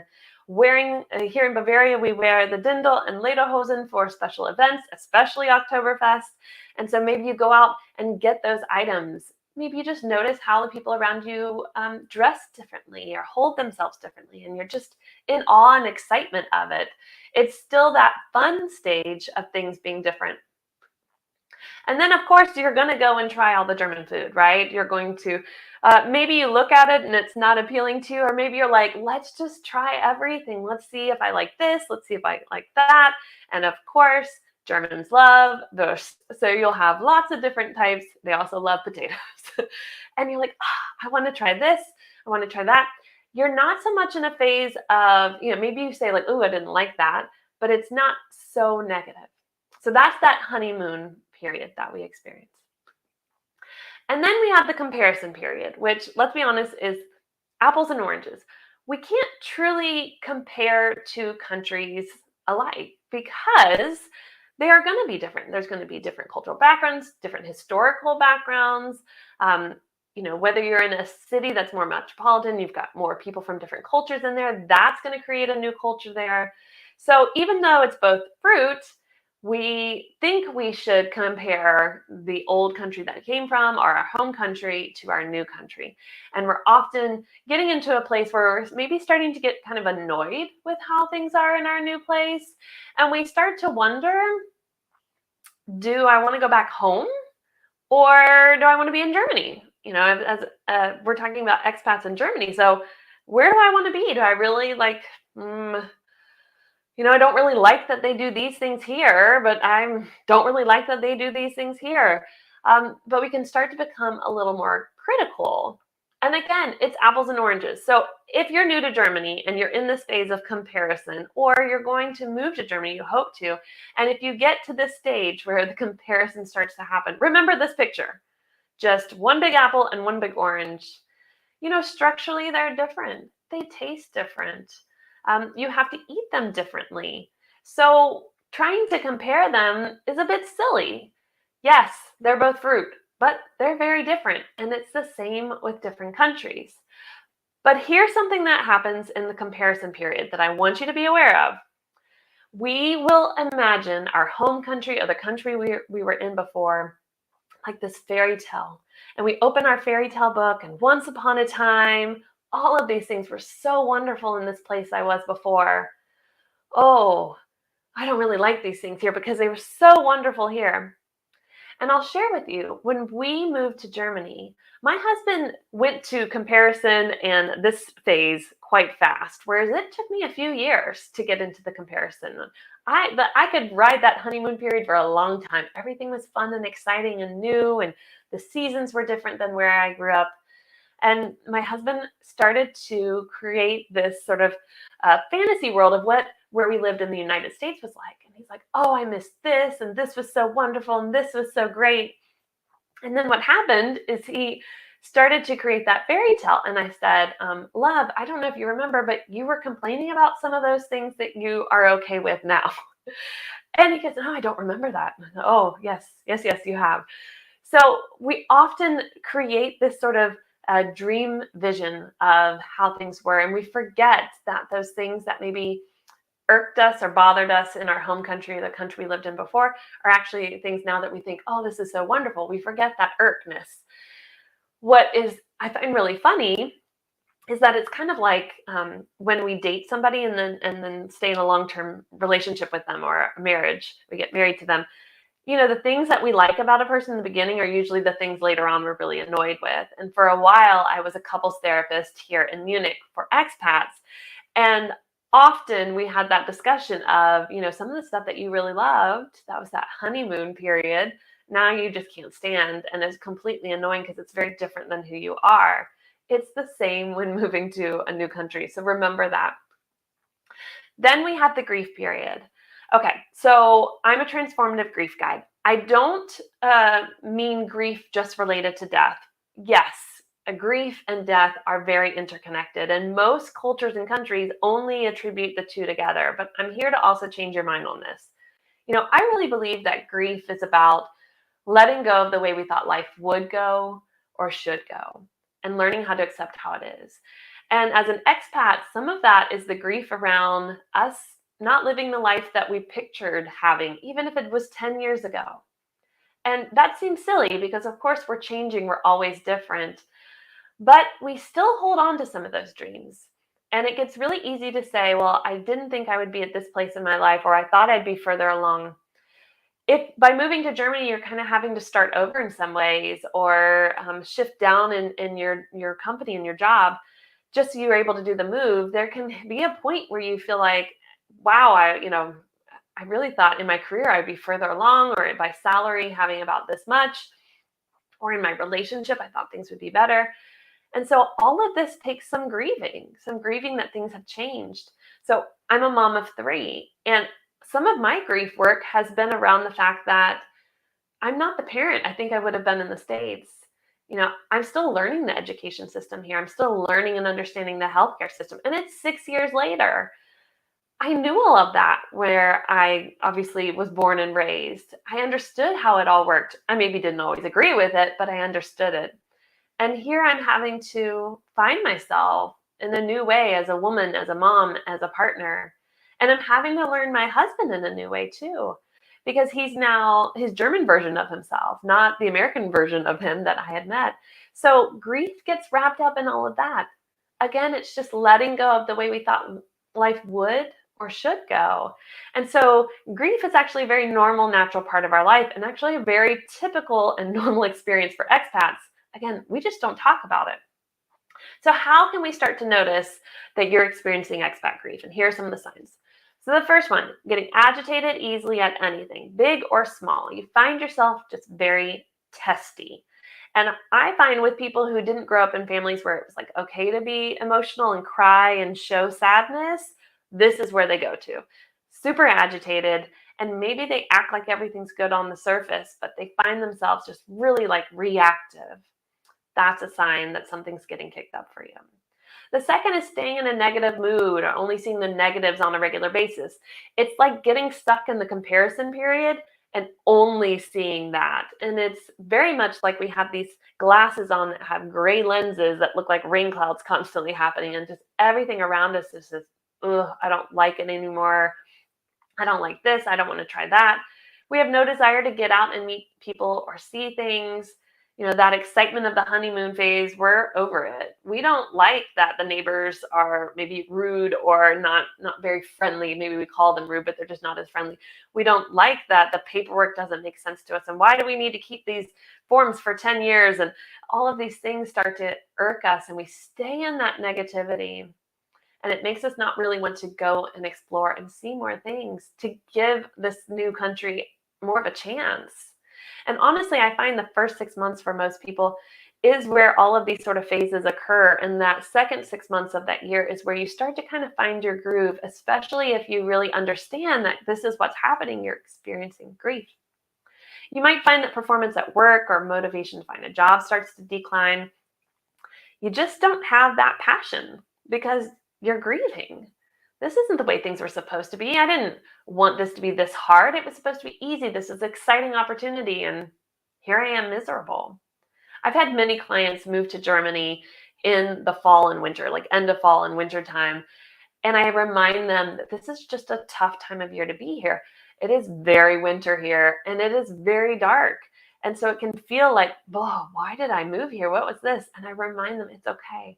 And if they start to notice their motivation at work shift, I teach them tools on how to work on that, to realize that, okay, just because the outside environment and weather doesn't really suit you, doesn't mean you have to lose that enjoyment of your work like you used to have. You might find you cry at random times. And this can even come with something makes you laugh, and then you start crying afterwards because you realize how unhappy you are. And it's okay to cry. It's okay to release it. It doesn't matter what gender you are allowed to cry. We are allowed to express that, and our body actually needs it. Think of shaking up a soda can. If we don't slowly open it and open it and open it, or a soda bottle, then it's going to explode everywhere. And that's where that anger comes from. But when we open it slowly and allow ourselves to grieve and be sad and to feel scared and frustrated and find healthy ways, which is what I teach my clients to do, to release those feelings, then we're going to be that exploding soda going everywhere on all people that we love and things that we actually care about.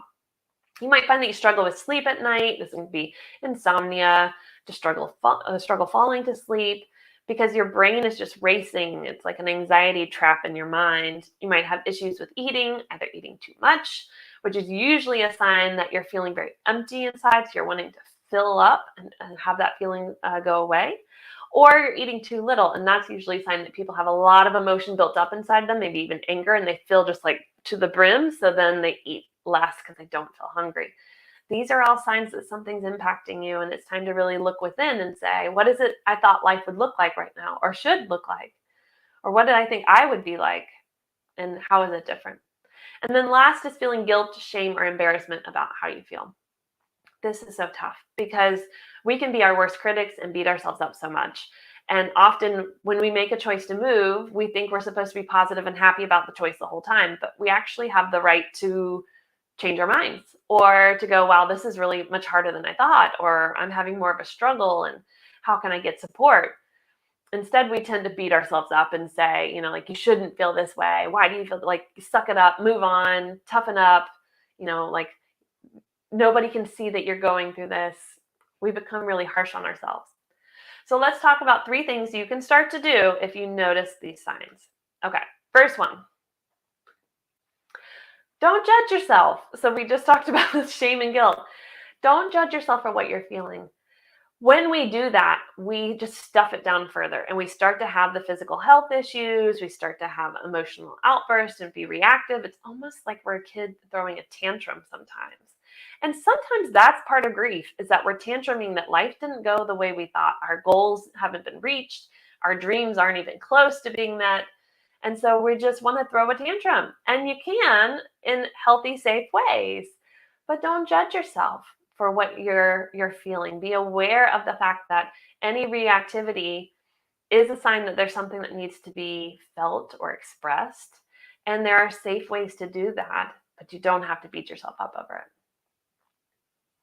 Next, connect with other expats who've been where you are. There are so many expats in Germany who will share their stories with you, who will share about going through these different periods, who will explain to you what they did to get out of them. Some of them are still stunk in the slump because they haven't recognized it's grief. I've met so many men and women who have lived here for 10 plus years who are still in this negative comparisonitis. And I just say, hey guys, it's okay to grieve that life isn't the way you thought it would be at this point, or that the language wouldn't be easier for you at this point, or whatever it might be. But connecting with other expats, it can be online, it can be in person. It's a great way to normalize what you're going through. There's nothing like having somebody go, I've been through that too. You're not alone. Oh my gosh, yes, I hated that as well. Or I couldn't stand that. Or you know what worked for me? And then all of a sudden you feel like this pressure cooker inside of you, or that soda bottle, go like, a little more relaxed. Because you've connected with others who told you, you're okay. You are not alone.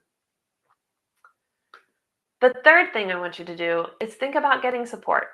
Now, I grew up in the United States, and now things are becoming a little more open about going to therapy, seeing somebody for help, going to a coach. But I live in a country now that isn't always supportive of that. And I think so many of the specialists that you've heard from today and will continue to hear from are amazing people to work with. But we have to get past that feeling of it's not okay to ask for help. There's something wrong if I ask for help. I'm not capable if I ask for help.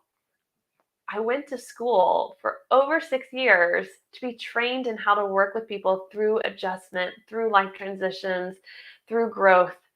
And from that, I was able to then start to help people in private practice.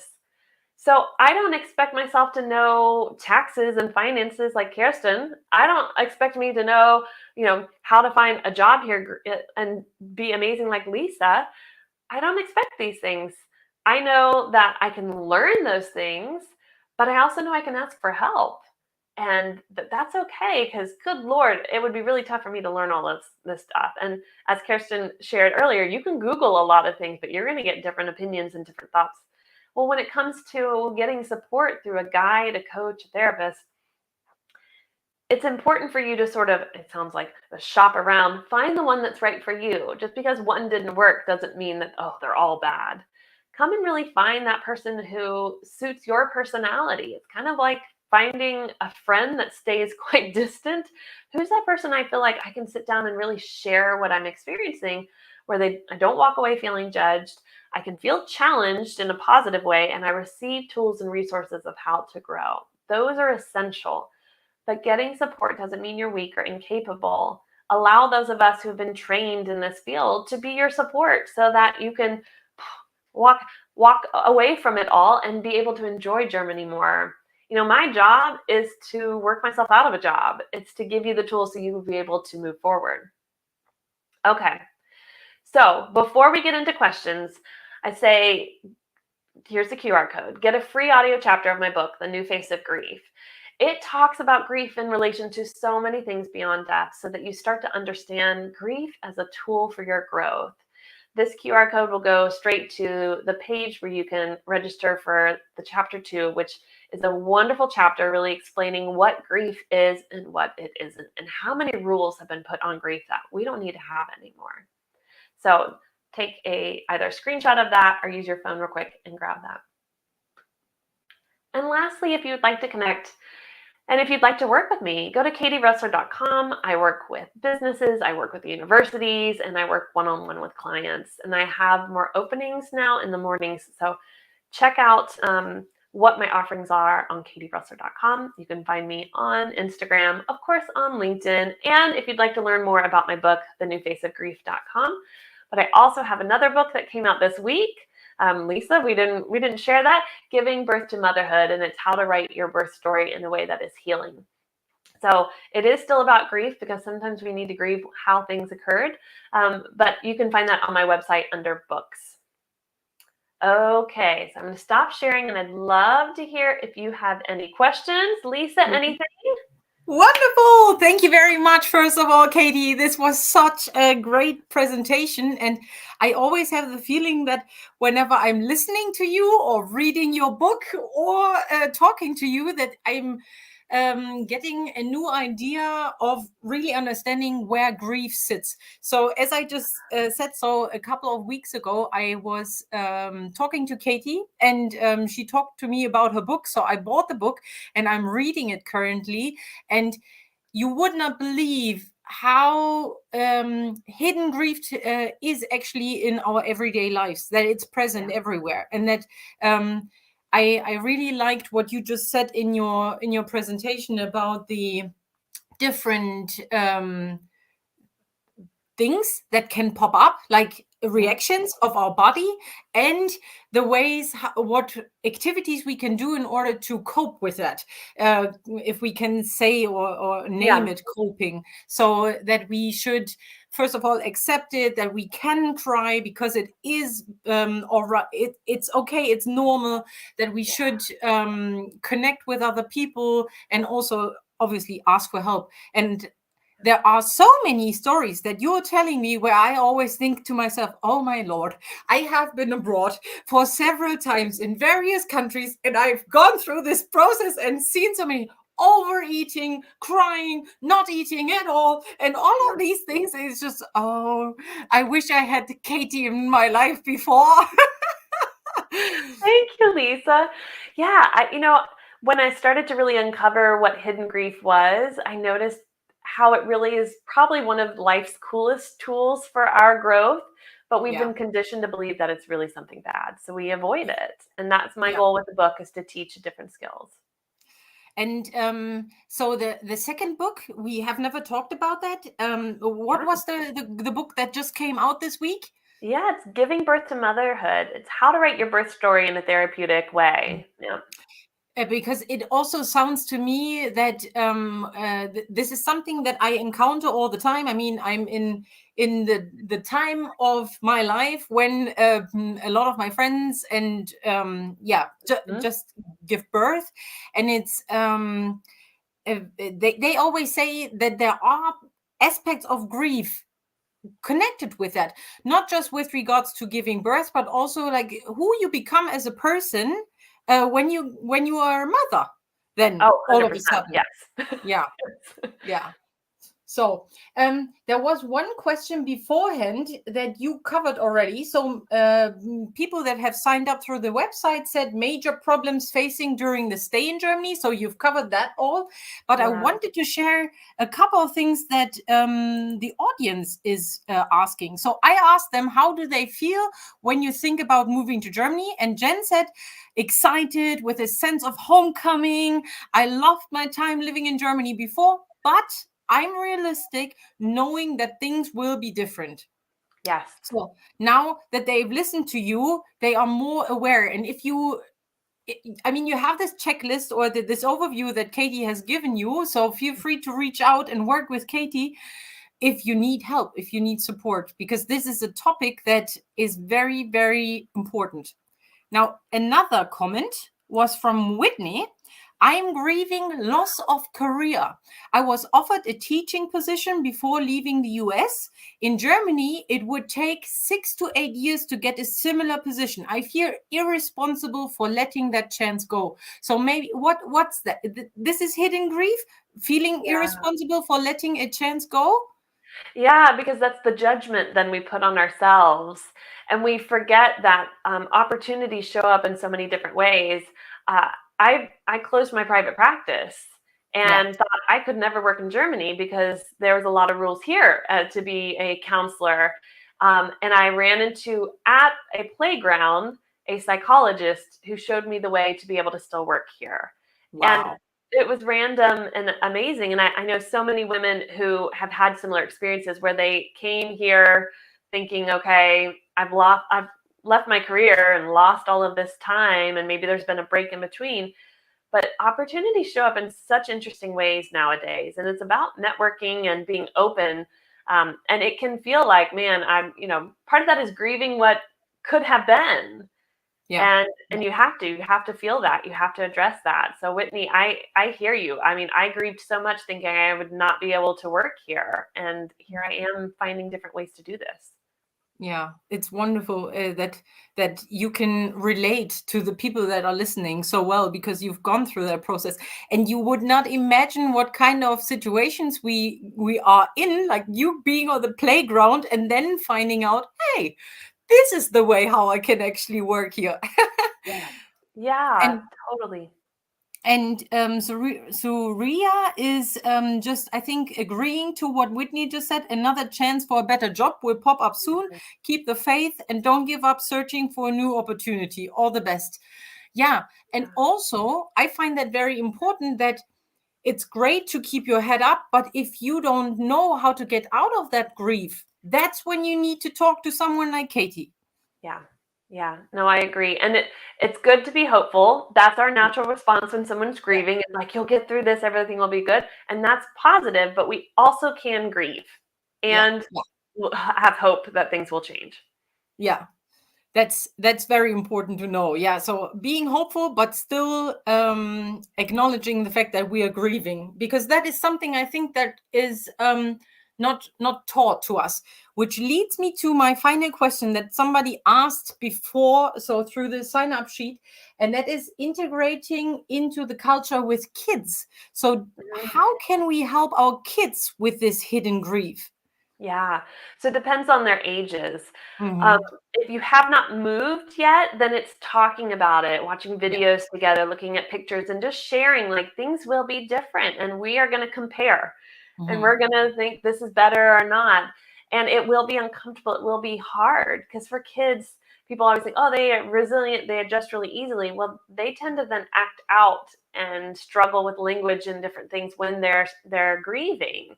And as a parent, if you can just really work on their emotional intelligence through that period. Now, if they're preteen and teen, then it's just saying, like, it sucks to have to move through high school. Yes, I'm with you, and I'm so sorry it's this way. And what are some things we can do to improve this? Or can we buy a ticket for you to go visit your friends during fall break? Or, it's meeting them where they are. And that can help them. But trying to force a country on them and make them like it, well, I don't know about you guys, but, like, I'm not that way. I don't like when people do that to me. So it's just really saying, like, confirm, this is hard. I miss this too. And, I'm noticing I kind of like this is different than what we used to do. Make it a dialogue. Don't make it about that they're wrong for feeling a certain way, or they should change, it'll get better. Like, just be like, this is hard. Yeah, and I also think that this can even strengthen the bond within the family as well, that you just simply show them that you see them, and that the kids understand that you are feeling the same way. Or that could be feeling the same way. So Katie, it was a real pleasure talking to you and listening to your talk. Is there anything else that you need to share right now with the audience? No, I'm excited for all those who watched. Of course, I will go back and look at any questions you have, and you can write me privately, info@katierössler.com, or find me on LinkedIn, Instagram, Facebook, and I'll write you back. Exactly. And use the opportunity to check out the QR code and the free chapter to the book. I highly recommend it. And I'm sure we will talk again very soon, Katie. Thank you very much. Bye. All right, and let's get the next speaker on stage. Here with me is Shaun Behrens. Hi, Shaun. How are you? How are you doing, Lisa? I'm fine. Thank you very much. How are you? I'm good. It's a rainy day in Nuremberg and a perfect day to be watching a summit like this. Wonderful. It's a rainy day here as well. It's actually quite cold. I'm always trying to get some air inside my office while you guys are talking. But then it's getting cold. I think we had 0 degrees last night. So weather things in Germany. So for everybody that is watching, maybe you have seen Shaun before, maybe you've heard of Shaun before. Shaun is a content creator and the host of the podcast, The Germany Experience.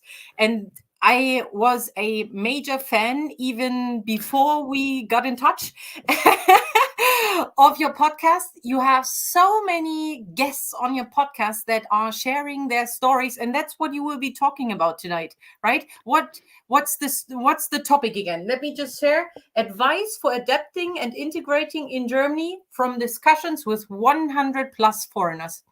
Exactly. Yeah. So that's pretty much it. That's what it's going to be about, because I've had the chance to speak to all these people and a lot of stuff keeps coming up. And I just wanted to highlight some of the things for today's session. I just want to check, can you hear and see me okay? Is everything looking okay? Okay. I very can good. see you and hear you. If you need anything else from my side, let me know.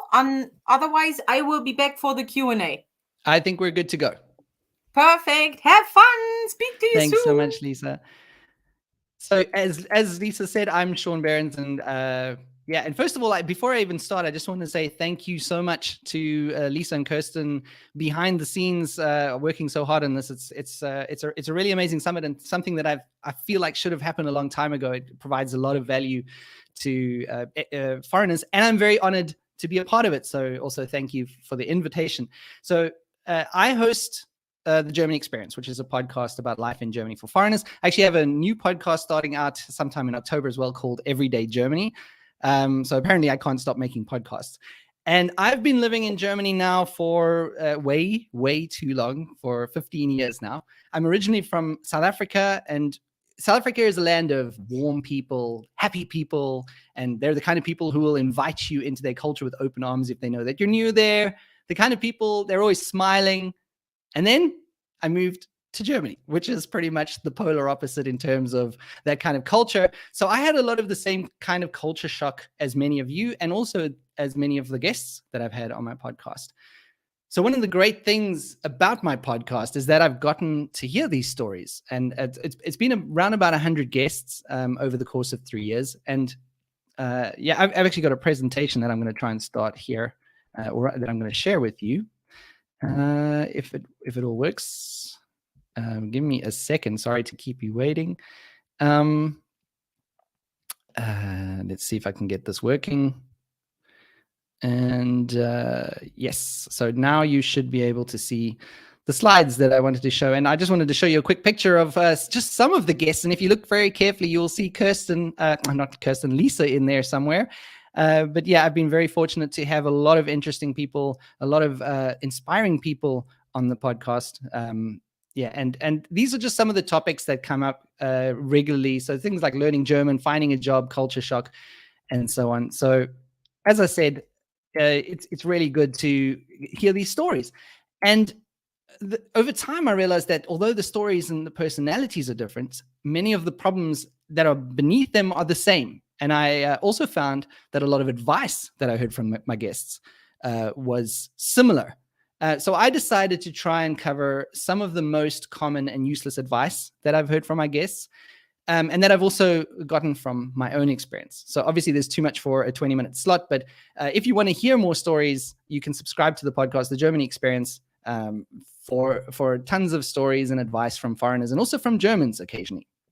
And of course, when it comes to things like advice, the caveat is your mileage may vary because each situation is different. So the same advice doesn't exactly apply to everyone, but maybe there's something here that you can take with you. So let's get on to the advice. And I'm going to start with a problem that maybe doesn't have a clear solution attached to it. And that is this loss of identity. And I was just listening to Katie talk, and I think a lot of that has already come up in what she was saying. But it's this change of identity that you experience when you move to Germany. Now, for me, the biggest change in my identity was in how I connected with people. That was a massive change for me. Because in South Africa, I was friendly and I valued the fact that I could get along with just about anyone. And my biggest asset was my humor. So I would use my sense of humor to start conversations, or I would use it to bond with people, or I would use it to fill awkward silences. And it was such a big part of my identity and how I presented myself to people, because I was always the funny guy. That was kind of the way I wanted to come across to make things easier to connect. But suddenly in Germany, my humor just didn't work anymore. I couldn't rely on this huge aspect of what I always relied on, because Germans just didn't understand the jokes I was making. I mean, not always, not everyone. But I'm also talking about the Germans who could speak English. Even if I was making the same jokes that I would make in the same social situations back home here in Germany, the Germans would just stare at me, or they'd ask me to explain what I just said. And I will tell you, there is nothing less fun than a German who wants to analyze a joke you just made. So I lost my humor. But it wasn't just that. It was also because of the language barrier. I couldn't express myself in the same way that I am like I'm doing now. In a lot of ways, when it comes to expressing myself in German, I still can't express myself very well, even after 15 years here. because when I speak German, I lose some of the flair that I communicate with. And even when I speak English to Germans, I often have to use a slower, simpler English. So even then, that sort of personality that I can get across is gone. And so the language barrier has a lot to do with the change of identity. I essentially went from being an extroverted and friendly person to being very quiet and shut off in social situations. And this was a very new situation for me. And I needed to get my head around this kind of new identity that I had here in Germany. And there are other ways that you can lose your identity too. Next week's guest on the German Experience, Veronica from Mexico, she discovered that her education degree meant nothing here in Germany. And I think Katie mentioned a similar thing. So Veronica came here to Germany and lost part of her identity, which was being a teacher. And then another one of my guests from the United States, Beth, she was a big fencer in the States. So she was almost a professional level fencer, and that was part of her identity, but she had to leave that behind when she came to Germany. So it's a big thing. You're losing a large part of your identity. And unfortunately, there's not much that you can do about a loss of identity because it's just a natural part of moving to a new culture. But several guests did have similar advice about this. And it comes down to embracing your new identity. And it's not easy. It's not something that I think happens overnight, but I think it's something you have to be mindful about. You have to figure out what your new identity is. And it's essentially a new you in Germany. Maybe it looks a little the same as the old you, but it's a new you. And it might not always be one that you fully like, but you need to somehow come to terms with your new identity. And like me, I just have to accept that German Shaun isn't as funny and probably not even as interesting as English Shaun. And that's hard.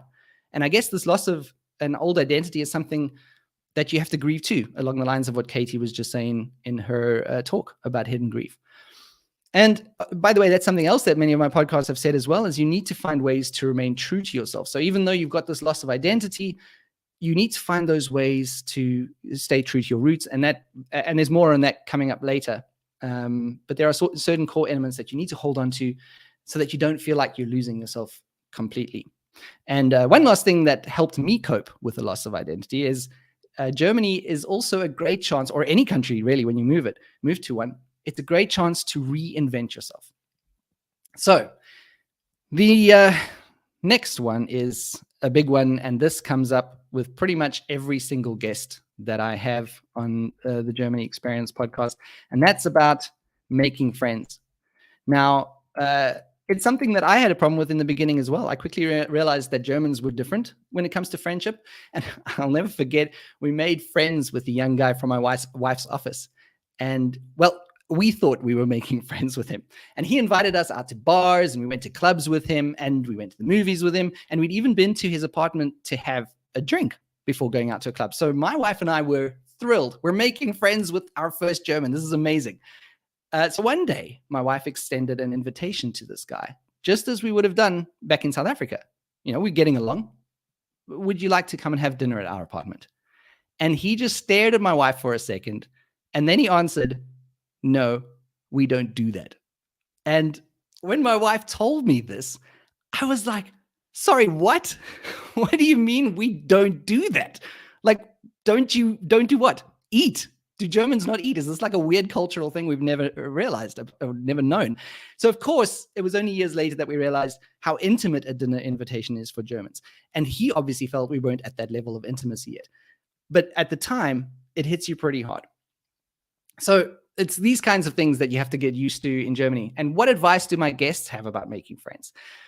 Well, something that we've discussed on a few episodes is the importance of making friends with foreigners. So you'll need these people in the beginning. They're going through what you're going through, and it's a shoulder to cry on when you feel like Germans hate you. And some of the most special friends that I have in Germany now are foreigners that I met when I first got here. And I think it's because we went through the struggles together, and it was a big bonding experience. And foreigners in Germany, I don't need to tell you, they're easy to find. They're in Facebook groups. They're in meetups that most cities have. So that's easy. But of course, the flip side of making friends with foreigners is that some foreigners tend to leave. But if you're staying in Germany for a longer time, you probably want to try and make more German friends. And if you do want to do that, good luck. I wish there was a foolproof, a bit of advice that I could tell you on how to do it, but there's not. Everyone is different. Every situation is different. And also, I say good luck because it actually depends a bit on luck. I was very lucky that I worked with a German when I first started working here in Germany, who was super easy to get along with. He was open, spontaneous. We could make jokes with each other, and he loved speaking English with me. And let me tell you, if you can find a German like this, you just hold on to them as much as you can without seeming too needy or creepy, but just hold them, because they're keepers. It's very difficult to find that kind of openness. But that's the luck part of it. It depends a bit about who's in your orbit. The fact of the matter is, and before I move on, it also depends on what you're looking for friendships. From friendships. So the Germans are really good at doing stuff like hiking, rock climbing, going to events. So if that's all you want, if you want someone to show you the city, have a good time with, and so on, you're probably going to be okay. But if you're looking for a deeper connection, that's going to be a bit more difficult. And unfortunately, it comes down to just having to put yourself out there. And multiple guests of mine have said, if you do the things that you love and are passionate about, you're going to meet like-minded people there. So the language will probably still be an issue, but at least you will have some common ground to start off with. And I really think that there's something to this advice. So join a verein, join a club that has to do with an activity that you love, find those points of commonality. And it's not only a great way to make a connection with people, but also to potentially make a connection with Germany. The point is, you have to put yourself out there. I know it could be difficult, especially if you're an introvert. It's going to be hard, but you can find ways to do it on your own time. I'm actually getting a call here. Sorry about that. I didn't put my phone on quiet, which is a rookie mistake, really. So moving on to the next bit of advice is this one. And it's advice that I love a lot. And it was something that a guest of mine, Audrey from the United States of America, said. And she said, just accept that you'll never fully understand the new culture that you're in. So I think in trying to adapt to a new culture, we sometimes have this all or nothing approach. But actually, there's never going to be a time when you fully understand German culture. I don't even think Germans fully understand German culture. So you will get to know it better, but there's always going to be things that you don't get, or references in conversations that you don't understand, and nuances that you don't even notice. And that's okay. And Audrey said it perfectly in that episode as well. She said, you can still respectfully enjoy your life without needing to understand everything that everyone is going through or has been through.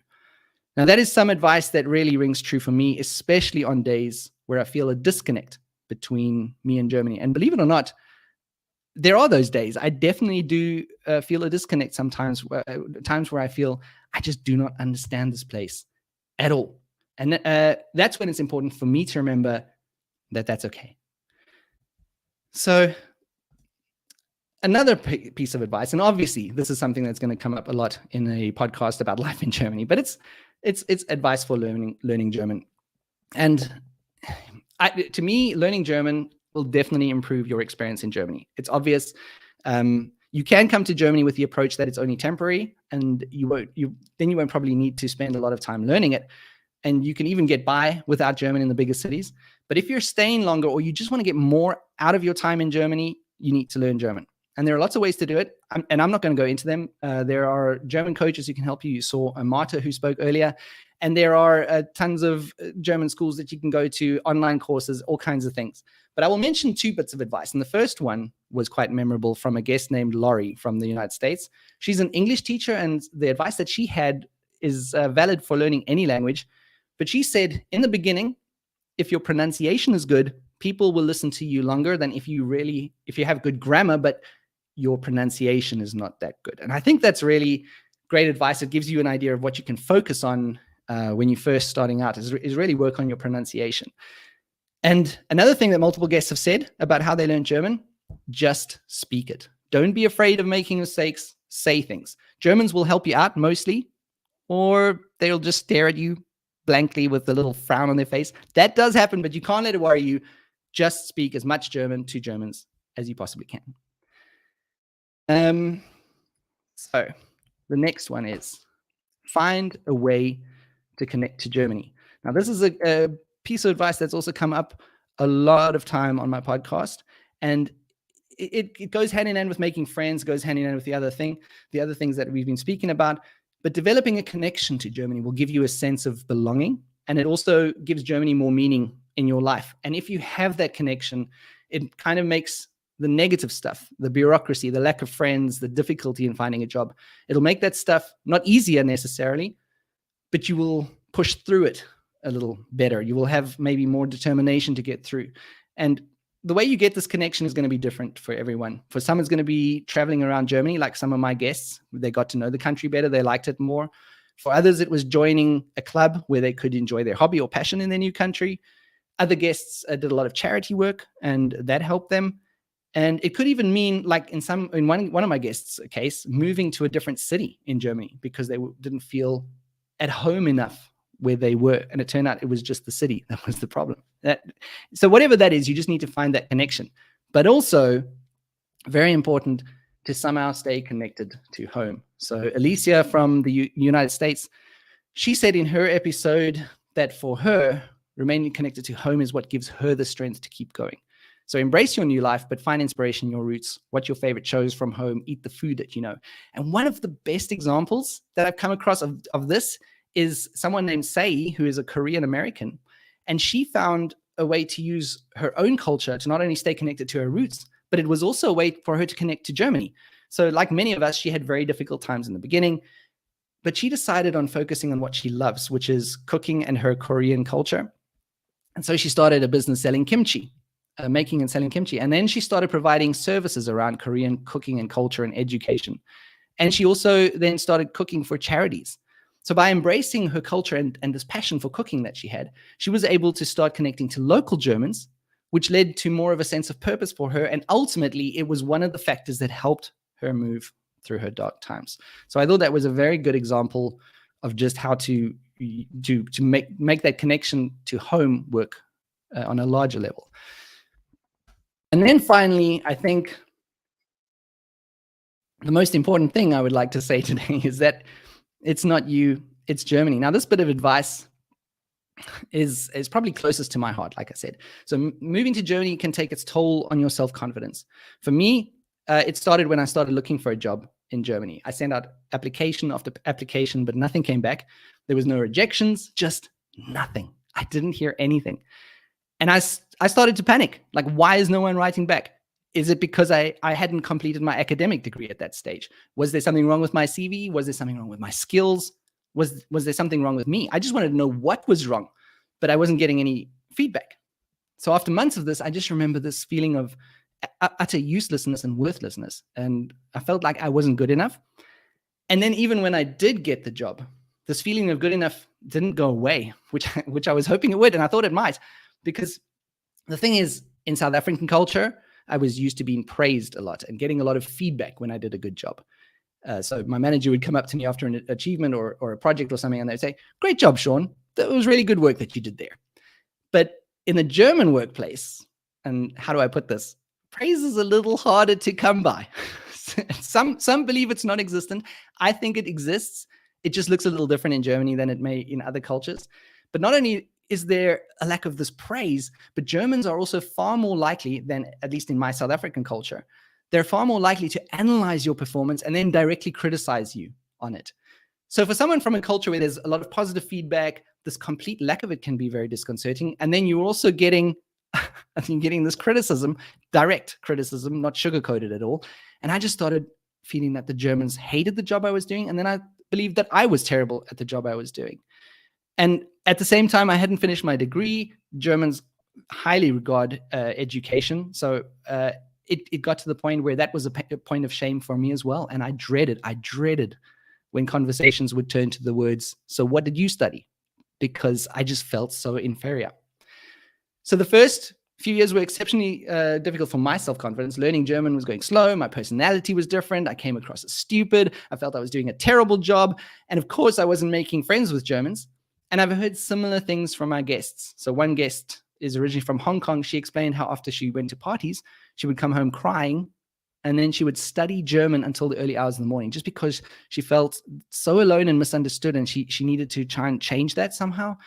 Other guests have mentioned how they became aggressive. And I think Katie mentioned something about this in her talk as well, that they would take out their frustrations on their partners and their families, and then they would be surprised because they're not an aggressive person. This aggression wasn't like them at all. Guests also talked about how stupid they feel in Germany. They talk about how their identity has been taken, and almost everyone complains about the friends thing. So all these things come together, and they can absolutely ravage your self-confidence and your self-worth. And it can definitely make you feel like you're not good enough. And that's why my last bit of advice for you is you need to keep perspective. You need to think about what it is that you're doing. You're way out of your comfort zone. You're in a strange culture, and the language is probably one that you don't grasp in many cases. And what a brave thing that is to do. It's crazy. It's a little crazy, but it's brave. And getting that perspective is important to understand what you're dealing with. And an important way of getting that perspective for me is to listen to the stories of foreigners, to understand what others have gone through, and to learn that they've gone through exactly what you're going through, and to get inspiration from their stories, and to tell your own stories so that others realize that they're not alone. Share your experiences. But most of all, in those difficult times, be kind to yourself. And remember that it's not you, it's Germany. So that's all I had to say. That's some of the advice from my guests that I wanted to share with you.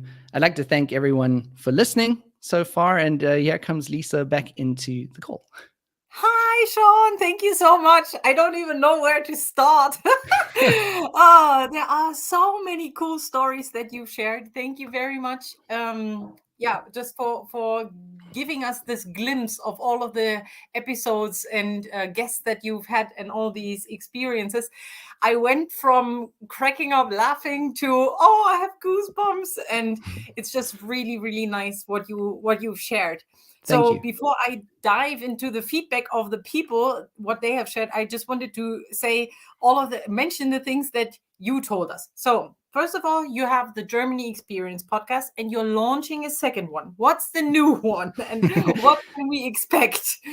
The new one is called Everyday Germany, and it's more just a discussion with one of the Germans that comes onto my podcast a lot. Her name is Nina. And we're just going to talk around our everyday lives in Germany. But it's going to be in English. We did a similar podcast. We did it in German before, and now we're switching it to English.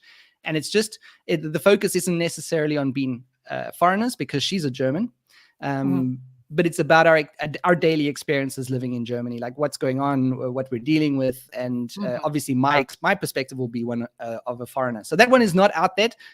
But if you follow me on Instagram, which is the.germany.experience.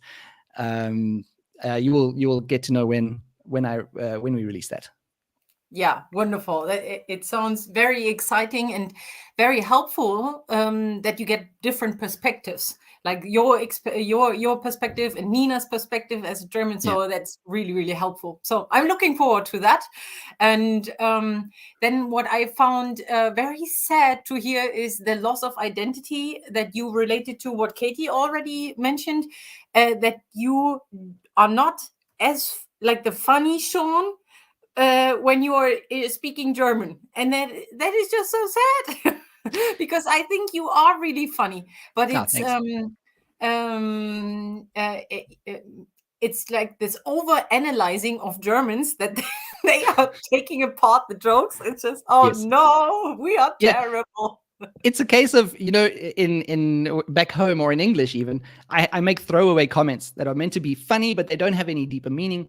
And German will latch onto those throwaway comments, and they're like, but that doesn't make any sense because of this or that. And then you end up in a long discussion about what you just said. And it's just like, okay, you know what? Forget it. What's the point? Yeah. And I think it's there were a couple of sentences that you said that are very helpful, like you'll never fully understand the German culture. I have to agree. I think sometimes I don't understand. So you're right with that. And also this less praise thing. I find that very hard and very sad that we are not praising that much, especially in the work life. And what you said last, that it's a brave thing to do when you guys are coming to Germany, and that you should be kind to yourself. So this is very wonderful. And what I hear when you're talking about these stories is that these stories are also part of you somehow, and that you can identify with those stories because you know the people who have told you the story, even though they were not mentioned on your slides. It's just like, how does Shaun even keep all of them in his head? It's more than 100 people that he's spoken to. So yeah, wonderful. And this is just from my side. So now let's dive into the things that the people have said here. So I asked them who's listening to your podcast, the Germany experience. And Simon says, yep, all of the episodes. So I've been in contact with Simon as well. I've actually met him at a pod festival in Berlin. So I know he's been a listener and he's listened to every single episode. So it's wonderful to learn about people who listen to your podcast. That really makes what you're doing worthwhile when you meet people like Simon. Yeah. And then Simon also, I asked then, okay, what is his favorite episode? And he said the live show with the boys from Americans in Germany drinking whiskey.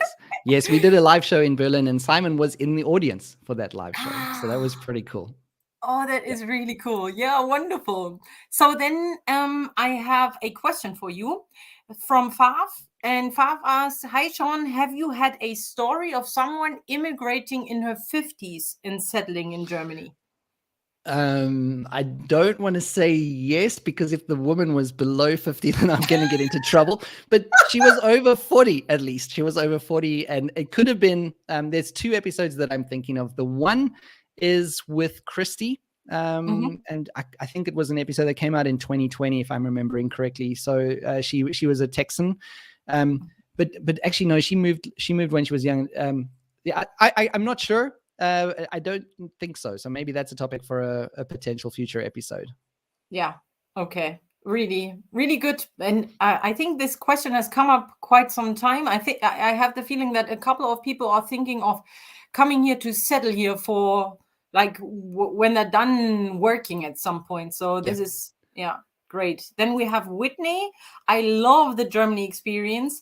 I listened to nearly every episode in preparation for moving here. Oh, that's amazing. Thank you so much, Whitney. That's incredible feedback. Okay, then we have Kerstin, and she said, unbelievable. For me, it is a great honor to get invited for dinner at home at a friend's house. Like this story, I also thought, what? It's like intimacy of dinner in Germany. But yeah, you're right. It is a certain level of intimacy that we are not comfortable with sharing with everyone. Yeah, and I will say that it's changed. I mean, that guy was maybe an exception. You do come up at it. You've got to ask that question at the right time. You can't just pose it, and you also got to know with colleagues. There's a bit of a song and dance about like when can I invite colleagues over for dinner and stuff like that, because then it's kind of a formal event almost. But it's going to be different in every situation and every place. But that's definitely what I came up against is this holiness and sacredness of the dinner invitation. Some other LinkedIn user said, I have cherished every dinner I have been invited to, especially invites from my South African friends. Maybe someone who knows you. Maybe someone knows me exactly. I don't know, but we love inviting people to dinner, and we do it a lot more now with Germans as well, even if we don't know if they're going to accept.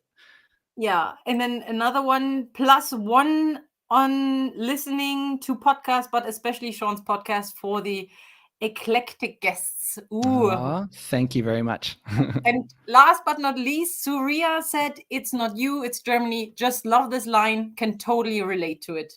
Yeah, very cool. I think it's important. It just helps to give a bit of perspective that because people do, like I said, that you feel like it's you feel like you're the problem, and it's just you in the new circumstances, really. And I think that's the perspective that we need to keep sometimes. Yeah. So that's wonderful. And the questions that flew in beforehand were covered by you, actually. So it was about how to build relationships and so on. So thank you so much, Shaun. Is there anything else that you want to share with the world? Yeah, the website is thegermanyexperience.de. And if you want to email me, I love getting emails. I love getting talking to people and making connections. Email me at info@thegermanyexperience.de. Yeah, wonderful. info@thegermanyexperience.de. Wonderful. Thank you so much for taking the time, Shaun. I'm sure we will speak to each other very soon. Have a We wonderful certainly will, evening. Lisa. Thanks for the Thank invitation. you. Bye, everyone. Thank you. Bye-bye. Now, last but not least, let's get Kerstin again back here on stage. Kerstin, I just need to unmute you somehow. You need to unmute yourself. No. Yeah, now I can hear you. Yeah. Perfect. How are you? Wow, what a day. I can't believe that time runs so quick. So, okay, we are in the last time slot right now, and Are we I feel crying very now? good. How about you? Yeah, I still feel very energized, and I can't believe how quickly this entire summit has passed by. So for everybody that is still with us, let us know in the comments what you thought was the best advice that you got today. Who or what is the topic that you need to dive into more? What's the topic that you thought, oh, I didn't even know that I have to think about working on this topic or getting in touch with these experts. So we are in this time slot where Kerstin and I will be doing a little recap of everything that you have seen today and what has happened with regards to the summit. So I'm feeling very good. I'm in between excited still and sad that it's over very soon.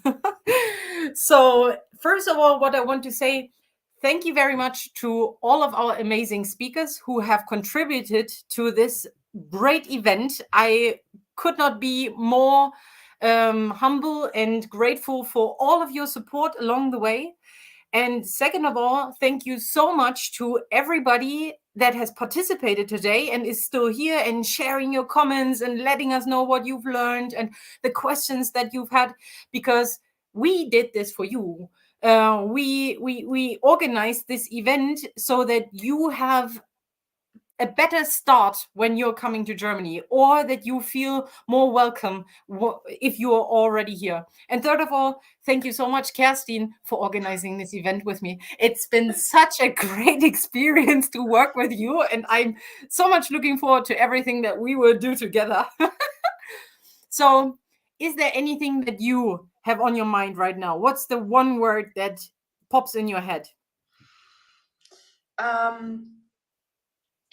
It was such a, I don't know the English word, potpourri. So there was so many different topics, like a wonderful bouquet of flowers with different colors. And so when I listen to stories like stories from Shaun, or when Kate explaining things, or Wiebke as well, then I often think about, okay, it's very familiar to me because I am German. And in my eyes, we need to understand that people who are coming to Germany, they are not familiar with that. And then I thought, okay, my parents-in-law, they live in Bavaria and I'm in Baden-Württemberg. So when I think about separating the waste, it is totally different, and it's just 200 kilometers away.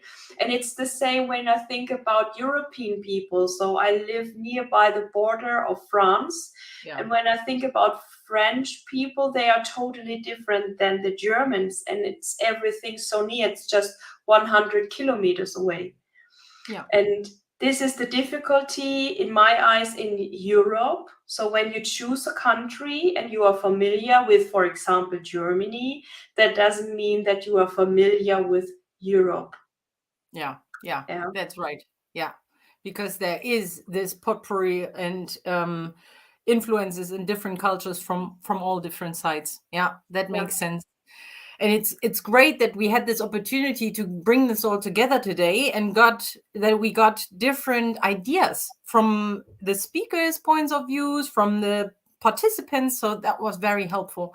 And in a second, I would like to share some of the comments that I thought were very helpful throughout the entire summit, because we've done this for 6 hours. But now, first of all, I would like to share the overview of our speakers again. Is that all right with you, Kerstin? Sure. Okay, so let me share my window here. So we started out at 1 p.m. Let me just go into full mode. We started out with Tarik, Boumahdi, and Karla Fernandez Wessel, who have a company called Move In, and they are specialized in relocation services in Germany. And the takeaway for me at this point was, so this is something that happened to me with all the speakers. I learned something new, or I was really inspired through their talk. And what Tarik and Karla have done is they gave a great overview that was just simply very easy to understand. So a roadmap along the entire path of whether you were still outside of Germany or in Germany. So this roadmap was very helpful with regards to the main steps of your relocation in Germany. Then we moved on with Marta, who is Marta Kojnok, a German language trainer and coach, who was talking about learning German for your career in Germany. And what I found very helpful here was the why, what, with whom, and how, and when to get started with your German learning journey. And this is first of all very complementary to all of the things that I'm doing. And what I found very helpful is that it's easy to start with, for example, the part.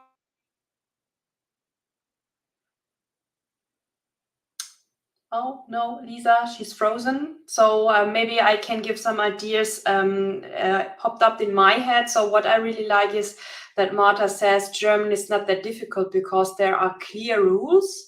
So that means that the mountain you have to climb is maybe not that high that you expected. And for me, it's my mother tongue, and some things come normally when I speak German, but when I keep in mind, for example, learning French, it was very difficult for me because of the grammar.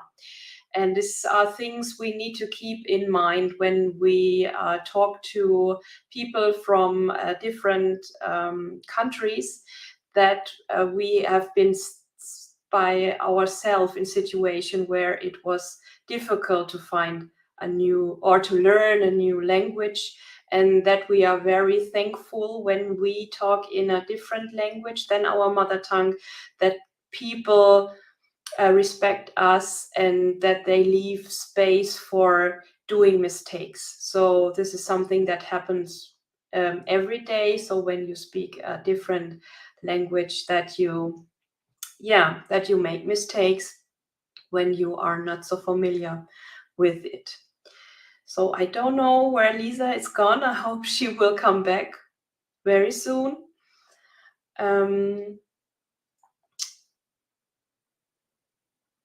Otherwise, we need to go on with the speakers. So let's wait. I hope she will come.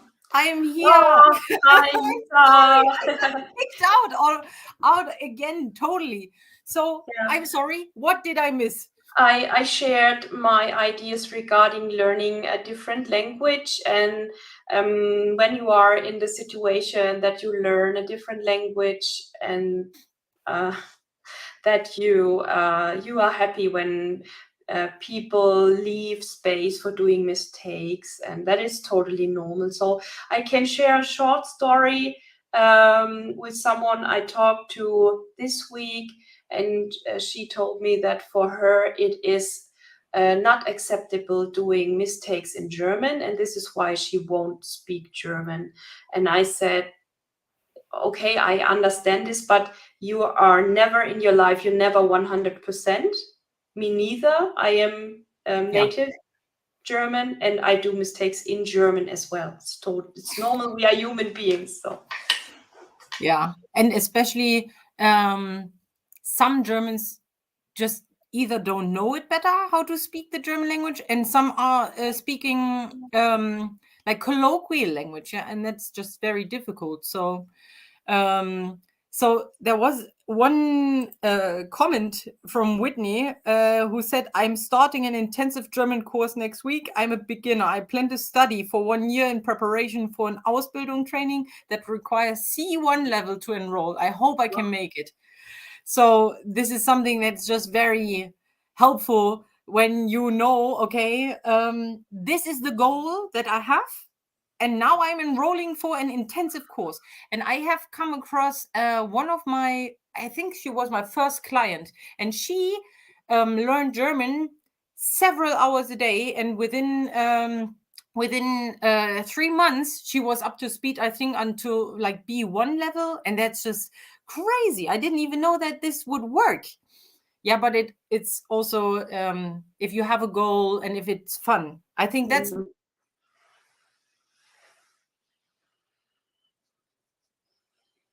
the most important part. We dive into the next different topics. So Renee said, hello, I'm from South Africa. I want to move to Germany in February. I can't wait. So it's great to hear that. It's great to hear these stories, because this is why we're doing this summit, right? For people who are planning to come here, we hope that this was very helpful. Now, another one said, hello, tuning in from Nuremberg. So, and we've been here just 3 months, originally from the US.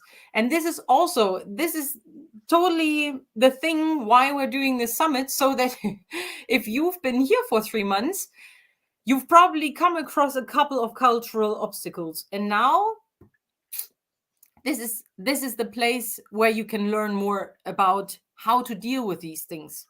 I mean, Kerstin, you are working with a lot of expats as well. And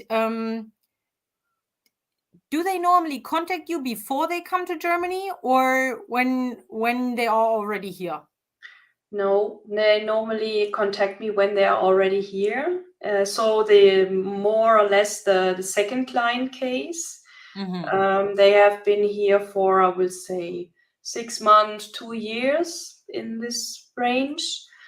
And I thought about, after my talk, why is this so? In my eyes, the people are not aware that it is important to start as soon as possible to getting answers for questions, because they are so in this visa process and getting a job, learning German, and anywhere else it's starting with finance and insurance stuff. So I guess it's normal, but to set up things, it's very important to start early in the process. Yeah, and this is my opinion, that the people will get in contact with me after they started here in Germany.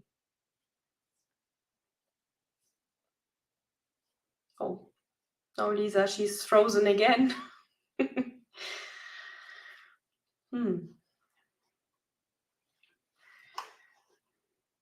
Okay. Yeah.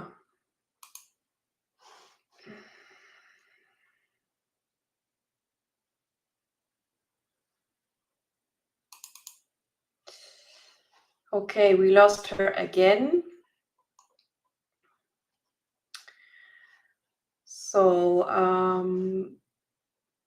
maybe we can go forward with the people we had as speakers. Oh, Lisa, you are back. Great. I'm so sorry. I don't know what is going on. Maybe we've been streaming for too long and now my capacity is out of order. But as you said, let's move on. So after that, Kate was speaking. Yes. And she's an intercultural trainer, English language trainer, and business coach. And she was talking about the different things that she wished she knew. And that was just so funny. I thought there were so many different things that I wasn't even aware of that she shared with us with regards to the recycling and obviously the bureaucracy and all of these different things. And there was one of the comments who mentioned her crisp and wonderful presentation, I think. Let me just share that. Yeah, thanks, Kate, for a crisp, wonderful presentation. Yeah. And this is what I talked before, because if you listen to these examples as German, you think, well, yeah, that's pretty normal. And for people who are traveling a lot, so as I do, I thought, okay, when I go to a different country, I don't want or I don't read how they separate their waste. And I remember a story that we've been to California that is not allowed to have your Navi on the window. So the older Navis you all know, you put into your window and then you can see where you will drive, and it's not allowed. We read it in the internet, but normally you don't have a look on that rules. Yeah. And yeah. So what would I recommend is that ask people at work or neighbors or what else. It was a recommendation from Shaun as well. So you will find out very quick if people are interested in getting in conversation with you or not. Yeah, exactly. So after that, we had Jorge Robleto, who is a business English teacher and host of the Canadian Wants to Know podcast. And he is, I think this is something that is very common amongst podcasters. They are just simply telling stories. And I love that because we can relate so easily to that. And it just makes it so much more fun. They don't even need a presentation. They just simply talk about the different stories that they have encountered. And the key thing that, and here again, there's a complement between what Marta has said and what Jorge has said, is that the confidence is key with regards to speaking, whether it is German or English. It's just simply very important that you try to be confident. And after that, we had Abbas, who was my interview guest, and we were talking about the different steps along his path from Pakistan to Germany and how he went through 3 different kinds and types of visa. And what his main points were: find a person that has done it before and ask them, ask the authorities with regards to the steps that you need to take, and then follow each step by step. So if they tell you, okay, this is the document that you now have to fill out, then do that with regards to your visa. And there are still a lot of visa questions that are popping up. So people have definitely many questions with regards to that. But what Kerstin and I would always recommend for you to do, be very careful and selective with the people where you get your information from. There is not one person that knows it all for everybody. So the visa experts that you normally have are in Germany, it would be that they need to know the German law, but then in your countries, and you are coming from all around the globe, so there will be specialists in your countries, and that's the people that you should look out for.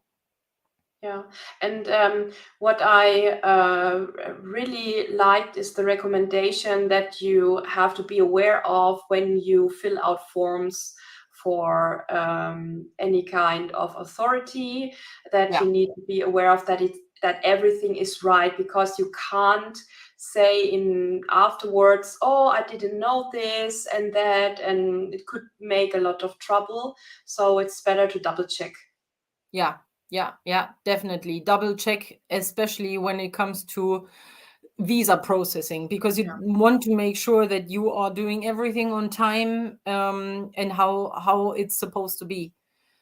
So then we had Jan, who did a great energizing exercise, or various energizing exercises with us in between. So that was very helpful. He spoke about the importance of movement, especially when you're just sitting in front of your laptop all day. Yeah. So that was great, and very interactive. I love that part very much. And I could see that you were working with us the entire time, Kerstin. That was really funny to see how you've been doing these exercises as well. And then after that, I talked about the actual job search, and just simply showed you different websites where you can search for an English speaking job, because that was the most important topic that you guys wanted to know. That's basically everything that I wanted to say. It was very interesting for me. So I know a lot of the possibilities to search for a job, but that could be overwhelming as well. So this was a recommendation from your side. You need to know what you are looking for and where to look for a job. So because this is something I often think about, because we want to save time. And not to write 200 or 300 applications. Stay focused on what you want. Yeah, exactly. If you know what you want and know the industry, that's what you want to go for. And then if you don't know what you want, Lisa's helping you out here. She works with you on this topic as well. Exactly, that's right. Then after that, Wiebke Homborg, who is an intercultural trainer and expat coach and new work fan, was talking about navigating German work cultures. And that was very complimenting to the things that I said before, because she actually explained the history to understand better where this German diligence comes from, where this German work ethic is coming from. And that we need to be aware of the bureaucratic processes, that we're still faxing, that we still have a lot of paper. And I thought it was like everything that she said was just underlining all of the different aspects that I mentioned. And it gives great hope, because there are so many open positions that we need to fill. So for everybody that is searching for a job, there should be an opportunity out there. But you need to be aware of, can you speak English in your field or not? Do you need to learn German, and so on? Then, Kerstin, it was your time. So Kerstin Brunner, our finance ambassador and also my summit organizer, you showed us more the importance of financial education, and that it is a shame that we're not learning that in school, whether we are in Germany or whether we are from outside of Germany. And I know from my perspective that it's difficult to understand all of these different financial aspects, but for someone coming from outside, it's important to know that there are options out there. And in order to get to know these options, you need to talk to Kerstin. That's what I learned. And what I learned, that there are so many people involved, and you need to talk to so many people, such as notary, real estate agent, and landlords. All of these people, it's just crazy. I think we are so deep in this bureaucratic state that we don't even know how to get out of that. Yeah, that's right. And it's all about the paperwork. It doesn't matter what you want to do. So if you want to have a health insurance or term life insurance or private pension, or even if you want to purchase a property, that's more complex, because it depends. If it's a new property, then you need to read 200 to 300 pieces of paper in German. And that's the difficulty. You have a problem that you have this time issue. And if you don't know anyone helping you with a good knowledge background, then you are totally lost. Yeah. Exactly. And you're just simply so overwhelmed by everything that this is probably you don't worry that you don't have any options. But later on, and if you know your roadmap, then you should definitely talk to Kerstin. So after you, we had Katie Rössler, a transformative grief guide, author, and licensed professional counselor, and she talked about the emotional journey of an expat. And that was very interesting to see that we have this honeymoon period, that we put our home country in some sort of fairy tale, that there's the grief period, also that the Germans love Wurst. Of course we do. And yeah, and that all of these emotions can pop up within 6 months, and that it takes us another 6 months to get to a way of how to adjust and work with these things that are going on in our minds. But I think a lot of people sometimes have these things happening to them, so on their body and their mind, but they are not aware of the fact that it's hidden grief. And that's why I thought that this was very helpful to listen to this. And then last but not least, we had Shaun Behrens, a content creator and host of the Germany Experience podcast, who simply shared lots and lots of stories of his podcast guests who've been expats and who are expats living in Germany. And there are so many things, but one thing that I wanted to share again, that Soria said, "It's not you, it's Germany. Just love this line. Can totally relate to it." You And know, that you were so thought it's unbelievable with this. I also think so. It's just, but maybe we're different. you know, when I hear such stories, I often think, who is wrong, the Germans or the others? Yeah, or it's am I not German? Or so I can't understand how people can say this, or no, I don't want to come to your place. And so for me, it's a great honor not only to be invited. So normally people meet outside to have dinner in a restaurant, and if someone cooks for me, it's high class. So it doesn't matter if it's a Wurstbrot, sausage bread, or a 3-course menu. It doesn't matter.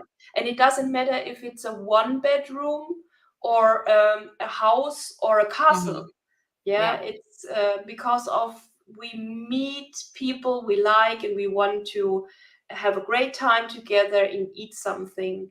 And I don't understand, because in my eyes, cooking and food is for making friends or to get to know people better, because we all need to eat, and we all need food. So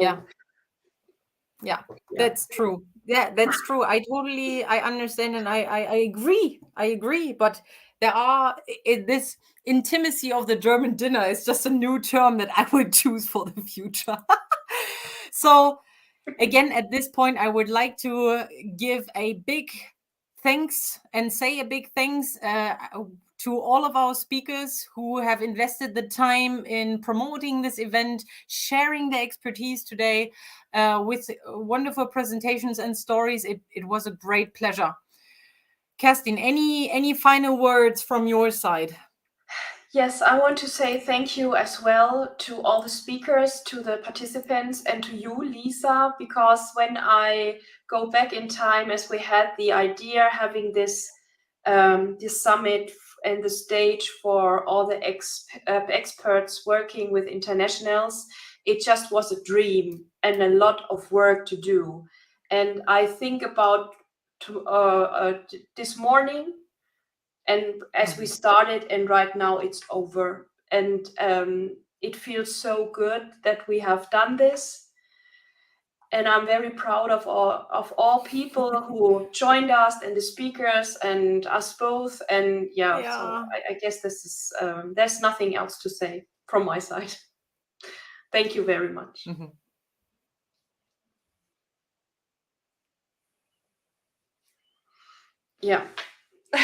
Right.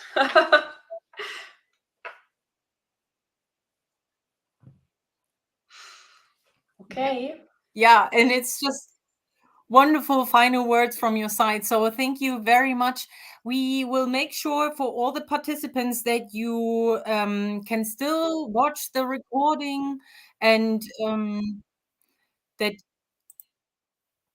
you can still watch the recording, and that our speakers also get in touch with you guys with regards to all of the questions that might not have been answered. So there are so many people that are still sharing. Thank you, Lisa and Kerstin, for a very insightful presentation, or vielen Dank. So thank you, everybody, and have a, so this is what I wanted to share. Vielen Dank. And thank you, Lisa and Kerstin. So thank you again, and have a wonderful evening, you guys. You know how to contact all of us.